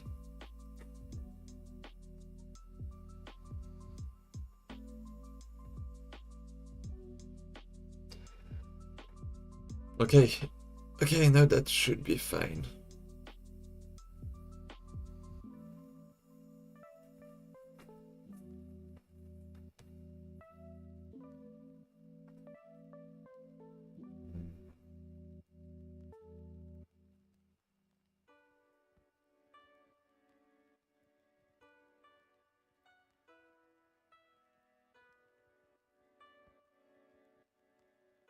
So let's say I have that. I start the game.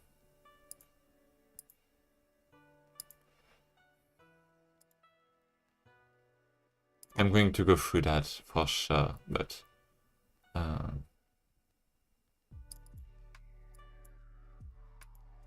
guess it's like stage settings, or I don't know. Yeah, I guess we don't even need a world map. I think the world map is a bad idea.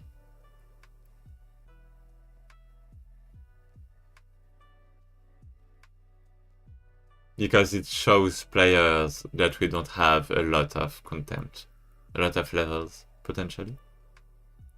And it's like more work. It's like more work too. So let's just switch from one scene to one scene. Probably. One stage to one stage. So let's have what? Gameplay scene. Okay, let's say we have stage settings. Customer manager.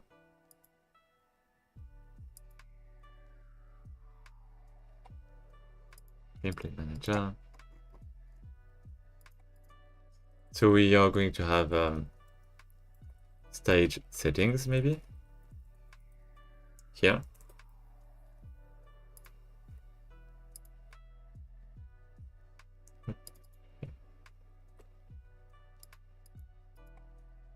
Wait, what? It's not working?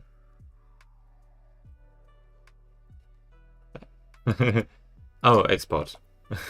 Yes. Okay. Got it.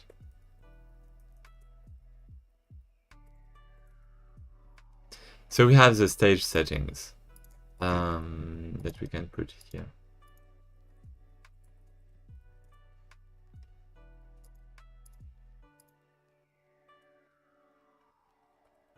Stage settings. So resource is going to be stage 1, for example. And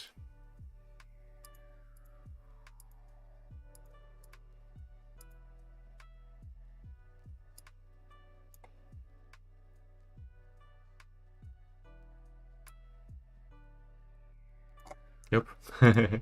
Gameplay manager. Yeah. Okay, so we have that.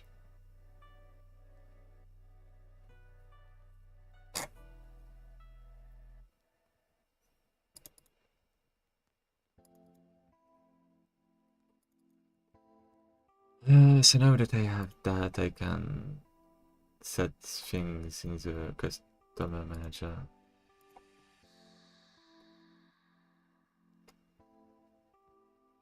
I guess I can initialize the number generator.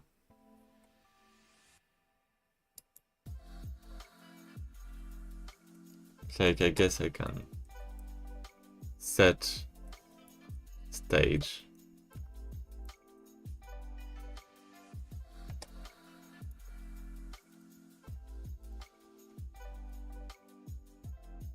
Something like that.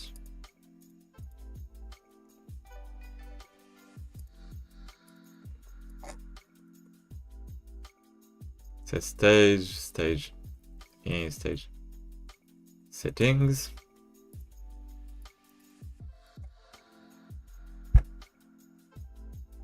So we have all potential customers equal that dot all potential customers. So I guess we don't even need to export now, which is good. Well, the prefab, I guess we do, but we have that, we have type probabilities.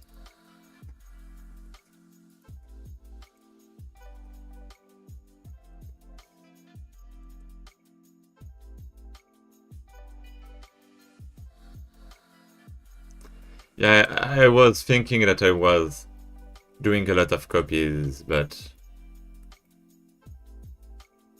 that's wrong. That's where things change. Because we have that type. Okay. I think that's useful. Then we have types is not supposed to be empty. And actually we even have if types.size is not equal to type to potential customers dot keys dot size. If it's not equal, well, I guess it's just dot size, but okay. If it's not equal, yeah, I can just remove that. Then we push an error. Like settings.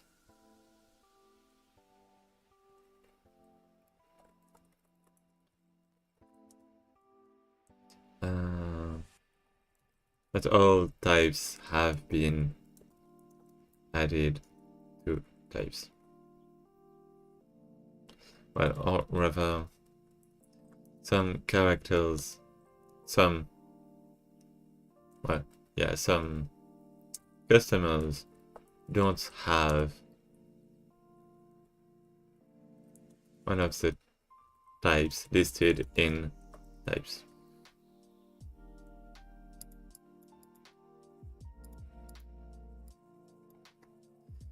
Okay, so now I can remove that because it's supposed to be an error. And then we have the probabilities, so the default probability is the same for everyone.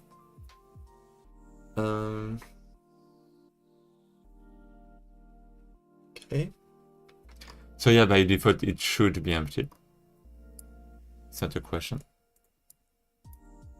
So this is the default probability. But then we have the modification. Can I normalize? No, I can't.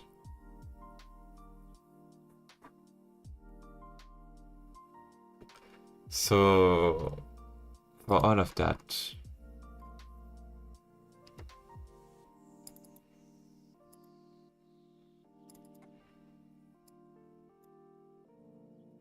I guess I do have the modifications. Yeah, I guess I do on the stage.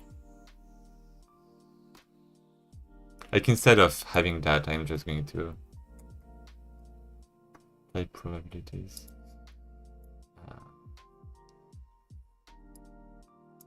Yeah, let's just have a reference towards the stage.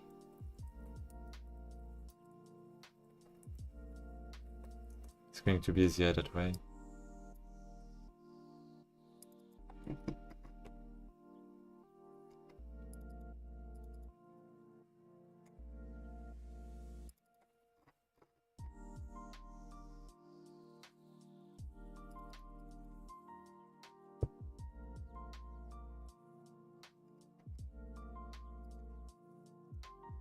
That equals new stage settings. This can be removed.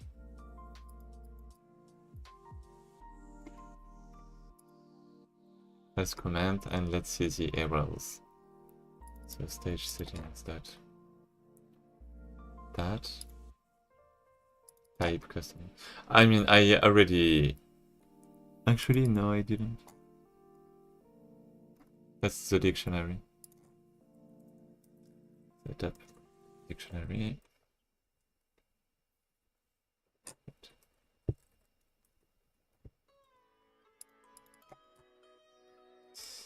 So this is something that should be in...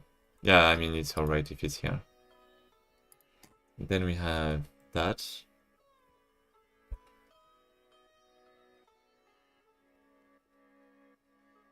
So yeah, it depends on the items and stuff, so... Okay.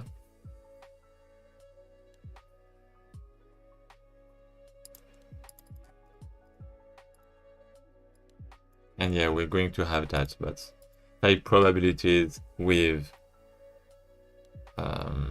modifications. Well, with basically waste type probabilities.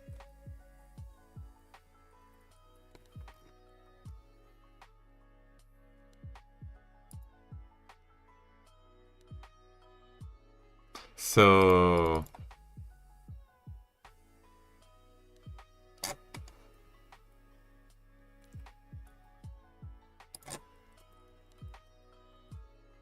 just in case, then we do that. I guess we can clear for this one too.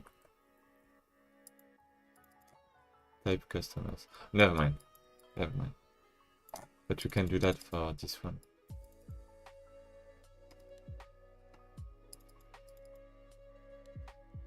Types not declared.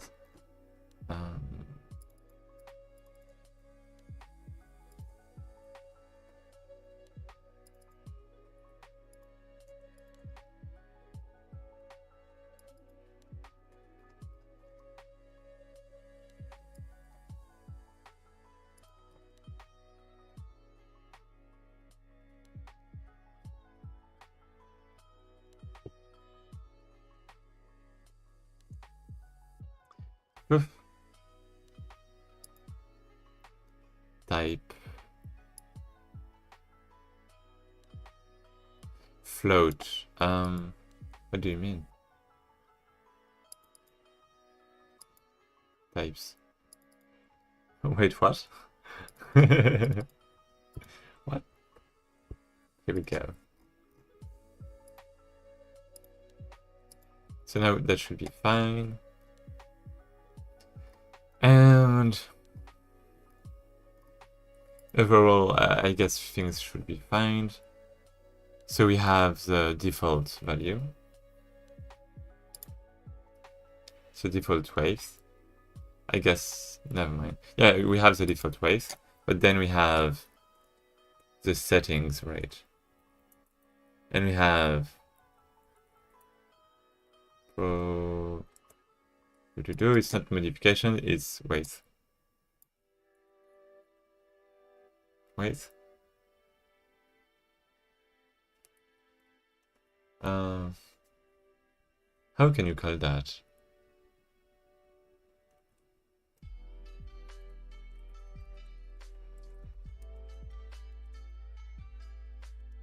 Person. So you are basically Luke Pop.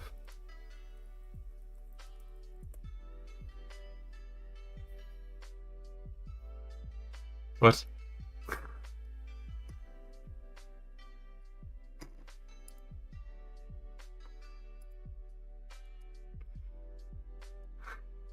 Is it something I don't know again? Available.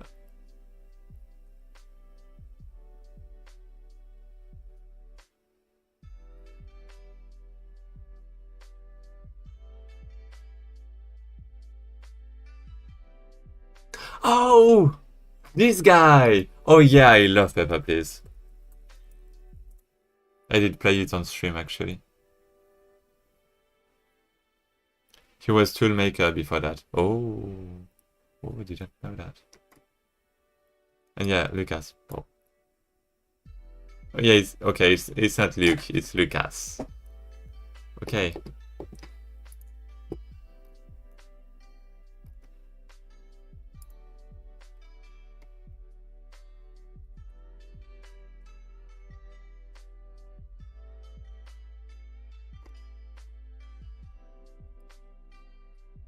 Oh, Naughty Dogs. Yeah, okay.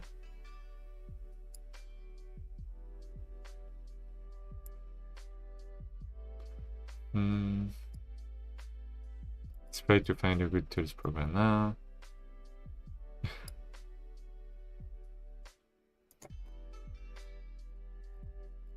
I don't like GUI, but yeah.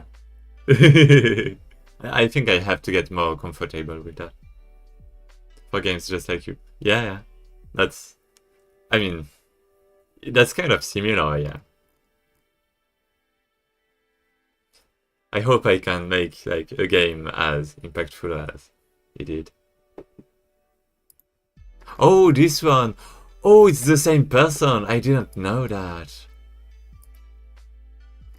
I know that game, but I never made the connection. Because in this case you have like a 2D game, in this case you have like a 3D game. And, you know, Nuke is diminutive of Lucas. Yeah, I see.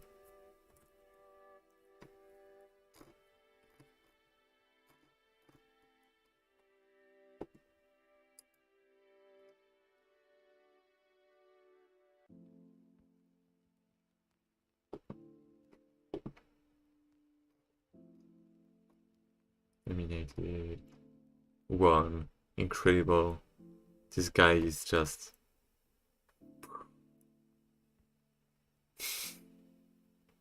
Wait. He didn't make that many games, right? You just... Oh, wait.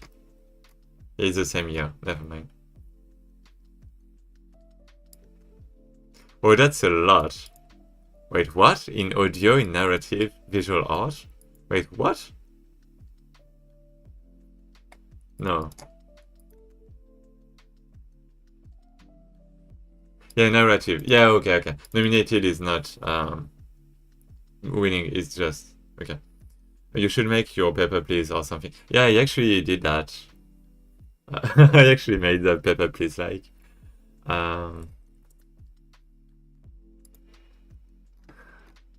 But it was during a jam and we didn't have time. It's Spy. Gotcha.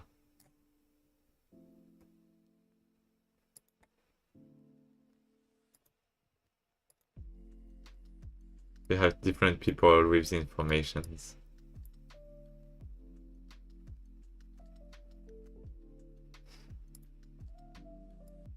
And, you know, you can check. Okay, so the UI is not... I don't remember what happened with the UI from it or that kind of thing, but as you can see, it was made on Unity, but it's not... the UI is not good. Well, I mean, the anchors are not correct, obviously. And so this one is from... What is it? Kela. So it's in French, sadly, sorry. Anthropomorph, okay, checks out. 1 to 12. Okay. Nayo. Okay, so he's in one of the... Okay, so that should be fine. And expiration, just checking. Oh, I guess you do have... Wait. So this guy is... I don't remember. Anthropomorph. So you can check the age. The age... I don't remember. The weight is correct. The height is correct. The maximum age... age 20 years. Oh yeah, you can go back here and you can see the date. And 20... Okay, he's 1 year old. So it's fine. And then you can just have new people. Oh, new cards. And yeah, just die. Just go away.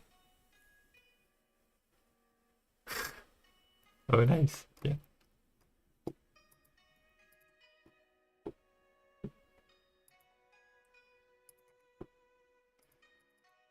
So modifications. Yeah. Okay.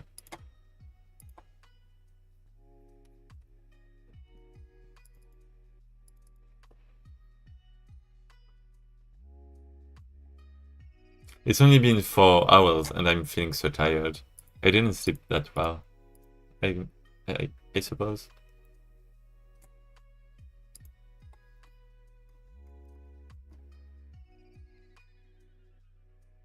So set stage, customer. So now we have the different probabilities and, well, modifications. And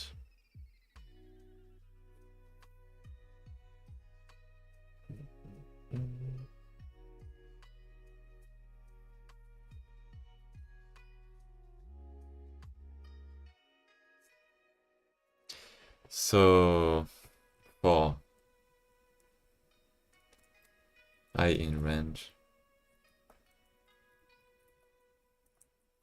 size, we have I modification, and we have the new probability that is now plus equal modification times that. And now that should be fine, and that should be commutative, kind of. And associative, I mean. Because it doesn't depend on the order, I think. I hope. Because you can probably factorize that. Let's have some kind of experiment. So we have the base value, which is, for example, 0.5. Now we add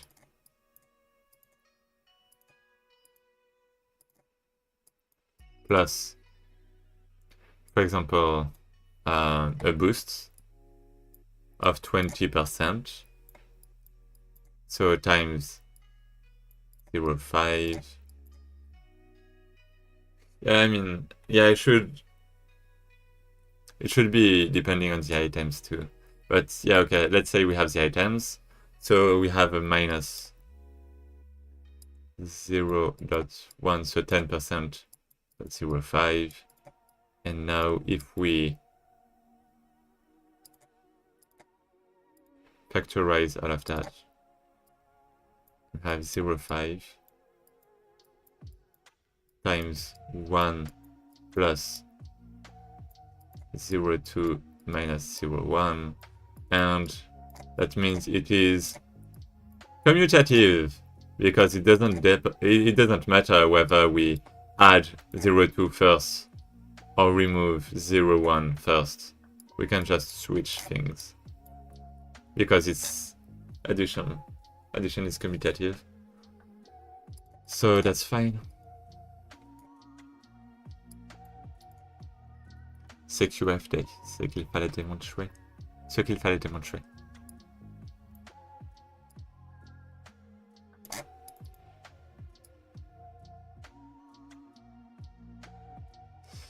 So we have the width depending on the stage settings.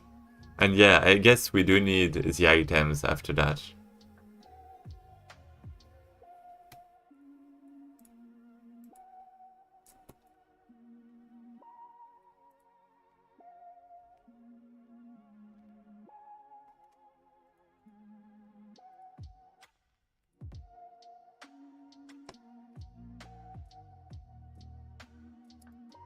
But let's not think about the items for now. Let's say it's a bonus, it's an extra.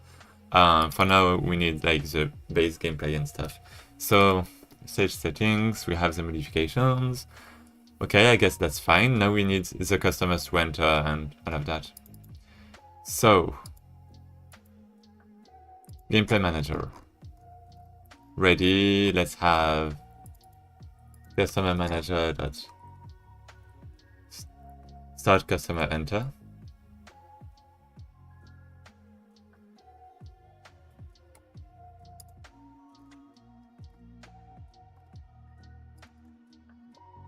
And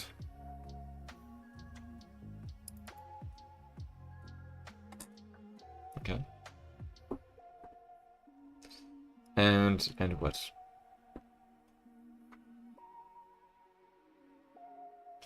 So when it's ending, it's supposed to play the enter end. Yeah, generate QTEs, so it runs the QTEs. And start customer enter. I guess maybe three things.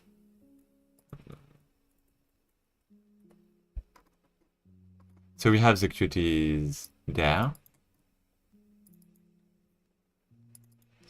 And we have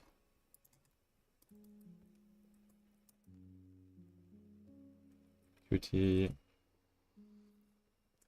consecutive QT is current consecutive QTs 0. And every time it increases, we have 1. We have +1.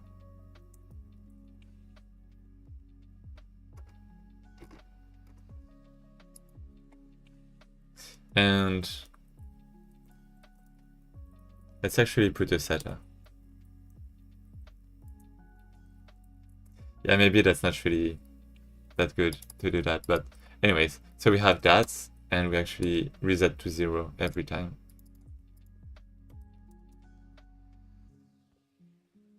Probably.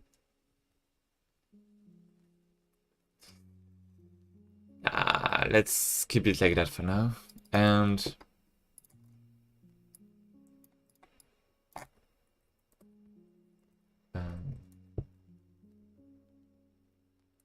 max QT is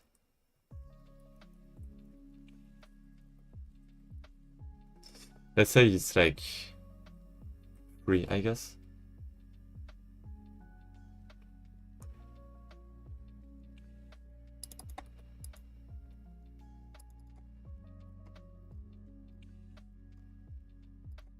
So we have if that is higher or equal to, well, that's reversed. If it is higher or equal, we just finish that. We put that to false.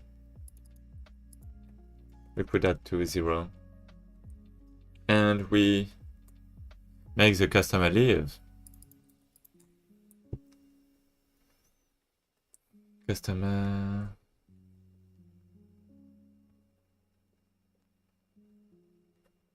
Well, it's start customer leave.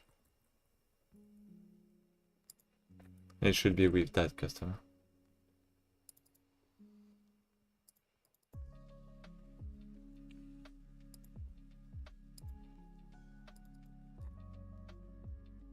I guess we're only going to have one customer at the same time, do we?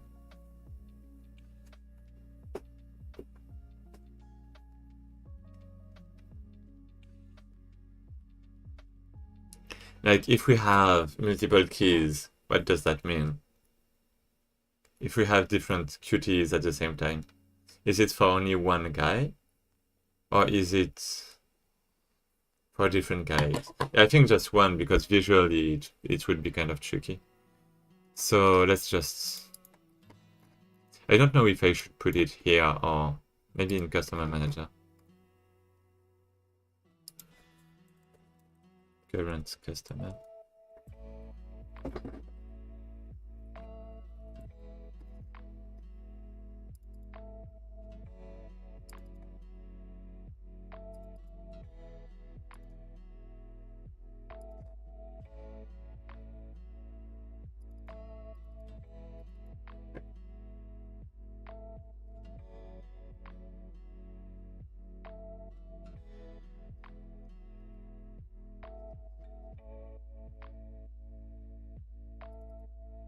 Okay. So now in the gameplay, I can just have start customer leave. I mean, it doesn't really matter that I send a customer, but let's just have that for now. Because I already have it in there, but it's alright.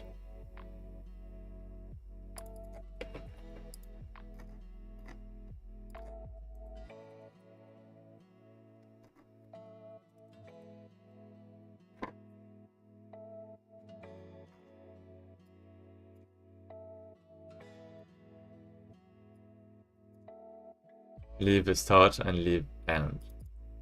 That should be fine. So leave start is here.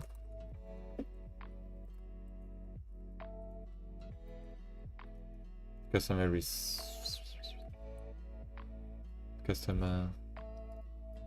what? Current yeah. This one.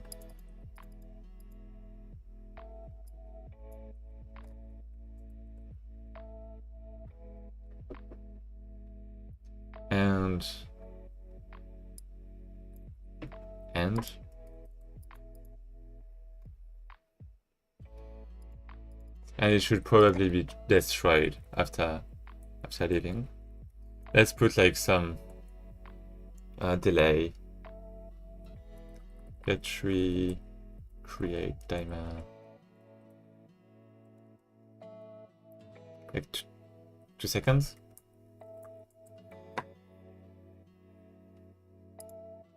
And when it's doing that, then another one is coming up. But I don't think it's this one that should drive that. Maybe it's the... Well, I don't think it's the customer manager. Maybe it should be the gameplay manager.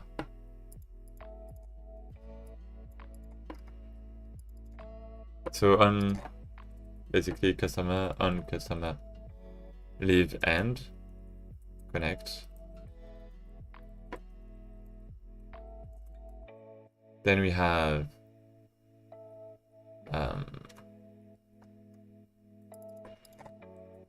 start, customer enter. That's it. That's it.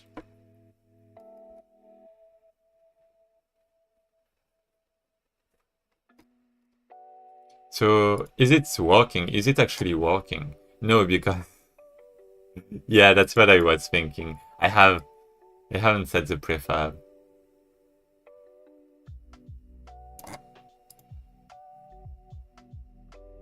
Customer. So yeah, I do have a prefab. So I have that. But the question is, yeah, I'm not even adding it to an anchor or something.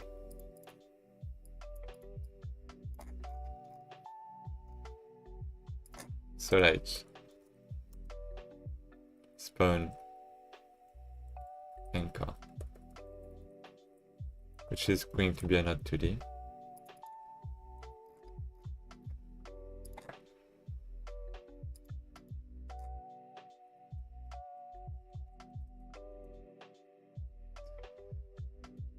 The child current customer. And now I do need the anchor.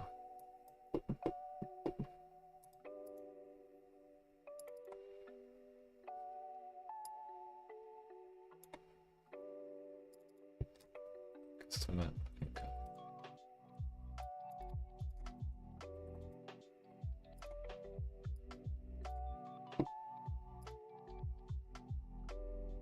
Okay, let's try.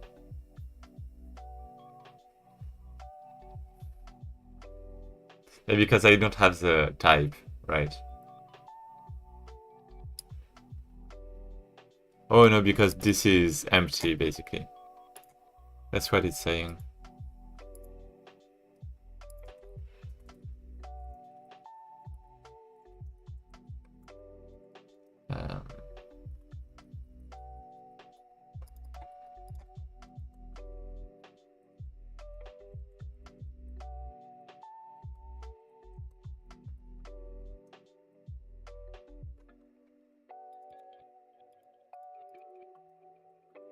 Shouldn't be, no. So now I have that. Spunk is alright. This one is alright. Stage 1 is not alright. So customer. This one. Type. This one.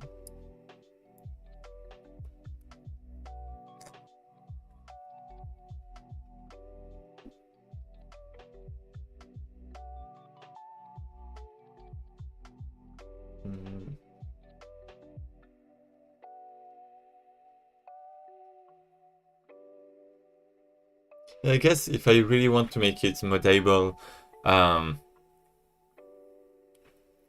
Each customer should have a reference to the stage instead of having the stage have a reference to the customer. But anyways. Yeah, that will be horrible. Let's not do that. Probabilities. I guess we have no modifications.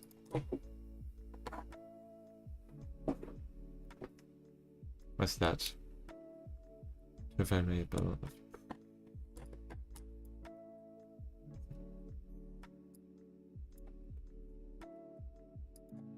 I don't like that. Go convert typed array to array.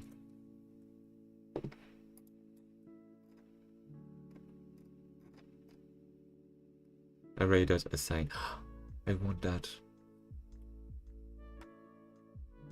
Yes.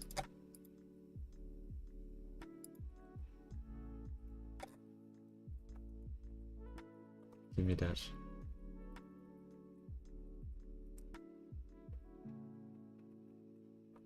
Perfect. Perfect. And now I think I had something like that in my project, but I just ignored. And it's this one. And now I can just do the save.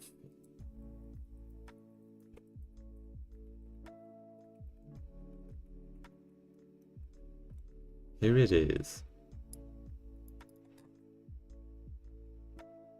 Okay.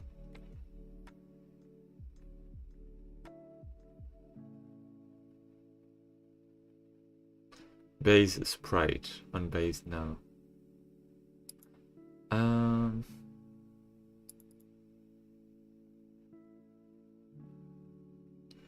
Wait, what?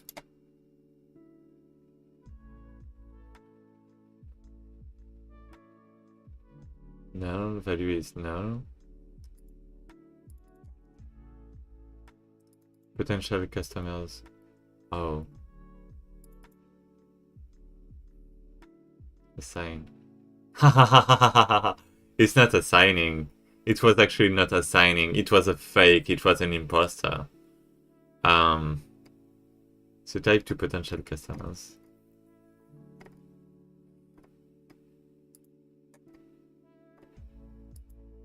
What the hell? So an object to null. So it's actually just not generating, is it?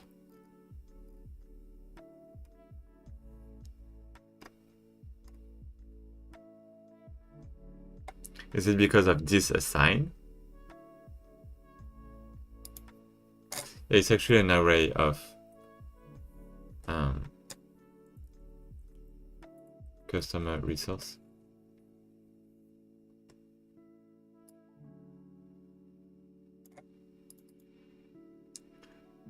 That's stupid. No, that's not stupid. I have an idea.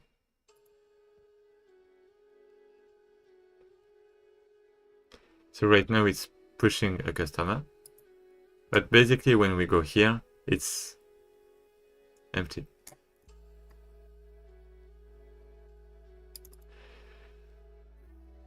Because it's a copy? Is it a copy? Is assigned a copy? Yeah, of course. Yeah, of course it is. Of course it is.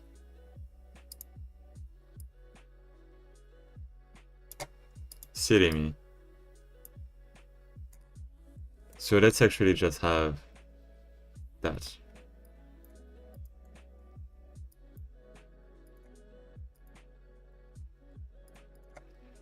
Let's still put a little checkpoint. And now... yeah, now it's valid. If we continue. We have this one.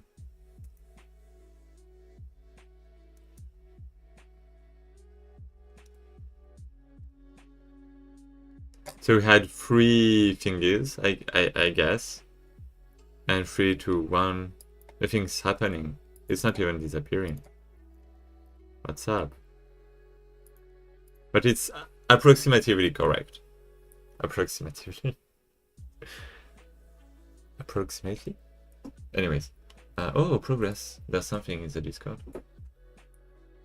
So yeah, being that I will then try to do something close-ish with styles.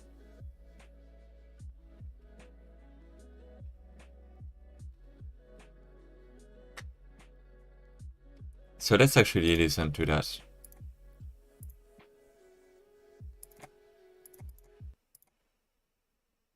Hmm.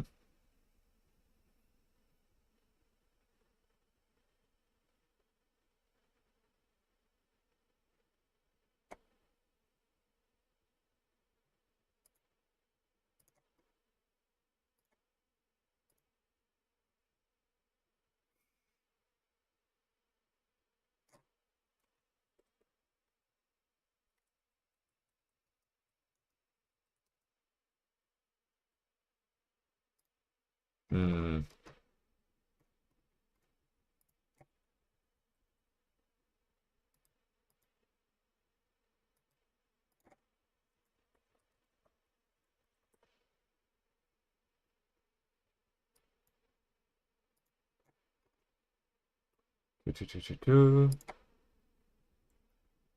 So yeah, okay. The music. Are you ready? 3, 2, 1. Voice. No.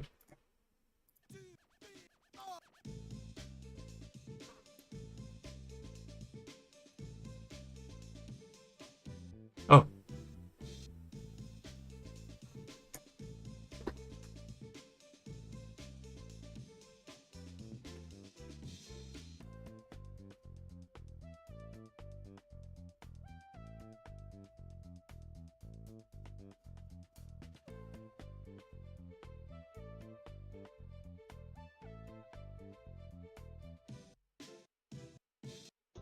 I do like the big bits, kind of. Also, it's just on the...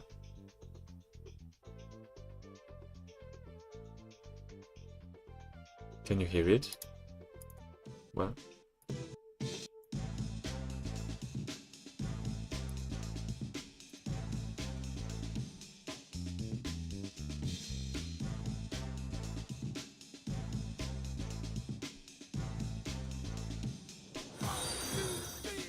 What was that? Whoa! Oh no! Personne contourne... Non, probablement un bannissement. Yeah, okay, just get banned.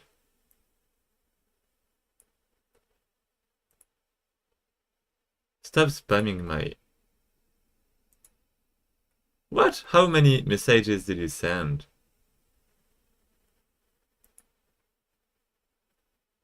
Wait, what? 20 banned. Oh, it's only me that can see that. That's incredible. People actually can't see that. That's great. So that's...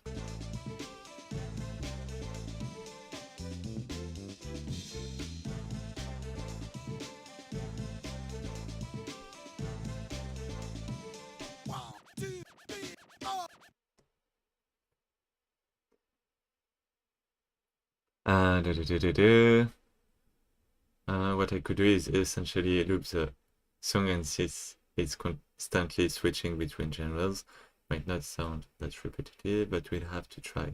Yep.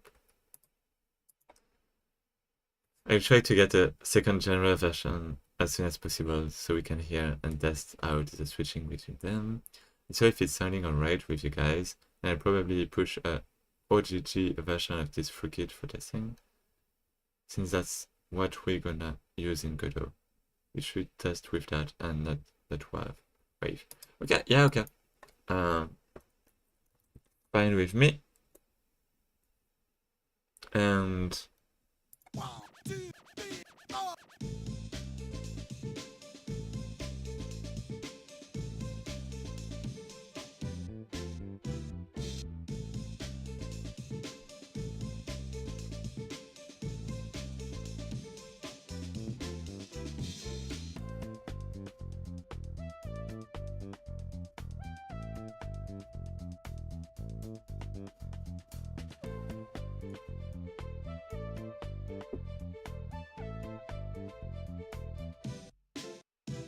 Yeah, this part is like really good if we want some kind of beat at this moment. 1, 2, 3, 4. I love it.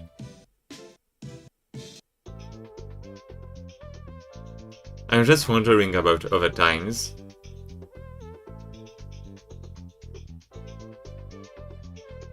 Because for example, right now it could be kind of tricky to find bass to... Yeah, okay, this one, yeah, is really good too. 2, 2, 2, 2. Yeah, this one is possible.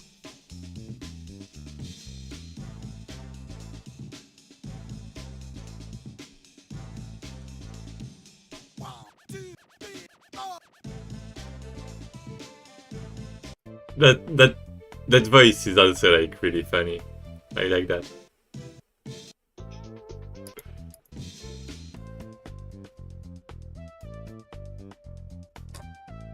I guess it's...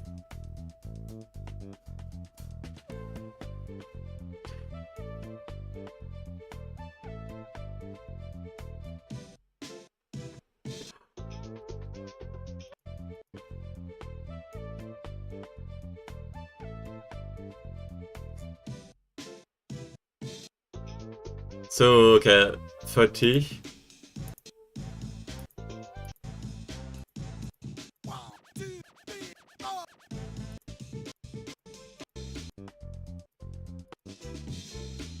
Wait.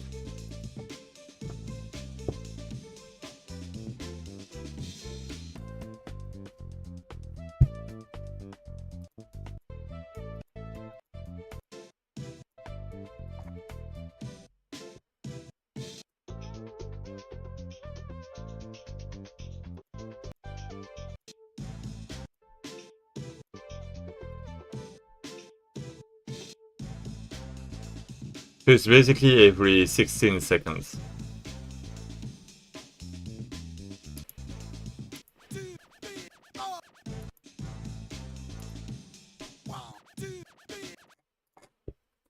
One, 0, 6. So...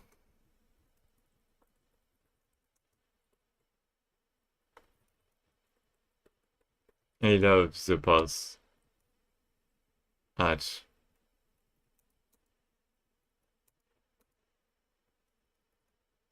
No. And think it would go really well with the gameplay. I'm not sure.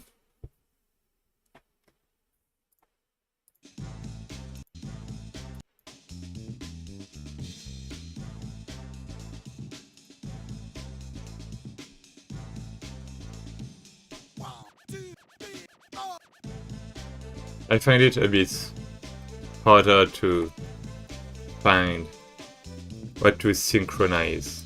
Well, what beats to synchronize with in the other parts of the music, but I think it's nice in general.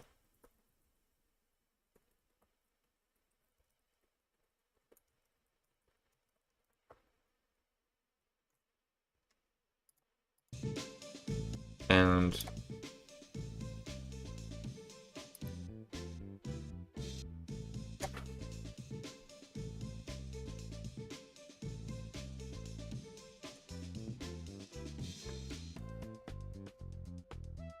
oh, actually,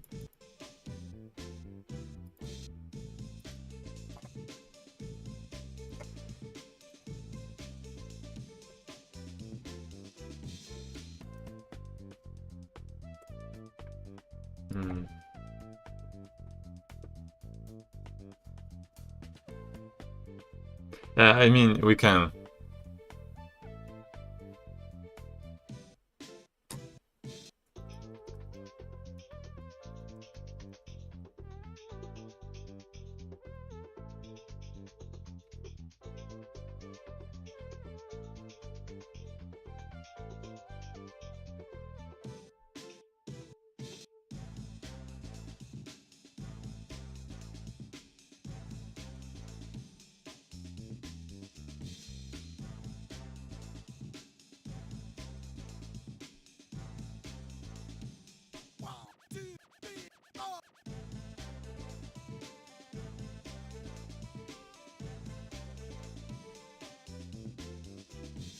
And what am I thinking about that? Yeah, I feel like there's some...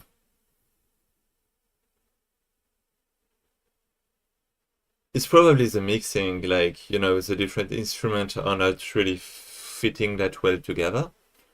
But I mean, it's only the beginning, so it makes sense, but I'm probably... Like, you have the drum, that is... I kind of want to say low quality. It's not low quality, but that has... I don't know, some kind of feeling to it. And then you have basically the other instrument that is very smooth.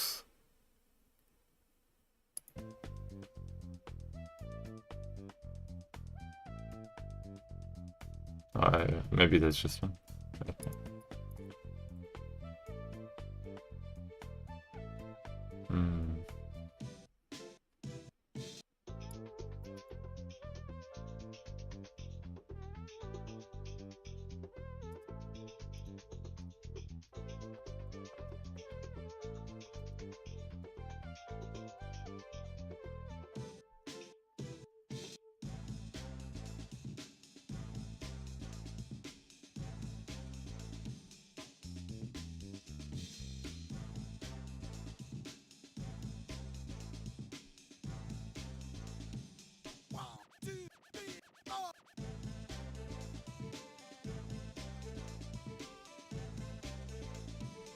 Hmm. Hmm.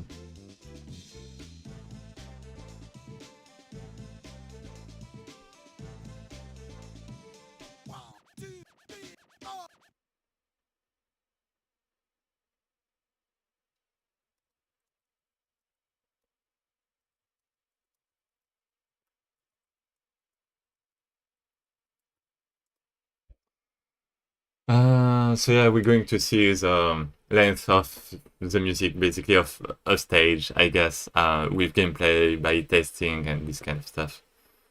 And yeah, I think the other things are good with me. Everything's nice to me.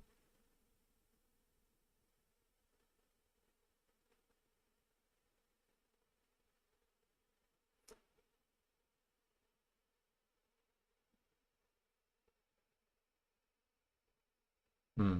That's important feedback though, since I have less experience with some games sometimes.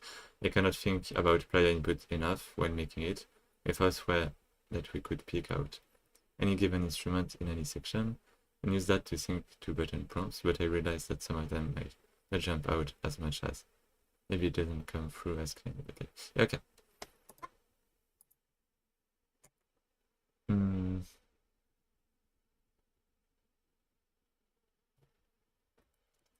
It's just that for some parts, well, I was thinking that for some parts the beats are faster, so it could be harder, which is fine, but we can also skip some beats, so it's fine anyways. Um,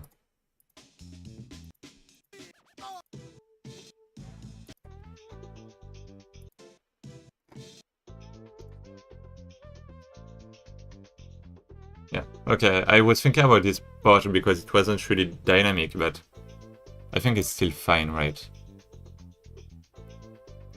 Because we still have a reason behind.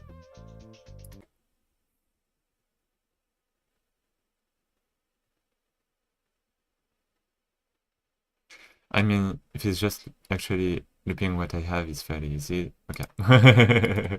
Do you mean make it a fine? You can loop this probably still easy.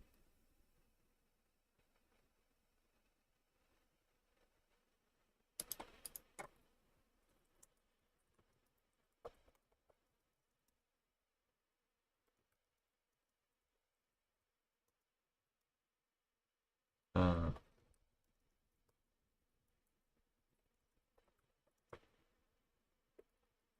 Okay, that's it. Yeah, okay. Seems like for the looping it's fine. Okay, anyways, I'm going to get back to that screen. I actually have Discord still. Ooh, transition. And transition.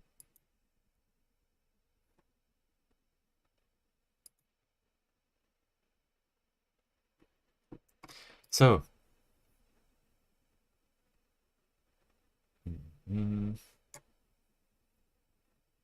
so what was the problem? I actually forgot.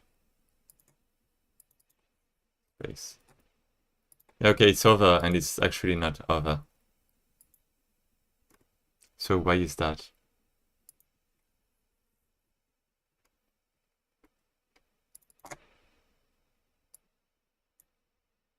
Should generate false. Start customer leave.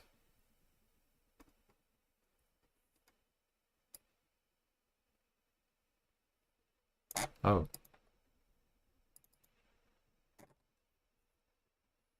Oh, I don't have the await. Okay, got it. I think it was because of that. I hope. So, yeah, I really do have to fix that, these inputs. Two, two, two, two. Okay, so now, what's going on?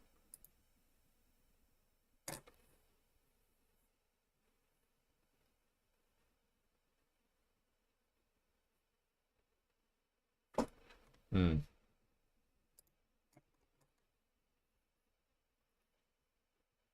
1 bit with offsets. Yeah, so +1, +1. Okay, let's say we go here. Let's restart.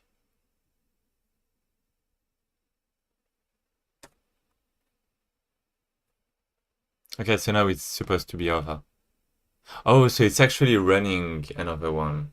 It's actually working partially.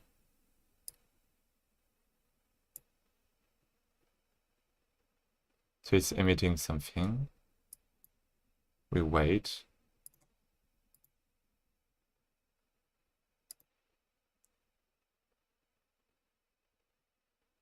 And now it's getting here. So the customer is leaving. Oh, it's actually leave. Yeah, never mind. No, leave end. Oh, yeah, leave end. And what?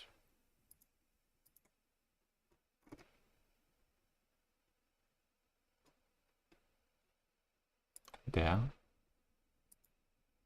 And it's getting here. So we instantiate. Yeah, that should be fine. Customer enter start. That should be fine. It's not fine. Oh, but we still have the square.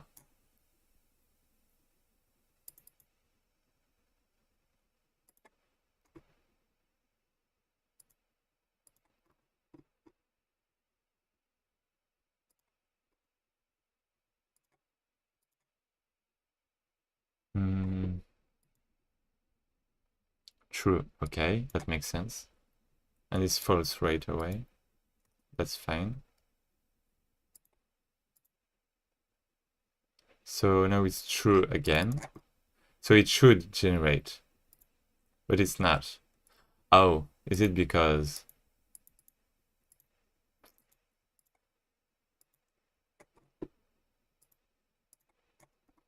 Is it because of the track in itself? Gameplay.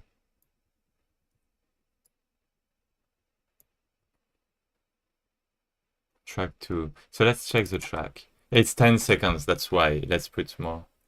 Because, you know, test purposes. And that's like really useful to have that. I'm really glad I made that resource.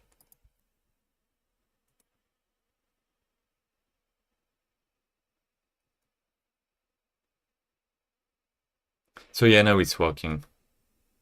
And I just have to handle different buttons.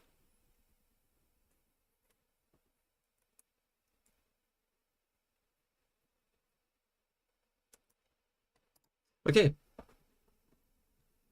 It gets weird when sounds have a long tail at the end. Oh, a reverb making them fade out. Because then you can't have a file that loops without a hard cut, and it won't sound very smooth. So it's more on the composition side of things to plan out how to handle it. Yeah, okay, I get it. I guess you can also... Yeah, but it would be weird with the synchronization stuff. Yeah, okay.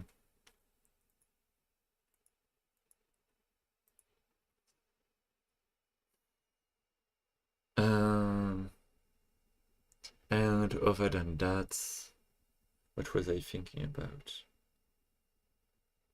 I don't know. I don't know. That's fine. I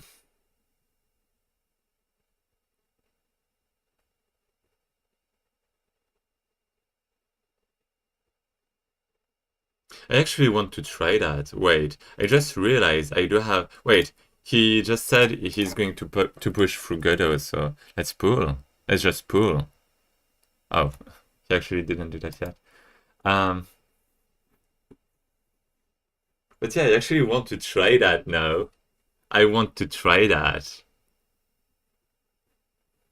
So yeah, this one is actually very nice to test stuff, but it's probably better to, have the music and do that through the track one with that custom thing. Anyways, so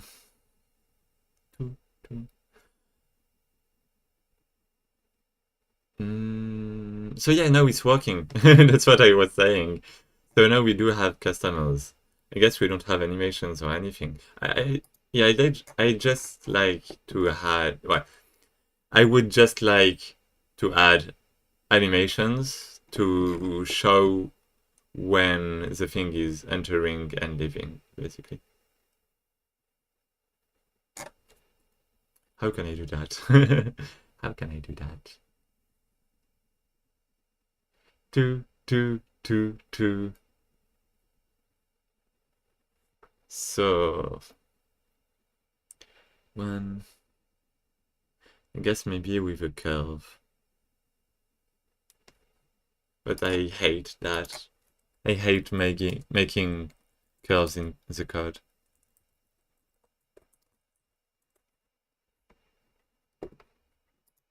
I don't think it's a curve, actually. Oh, no, I can actually make a real curve. Oh, yeah.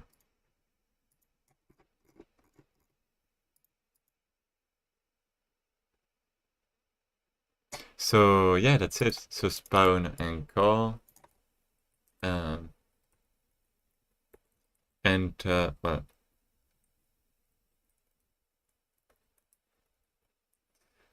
enter start anchor, enter and anchor, and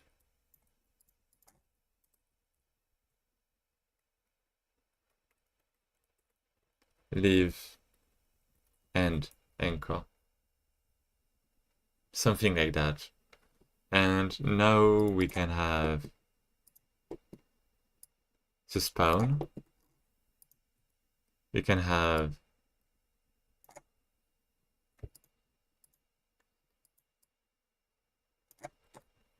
enter start and call, enter and anchor,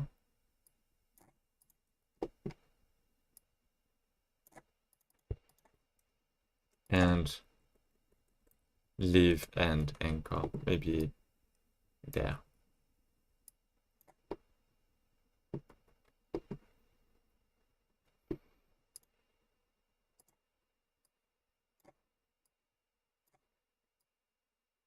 Okay.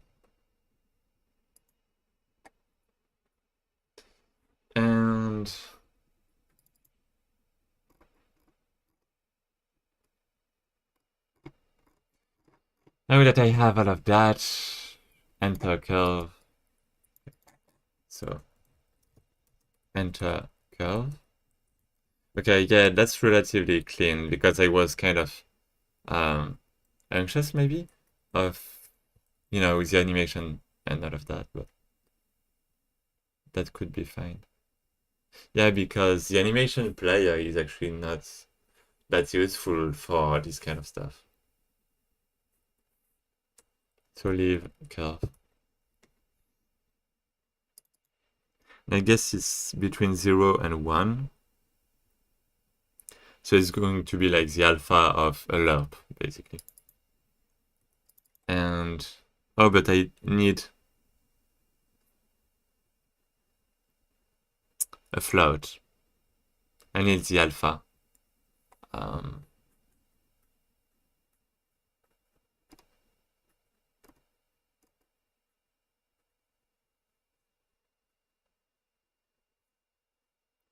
I don't know.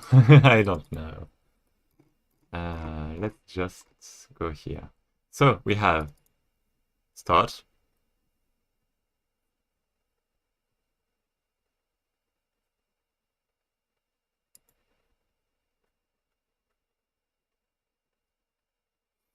Mm.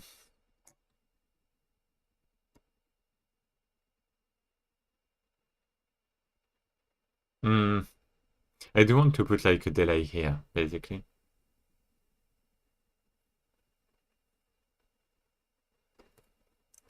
And basically have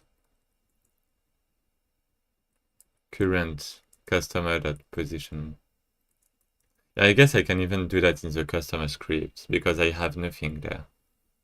I mean, I can do that. Anyway, position. Well, I mean, global position equal lerp between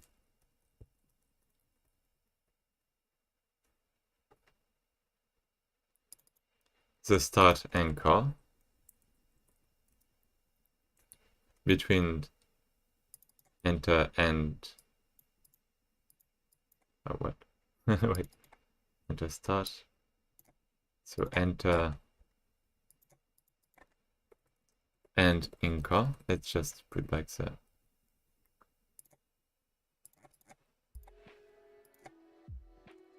and anchor, and we have the alpha basically. And how can I get this alpha? Because I don't want to add new variables. I guess I can just have current time 0. And while this is less than the duration, for example 1, then we have this thing. Or maybe it should be a move towards, well, lerp is enough. Well, yeah, I guess it's fine. And then we have an await get 3 process frame. That's it. And let's just not forget to increase that.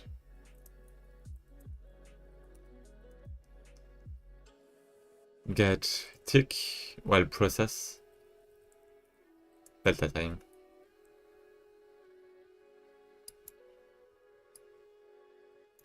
And basically it's current time, well, duration.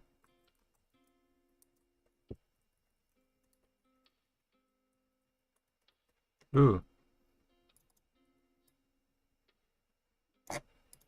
I think there's like easier, but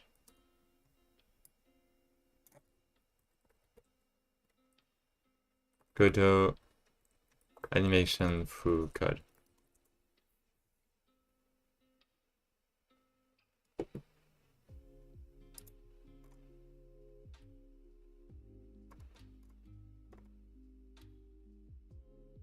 It's not really an animation, it's more like a transition.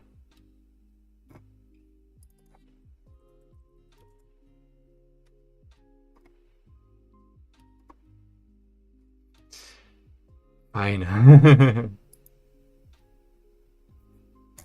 has a duration. Here we go. But that's kind of ugly because it's like so long.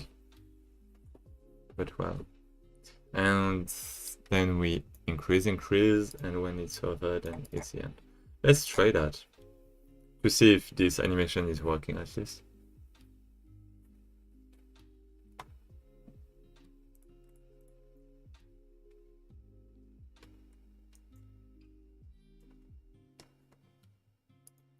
Cannot convert argument 2 from object. Yeah. Yeah, I bet so. I bet so. I guess you can't convert an object to a vector 2 like that. Yeah, now it's working. And yeah, now we can see it's working. But there's this delay. Yeah.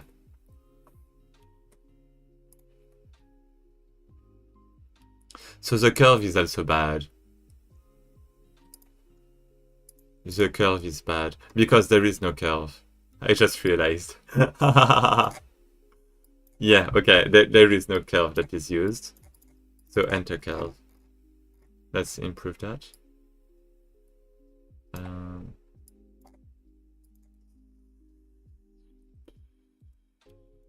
Alpha. Let's add a new line. Sample.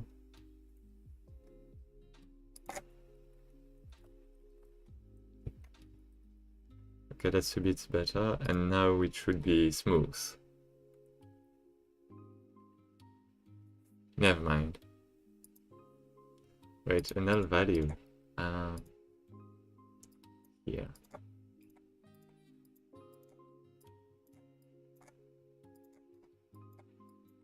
Okay, now that should be fine.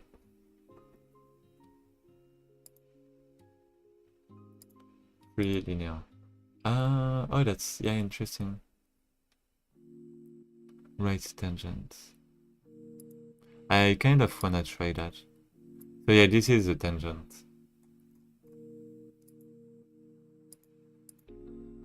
Wait, what? Left and... Oh, so yeah, you can... Oh, yeah. Okay, I get it. No. Let's just remove. And... Anyways. We start.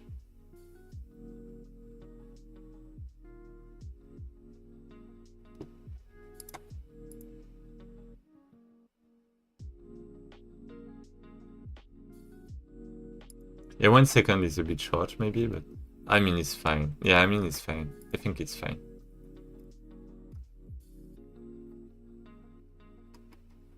So let's say we have that. So that is one animation. And we can basically have a function move from anchor to anchor. So anchor 1, that is a node 2D. Target, well, 2, that's a node 2D. And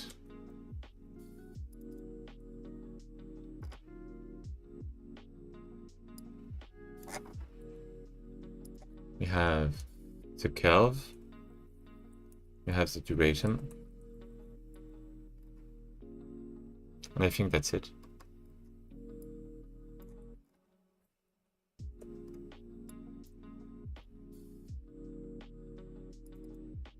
Yeah, we even have the duration.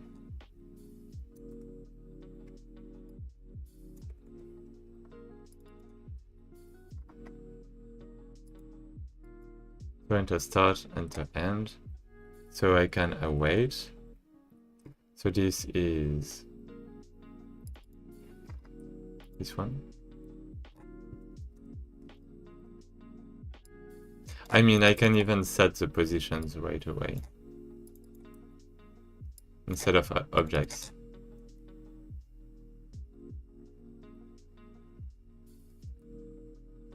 Lap to target.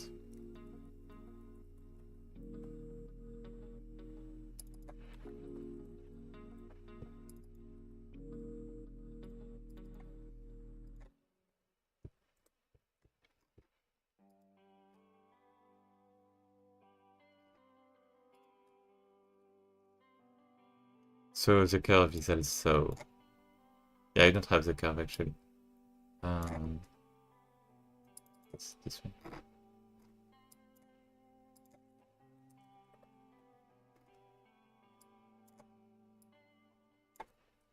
Yeah, and now it's like a lot more readable, right?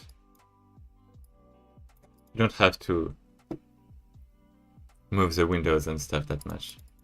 So alpha.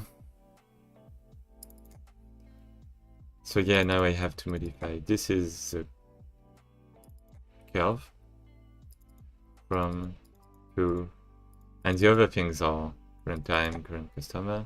Yeah, I guess we do have the current customer. I guess I can watch. I don't know.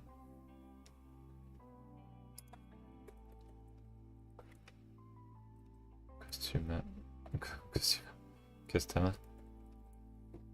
Like that.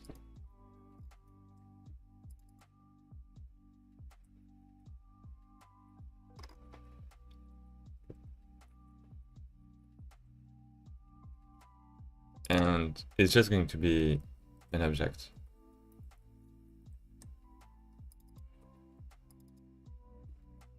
I just don't want to use global things and stuff. Yeah, never mind. I was thinking it can't be static because the timers are actually related to the class, I think.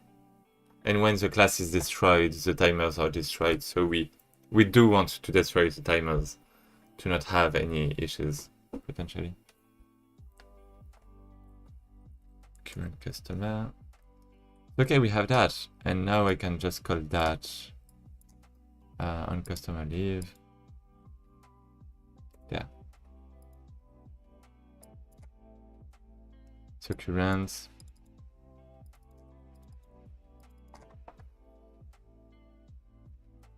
Now it's leave anchor. Well, leave and anchor.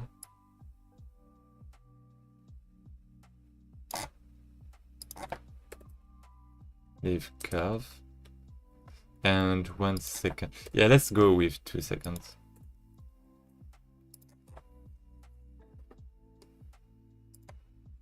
Seconds is too slow. We want something dynamic.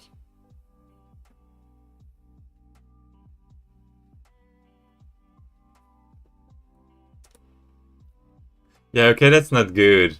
Yeah, we do want to wait.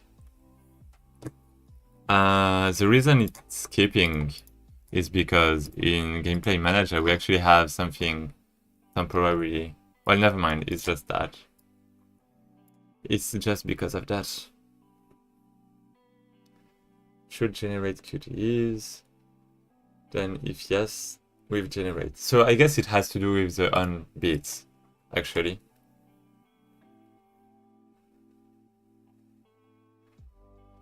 It's kind of tricky.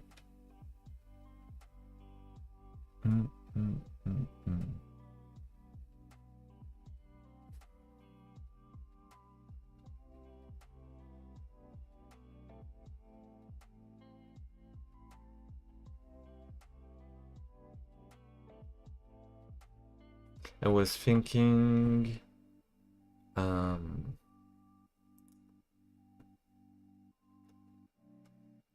someone else sent a link to their stream. Oh, never mind, it's just the itch.io. Good little 13 hours game. Because the week is too busy. Oh. Yeah, people are searching for themes and stuff. Too, maybe. Let me actually see. Yeah, I guess they are. Yeah, I guess there's a lot of people. Okay. I was wondering about taking a little break because it's only been 5 hours, but I'm going to stream again tonight, and I think it can be a good, you know, middle, well, a good moment to stop right now.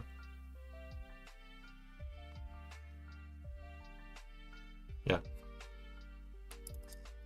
Okay, let's just finish some things beforehand. Because maybe I'm just going to have nothing to do. Well, actually, I do have things to do, but I do have things to do.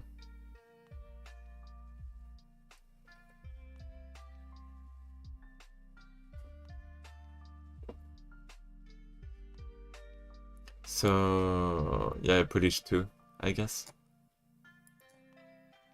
But for the Polish, I guess I do need some, you know, the art of Kuro.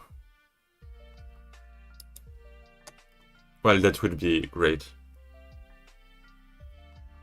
And yeah, what I was thinking about that is that about this part is that I should theoretically put it into the on beat because I want to wait for the end of the beat. Oh, maybe wait a second.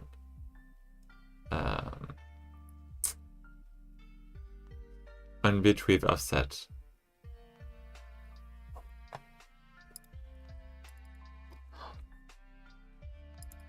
On beat with offset. I do have the offset. So I can just put in the offset and remove the offset.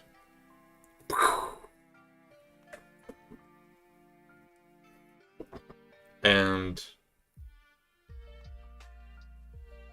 what? Yeah. And yeah, so I can actually put in the offset.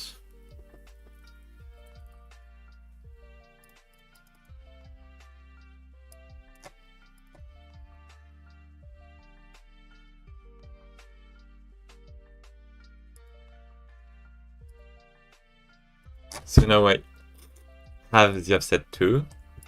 And when I get here, I can actually wait. Create timer, offset, timeout. And now it should be fine. Perfect. Perfect. Never mind. What's the deal? What's the deal? So max consecutive is 3. Yeah. And now we are at 3. But we're not waiting. Await, create timer, timeout. What's the deal? Oh, yeah, because it's negative. I was actually thinking about that, but I forgot when writing it. Because the offset is negative.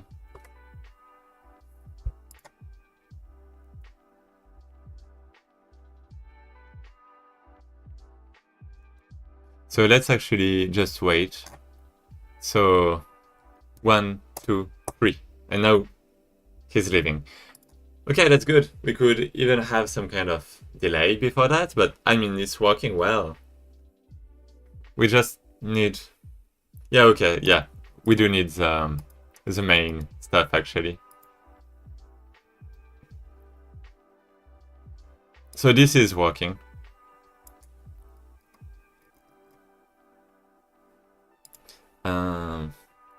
Make customers.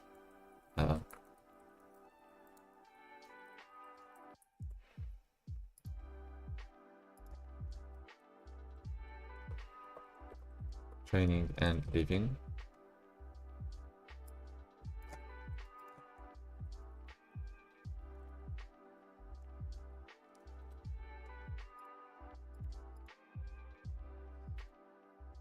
It's a must-have, but I mean, it's done.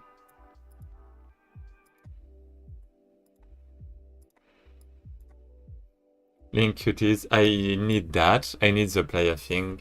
And yeah, I guess the different levels and stuff. I mean, it's going to be a quick jam for me. I think it's going to be a bit more complicated audio-wise or art-wise. But I can probably spend some time polishing too.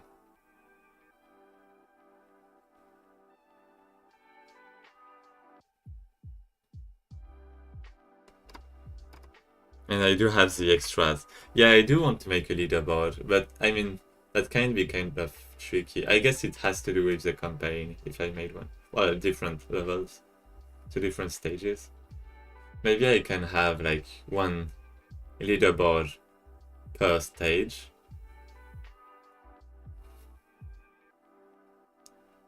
That could be interesting.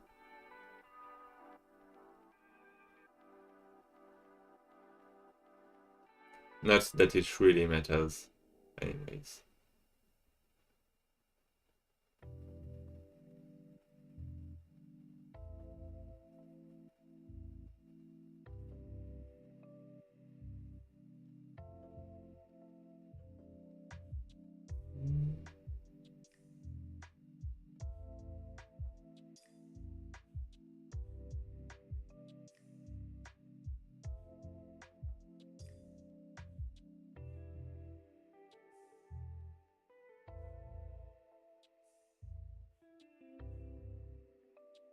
This could... Maybe I should add some feedback when the beats occur to be able to see if it's because of the visuals that there is some delay or because of the timings we put in. Anyways, produce QTE, make sure breakdowns. Yeah, I guess that can take some time too. I guess we do have a lot of things to do left.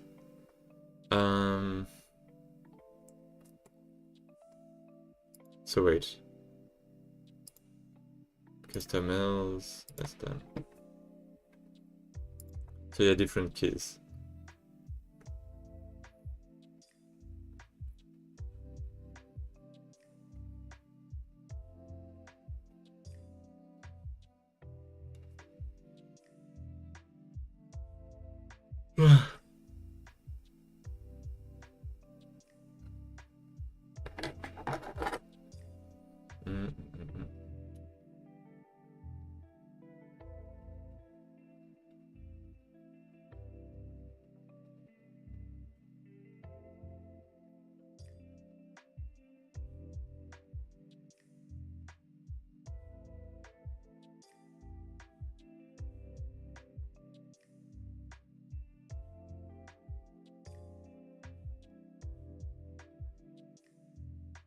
I'm thinking about how it would look like in the end, gameplay-wise. Like, if you have to press different inputs, or like if the same is alright. I don't know which one is the best. Maybe we are just going to have to test that.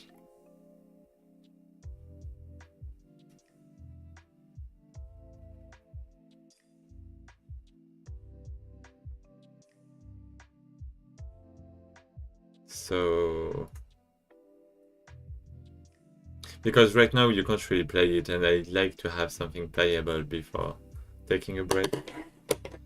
So let's just push what we have. Oh, can we pull actually? Music? Oh, if you have the music. Excellent. So now... Customers... I did, I guess. That's mainly it.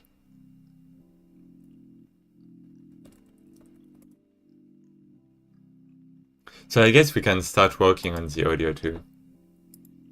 Yeah, I guess we can do that after that.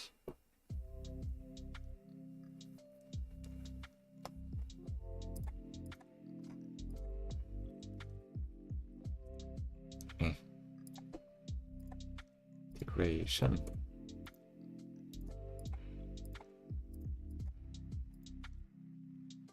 And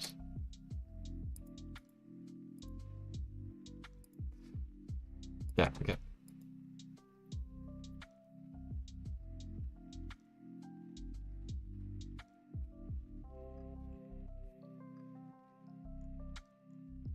Okay, so we just pushed everything right, yeah.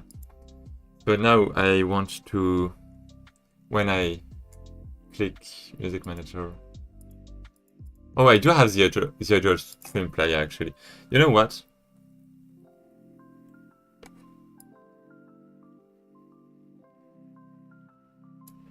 Maybe not. Yeah, I know I'm going to have to do other stuff after that, so let's let's start right now. I just want to fix the...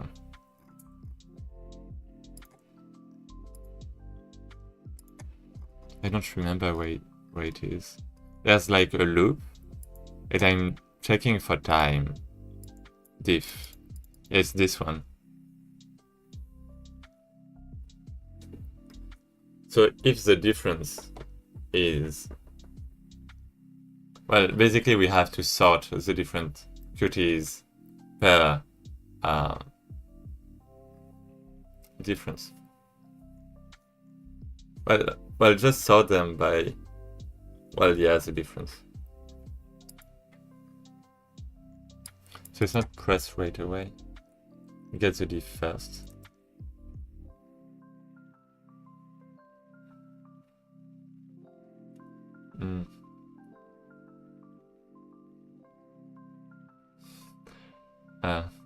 Yeah, it's not sorting, it's just finding the minimum. So instead of O log n is O... Wait, what? Instead of On log n is O... Well, log n. Theoretically. Or On in the worst case.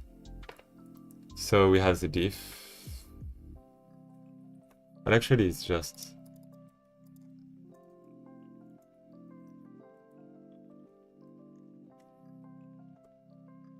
Oh...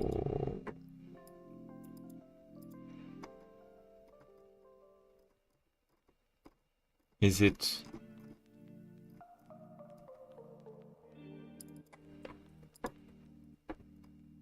Research custom. Yeah, I think it's this one.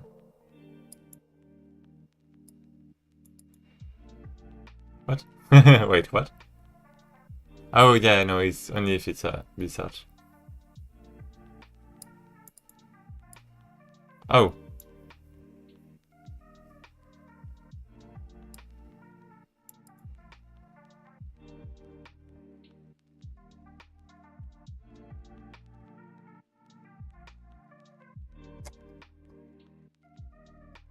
So let's say we have that. Apple.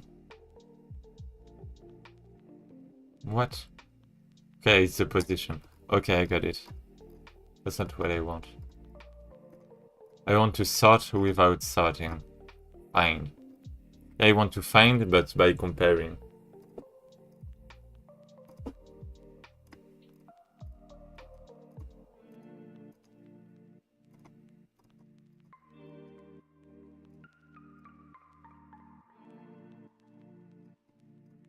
Min. Actually. Reduce. Oh. Ah. Invite, resize, reverse, or find. A slice. Sort. Sort custom. And yeah, it's the end, I guess.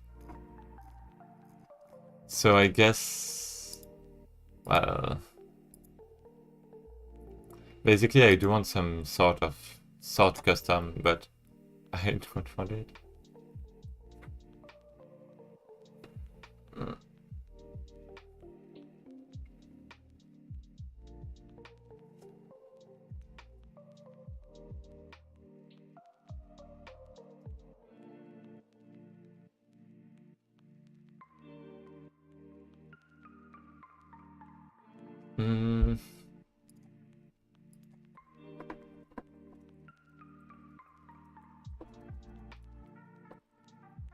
It has to do with optimization. Fox it. Let's just fox it. What does a fox say? Just fox it.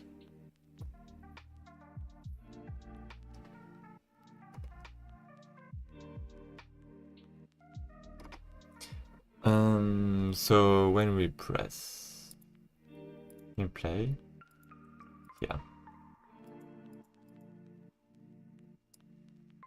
So we are going to have, I guess, a duplicate.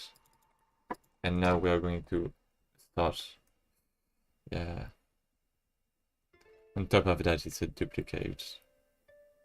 Anyways, so we have A, B, which are Qt and Qt. And it's supposed to return A is less than B, basically. So yeah, we can't compare things like that because it's Qt. But that means we can get... What?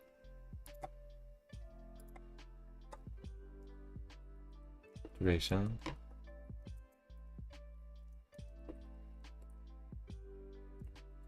And time. And same here.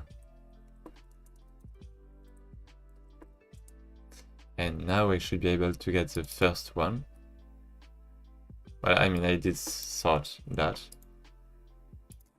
So it's in place, right?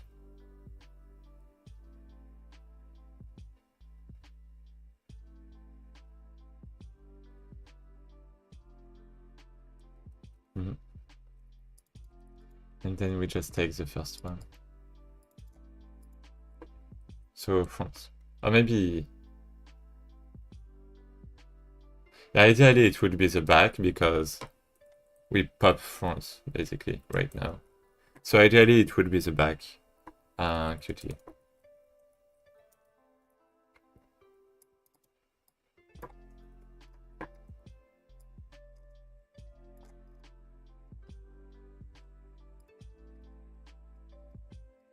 We can remove an indentation, and if there is no Qt, then let's just not do anything.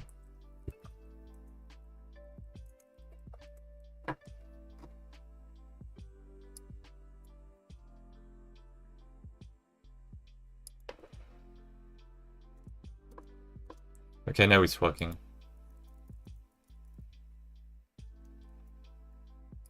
Good. Yeah, and it works even with the same key. That's really good.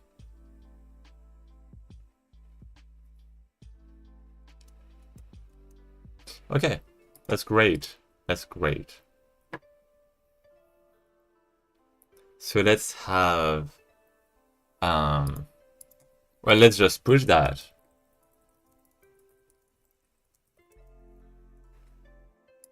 And...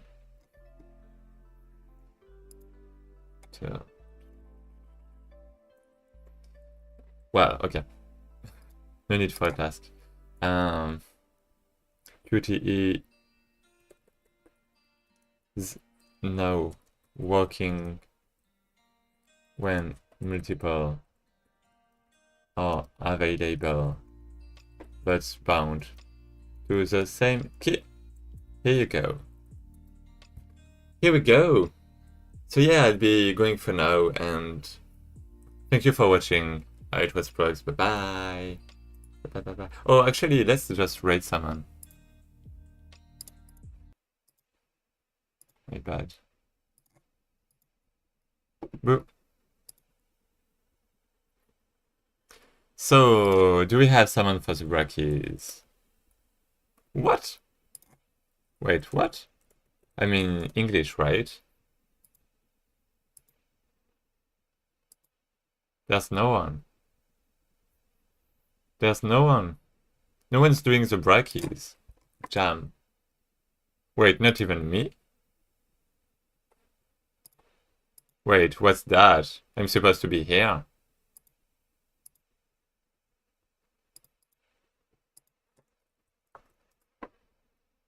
Brackeys, it's written like that, right? Am I shadowed?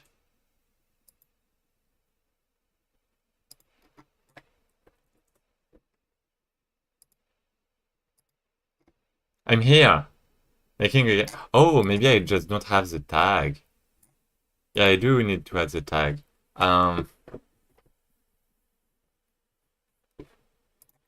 You know what?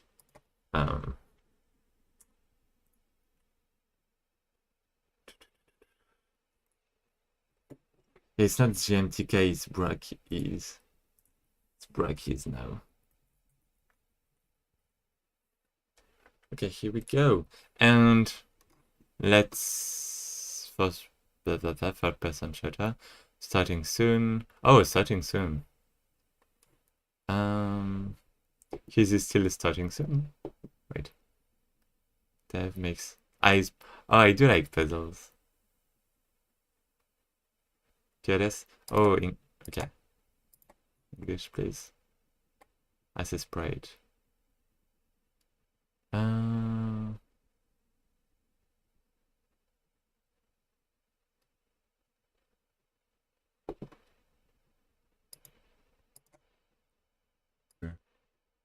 Not Guarana producer here, we don't have it. We have lots of tea. Whoa, a dinosaur. Yeah, you do want to learn about as a sprite a bit more. So now I think that so this is the first frame when it stands still. The audio is not that good. The second frame is pushes the ground. The third frame, the leg is. He's probably using his earphones as microphone. Fourth frame. But anyway, we can. Should it be That's coming better. back? Should it be touching the ground? I'm considering just the light brown one. How much time? No. Should be touching the ground. Okay, let's raid. I have to figure out the body movement. And the leg shaking like this is not good. poof, here we go. Let's go raid. Let's go. And once again, thanks for watching. It's just hey. Bye.